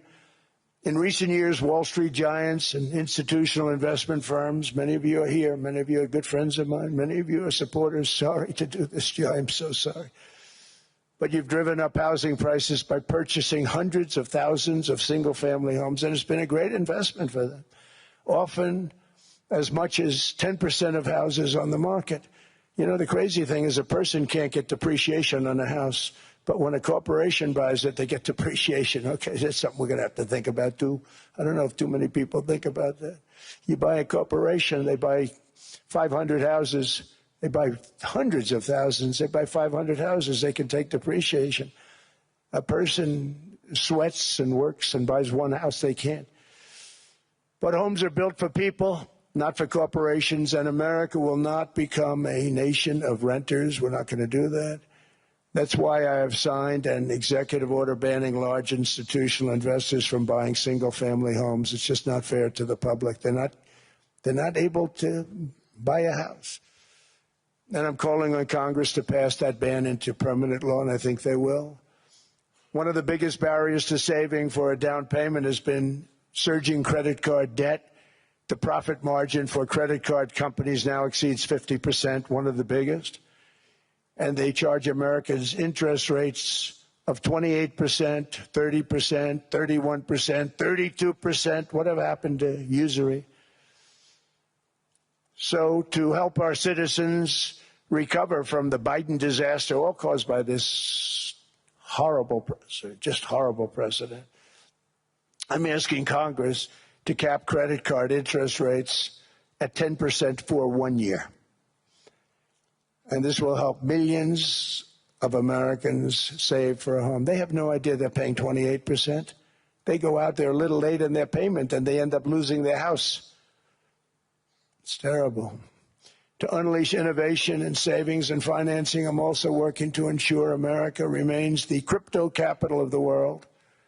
And to that end, last year I signed the landmark Genius Act into law. Now Congress is working very hard on crypto market structure legislation, Bitcoin, all of them, which I hope to sign very soon, unlocking new pathways for Americans to reach financial freedom. And I did it for two reasons. Number one, I thought it was politically good, and it was. I got tremendous political support. But more importantly, China wanted that market too. It's just like they want the AI. And we've got that market, I think, pretty well locked up. If I didn't do it, Biden was totally against it until before the election when they realized that, there were millions of people voting against him over crypto. And all of a sudden they loved it very much, but it was too late. They blew it. But it is politically popular, but it's much more importantly, we have to make it so that China doesn't get the hold of it. And once they have that hold, we're not going to be able to get it back. So I'm honored to have done it. Finally, I've instructed government-backed institutions to purchase up to $200 billion in mortgage bonds to bring down interest rates. And I'll be announcing a new Fed chairman in the not-too-distant future. I think he'll do a very good job. See, I gave away some of it. He did give that away. So we have something, got something, but somebody that's very respected. They're all respected. They're all great. Everyone that I interviewed is great. Everyone could do, I think, a fantastic job. Problem is they change once they get the job. They do. They're saying everything I want to hear, and then they get the job. They're locked in for 6 years. They get the job, and all of a sudden, let's raise rates a little bit. I call them, sir, we'd rather not talk about this. It's amazing how people change once they have the job. It's too bad. Sort of disloyalty, but they got to do what they think is right. We have a terrible chairman right now. Jerome, too late Powell. He's always too late. And he's very late with interest rates, except before the election. He was just fine for the other side. So we're going to have somebody that's great, and we hope he does the right job. Last week, the average 30-year mortgage rate dropped below 6% for the first time in many years. Another major factor in driving up housing costs was the mass invasion of our borders. And I have to say one thing about housing, because nobody ever says this. I am very protective of people that already own a house, of which we have millions and millions and millions. And because we have had such a good run, the house values have gone up tremendously. And these people have become wealthy. They weren't wealthy. They become wealthy because of their house. And every time you make it more and more and more affordable for somebody to buy a house cheaply, you're actually hurting the value of those houses, obviously, because the one thing works in tandem with the other. And I don't want to do anything that's going to hurt the value of people that own a house who, for the first time in their lives, are walking around the streets of whatever city they're in, very proud that their house is worth $500,000, $600,000, $700,000. Now, if I want to really crush the housing market, I could do that so fast and people could buy houses, but you would destroy a lot of people that already have houses. In some cases, they've mortgaged their house, and the mortgage would be very low, and all of a sudden the mortgage without any changes becomes very high, and they end up losing the house. I'm not going to hurt, and I speak with Scott, who's doing a fantastic job, and Howard, who's doing a fantastic job, and all of my people. And I always say, look, I can crush the hell out of the market. We can drop interest rates to a level, and that's one thing we do want to do. That's natural. That's good for everybody. The dropping of the interest rates, we should be paying a much lower interest rate than we are. We should be paying the lowest interest rate of any country in the world, because without the United States, you don't have a country. I mean, I had a case with Switzerland. We happened to be in Switzerland. Maybe I'll give you a quick story. But they were paying nothing. They make beautiful watches, great watches, Rolex, all of them. They were paying nothing to the United States when they sent their product in. And we had a $41 billion deficit.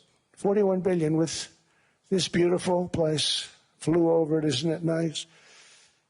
So I said, let's put a 30% tariff on them so that we get back some of it, not all of it at all. We still have a deficit, big deficit. We have 41 million.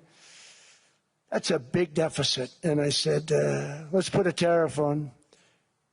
Different tariffs, different places. You're all party to them.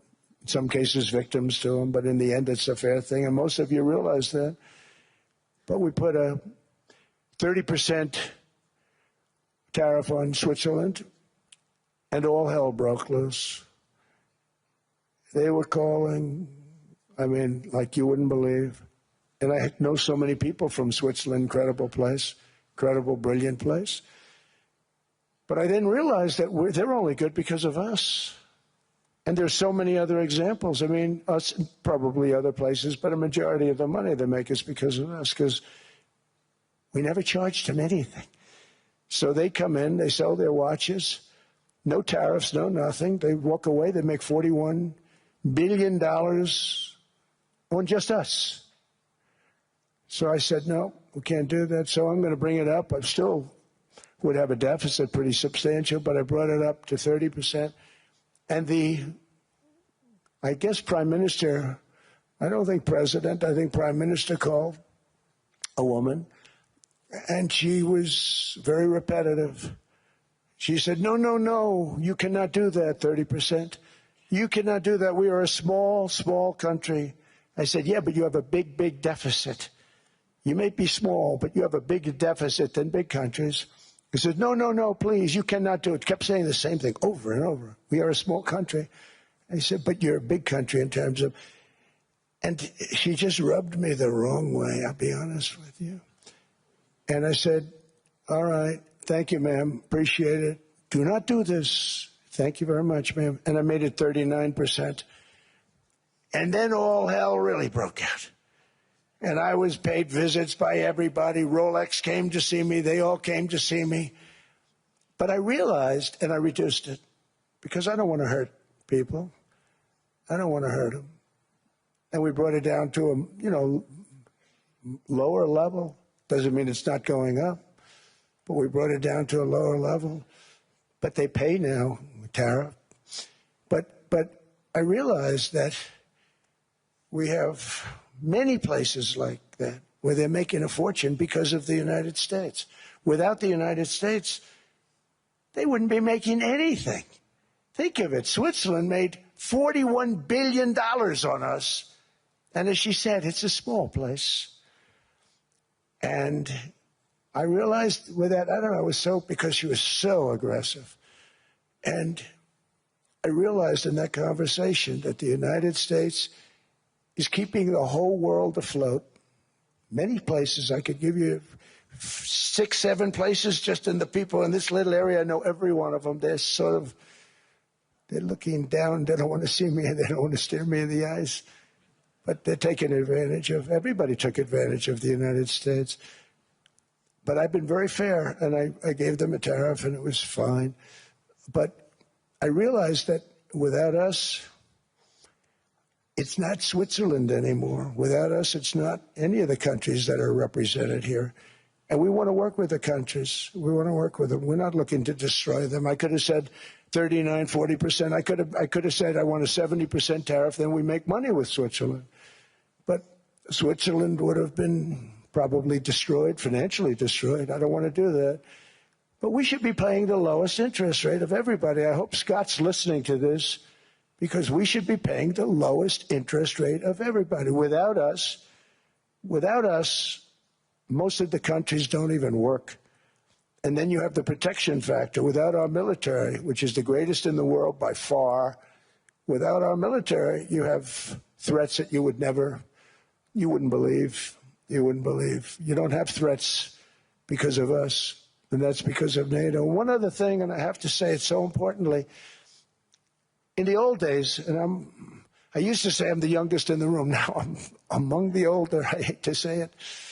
I don't feel old, but I'm among the older. But I remember not long ago, 20, 25 years ago, when good news came out about, let's say, the United States. The United States had a great quarter. The United States had a great month.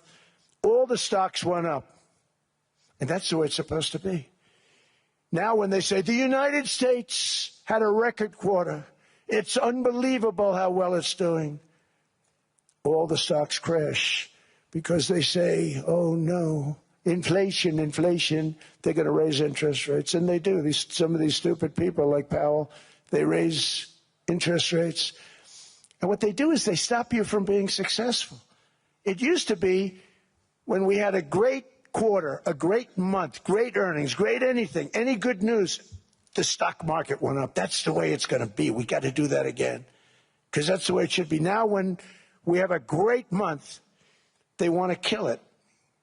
Like we did over 5%. People were surprised. We should do 20%. We could do 25%. When we announce good numbers, and the reason is they're so petrified of inflation. And growth doesn't mean inflation. We've had tremendous growth with very low inflation. In fact, growth can fight inflation, proper growth.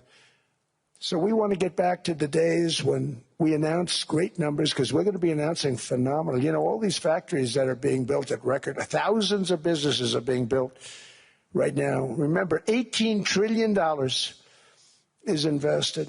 I think the second number is 3. And that was China many years ago. Investments in the country from outside. 18 trillion, nobody's ever seen. And that's money coming in and building things, factories. Thousands of businesses are being built. Thousands.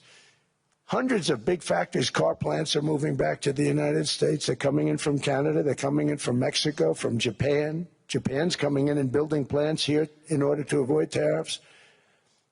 They're coming in from China. They're coming in from all over the world. We have more plants being built now, car plants, than we've ever had built, even in the heyday from the 1940s and 50s. And they're bigger. They don't use renovations anymore where they take an old plant, they rip it down, they build a brand new plant, super modern plant. But it's happening at levels that nobody's ever seen. In 2024, the U.S. built less than 2 million new homes, but Biden admitted more than 8 million new migrants. And those days are over. In 2025, for the first time in 50 years, the United States had reverse migration. Boy, that was nice. And these were criminals that were being taken out of our country because they allowed people to come into our country from jails, from gangs, drug dealers, murderers. 11,888 murderers. We've gotten most of them out. And then ICE gets beat up by stupid people from leadership in Minnesota. We actually are helping Minnesota so much, but they don't appreciate it. Most places do. You know, Washington, D.C. is the safest place now in the United States. It was a very dangerous place to walk, and now you can walk with your wife, your kids, right through the middle of the city. Right now, Washington, D.C. is as safe as it gets. It was one of the most unsafe, I had to admit. We sent in the military, the National Guard. Within 2 months, it was great. Within 3 months, it's like a really great place and a safe place and a beautiful place. It's even been cleaned up. The graffiti's gone. The fences are gone. We don't have to worry about fences anymore. All of the places, the grasses are cut and replaced with new grass in many cases. It's all going to happen in the spring. But Washington and D.C. is beautiful again, and it's safe. New restaurants are opening up. They were all closing. Now you can't get into a restaurant. Restaurants in Washington, D.C. are all opening. Memphis also, Memphis, Tennessee, New Orleans, Louisiana. We were there for 3 weeks. We've cut the crime down by 64%. Within another month, we'll have virtually no crime there. We can do that all over. We're going to help the people in California. We want to have no crime. I know Gavin was here. I used to get along so great with Gavin when I was president. Gavin's a good guy.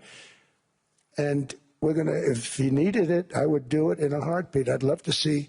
We did help them a lot in Los Angeles, a lot with the early in my term when they had some problems. But we would love to do it. I will say this, if I were a Democrat governor or whatever, I would call up Trump. I'd say, come on in, make us look good. Because we're cutting crime down to nothing. And we're taking people out, career criminals, who are only going to do bad things, and we're bringing them back to their countries. But where we've done it, it's been amazing. And we have a capacity to do it at much greater levels.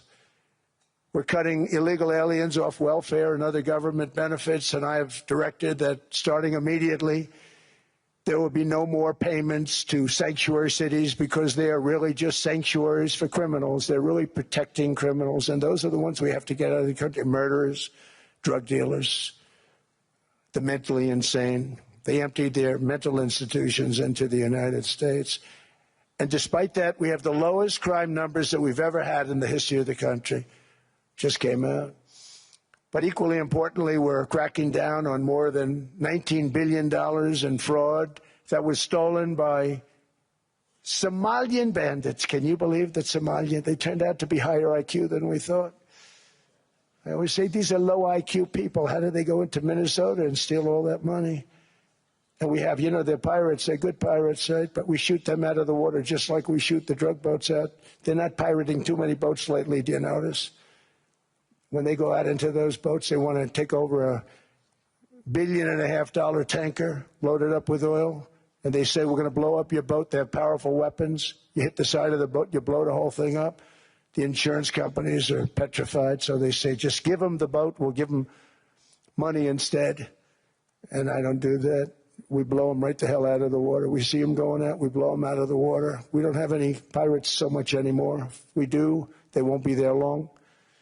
We've cut down with the hitting of the boats that are loaded up with drugs, including submarines. Can you believe they actually buy small, they call mini subs, very fast. They're meant for drugs. We've knocked out 2 of them. The Democrats say they were fishing. You have ruined somebody's fishing weekend, I would say. A submarine is not a fishing boat. You don't fish.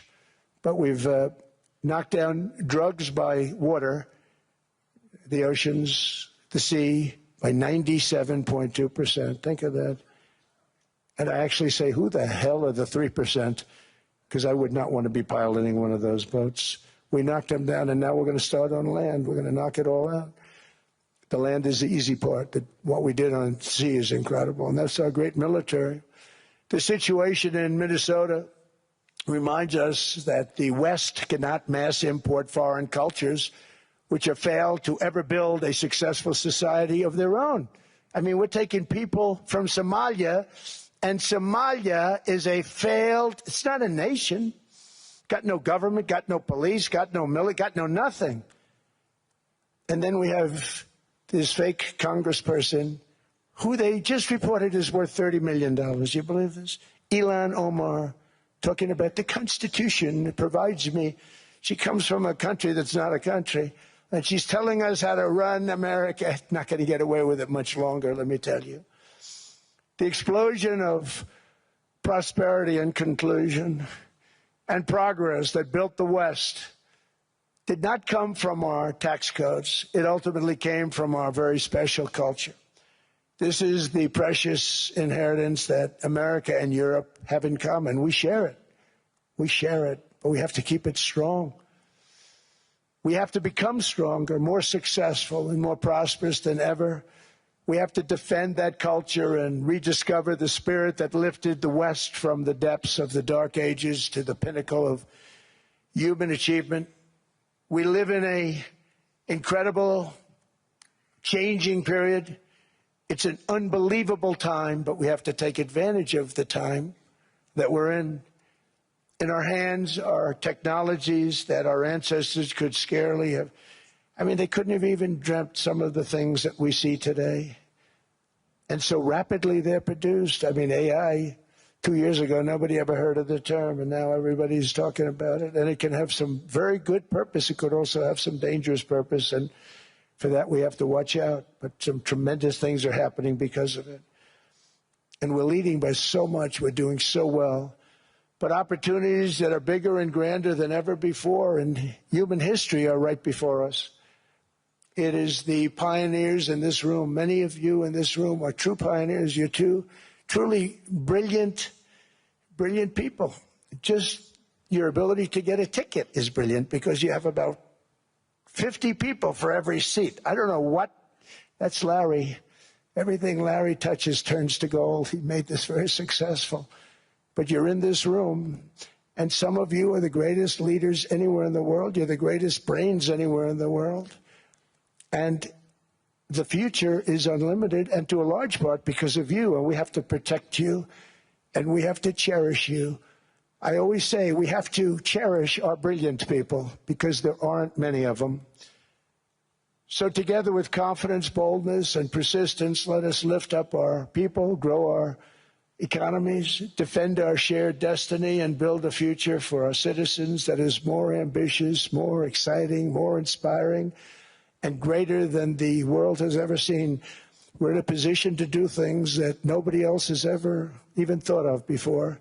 And many of the people in this room are the ones that are doing it, and I want to congratulate you, and I'm with you all the way. You can do things that nobody else can even think about. So I congratulate you on your tremendous success.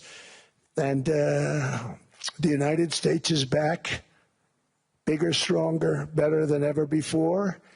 And I'll see you around. Thank you all very much. Thank you very much.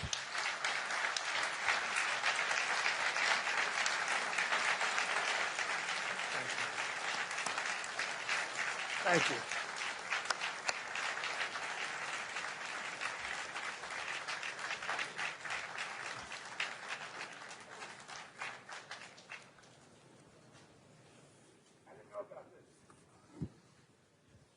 This was supposed to be a nice fire chat, Mr. President. Yes, good.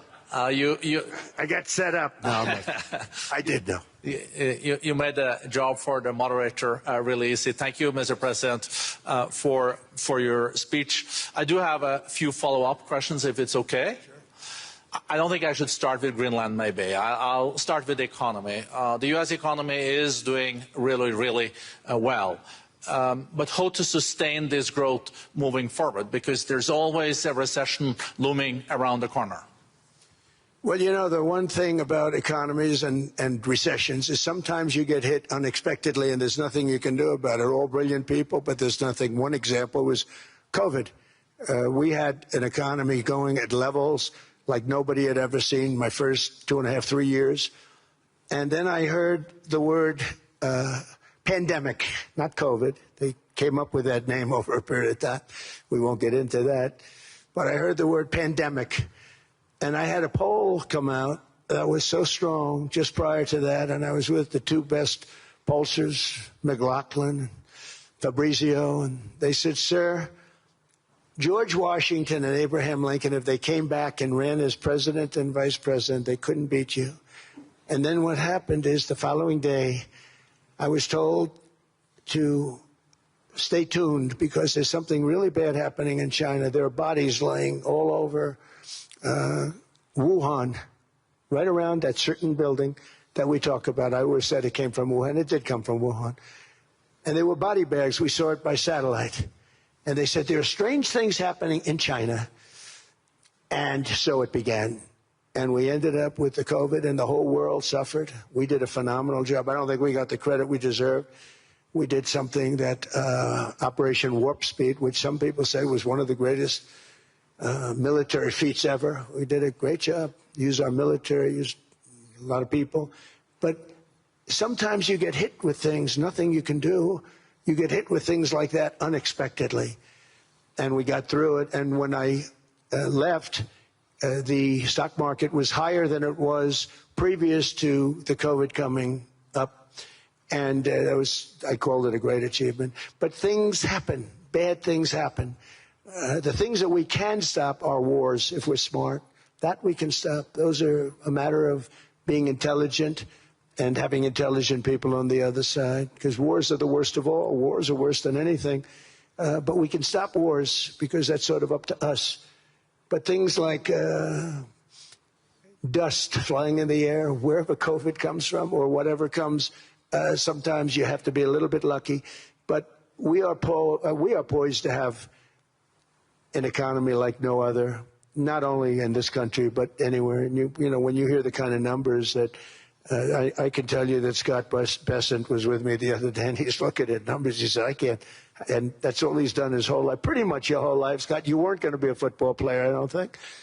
Scott was not that great at football, but he was always good at numbers, right? And he was looking at numbers. He said, I've never seen anything like this. We're poised to do things that no other country has ever done. And, you know, luck, I hate to say it, but we need a little luck. We don't want to get hit by something that nobody could have thought. Whoever thought we were going to hit by a pandemic? You know, when I heard the word pandemic, I said, oh, that's an ancient problem. World War I, they lost 100 million people. It actually ended World War I. A lot of people don't know. The Spanish flu in World War I ended the war because all the soldiers were sick. The soldiers were so sick on both sides, and that war was raging, and they were all dying from the Spanish flu. They were sick as dogs. They couldn't fight. So, you know, you don't know how that would have turned out. But so we do, I mean, subject to that, and I always have to put a caveat in for it, but we're poised to have the greatest growth of any large country, I think any country that there's been. When you look at what's happening in the United States, it's really amazing. Thank you. One thing that maybe keeps you up at night, I know you don't sleep that much anyway, Mr. President, is the debt. The U.S. debt is high, is now the biggest expenditure on your budget. How to get out of that impasse? Well, the big thing is growth. I mean, growth is the way. If we grow like this, we go from having at $37 trillion. We go from having high debt to low debt. But we also are cutting expenses, you know, the old-fashioned way. We have extraordinary growth. I think we're going to be growing our way out. I think we're going to be paying off debt. We're taking in tremendous money from tariffs fairly. And again, I'm using them judiciously. You know, Switzerland's a case study. I could have gotten much more. I could have asked for much more.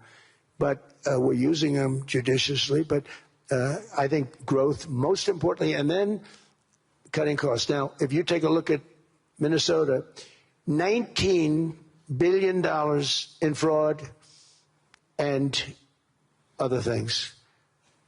People going to airports, they came into the country, they don't have 10 cents, and they're leaving with hundreds of thousands of cash in their bags. When we get to that, and our DOJ, Pam, and Todd, and all the people that work over there, and all of the people that work in here, I can tell you, Scott Bessent is working on that. It's a priority, right? You have your whole team.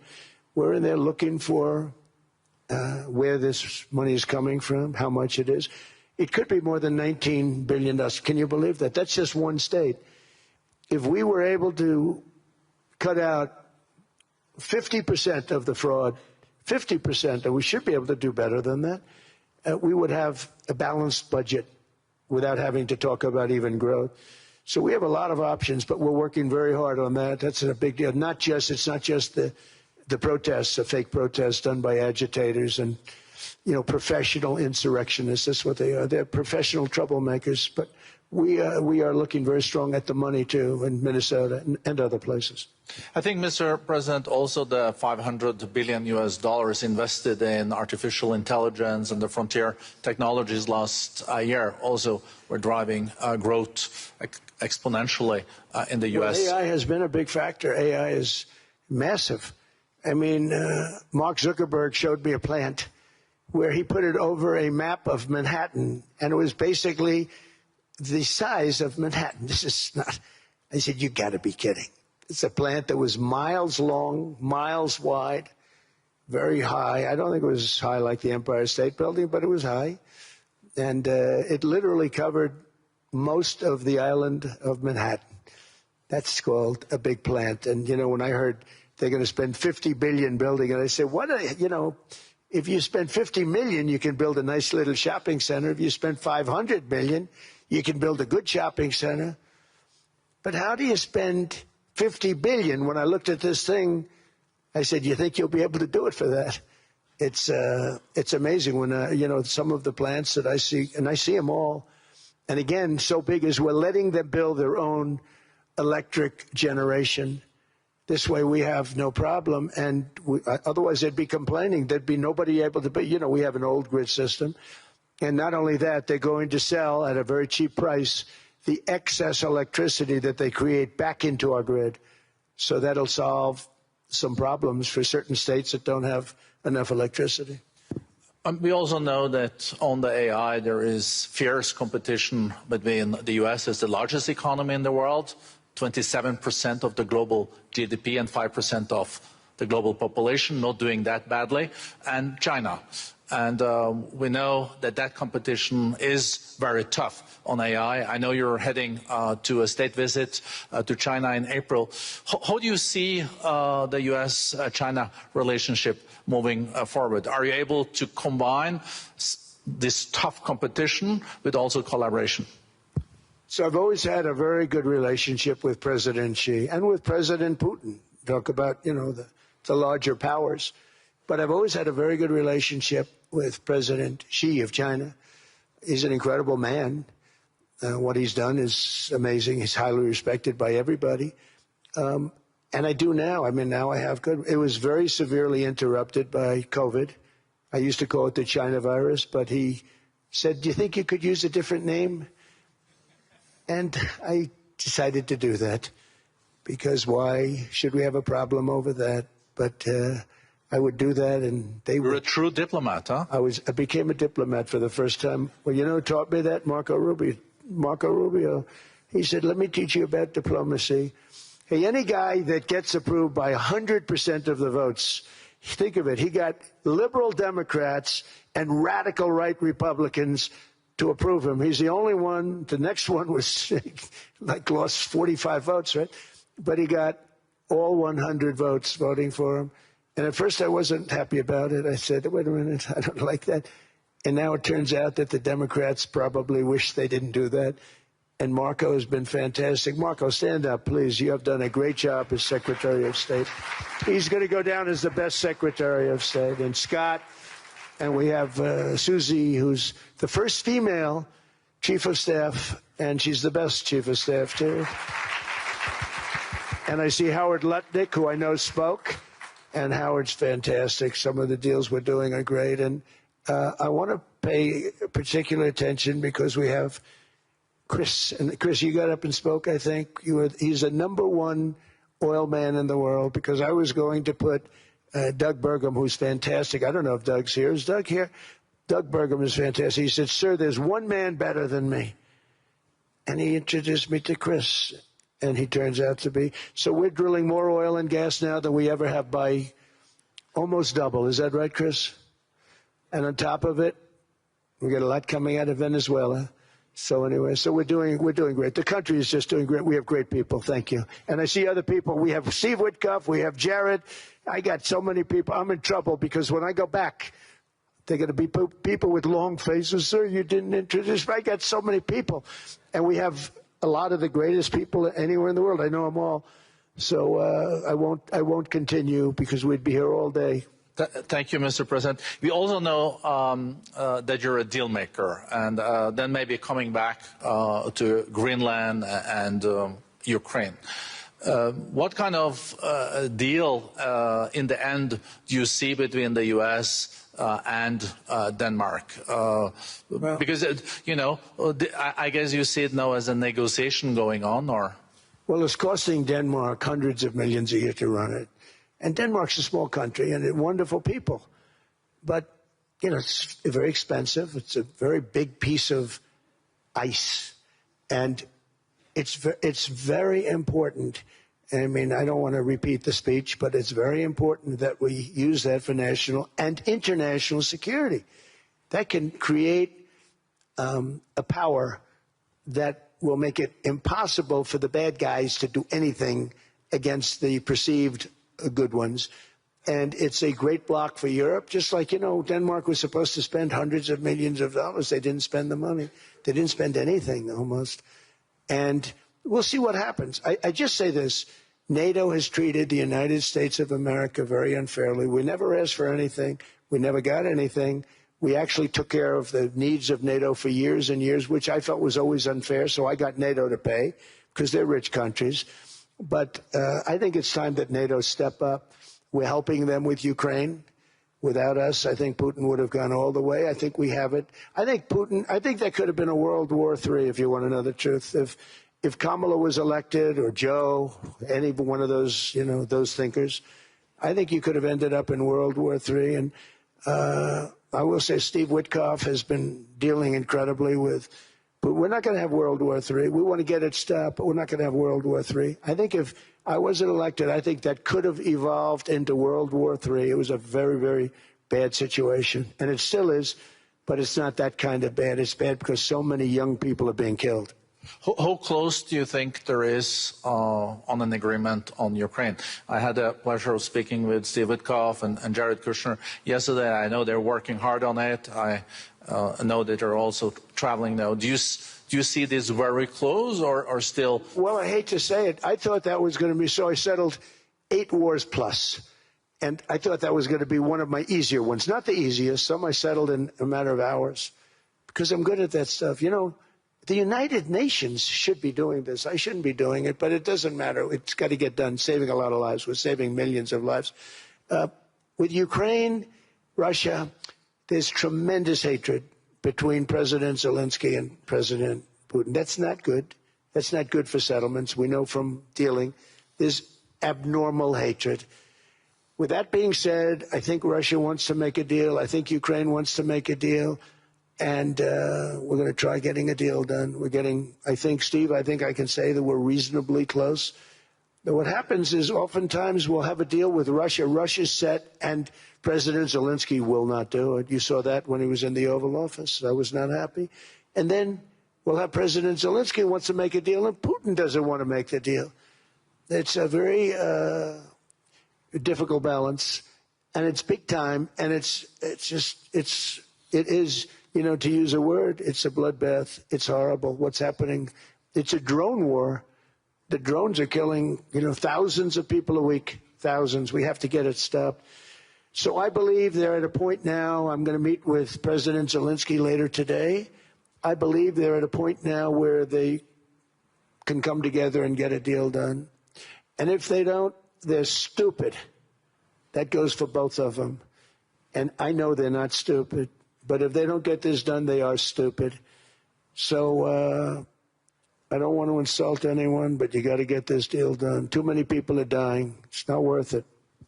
President Sisi is sitting on the first row here. He spoke earlier today and also complimented you on the Gaza deal. I think there will be a signing tomorrow. Of course, there are different views on this, but how important do you think this signing is on the board of peace? And do you think this is going to sustain? Do you think we now will see Gaza reconstructed and the billions of US dollars invested? I do. I mean, I think we have peace in the Middle East. There are some little situations like Hamas, and Hamas has agreed to give up their weapons. Now, you know, they were born with a weapon in their hand, so it's not easy to do. When they were born with a rifle in their hand. It's not an easy thing for them, but that's what they agreed to. They've got to do it. And we're going to know, Jared, over the next 2 or 3 days, certainly over the next 3 weeks, whether or not they're going to do it. If they don't do it, they'll be blown away very quickly. They'll be blown away. You know, we have 59 countries that are part of that whole peace deal. And some of those countries aren't even they're near the Middle East, but they're not in the Middle East traditionally. And they want to come in and take out Hamas. They want to come in. They want to do whatever they can. There's a problem with Hezbollah in Lebanon, and we'll see what happens there. But that's a problem. But there are these little flames, but there's peace in the Middle East. Now, had we not gone in and knocked out with those big, beautiful, we just ordered 25 brand new ones, the latest and the greatest, the B-2 bomber. Think of them, they went in there at 2 o'clock in the morning with no moon, no light, no nothing, and every single one of those massive bombs hit its target, 100,000-pound bombs hit its target, every one of them. And then on top of it, from a submarine 300 miles away, we hit the sites with tomahawks, which is an unbelievable weapon. So, you know, we did our job. If we didn't do that, you would have never had peace in the Middle East. And the countries like Saudi Arabia, UAE, and Qatar could never have, and others could never have signed anything because you would have had this dark cloud, and the dark cloud was Iran with nuclear. Iran would, if we didn't take them out, they would have had a nuclear weapon within 2 months. They were very close to having the nuclear weapon, and we hit them hard. And it was a total obliteration. If they may try again, but they're going to have to try from a different area because that area was obliterated. Incredible thing we did. And because we did that, we were able to make peace. If we didn't do that, I would say, Jared and Steve, if we didn't do that, there was no chance of making peace because the countries I just named and other countries could have never signed off. They were afraid. They were afraid. We had a bully. The bully was Iran, the bully of the Middle East. They used to call it for years.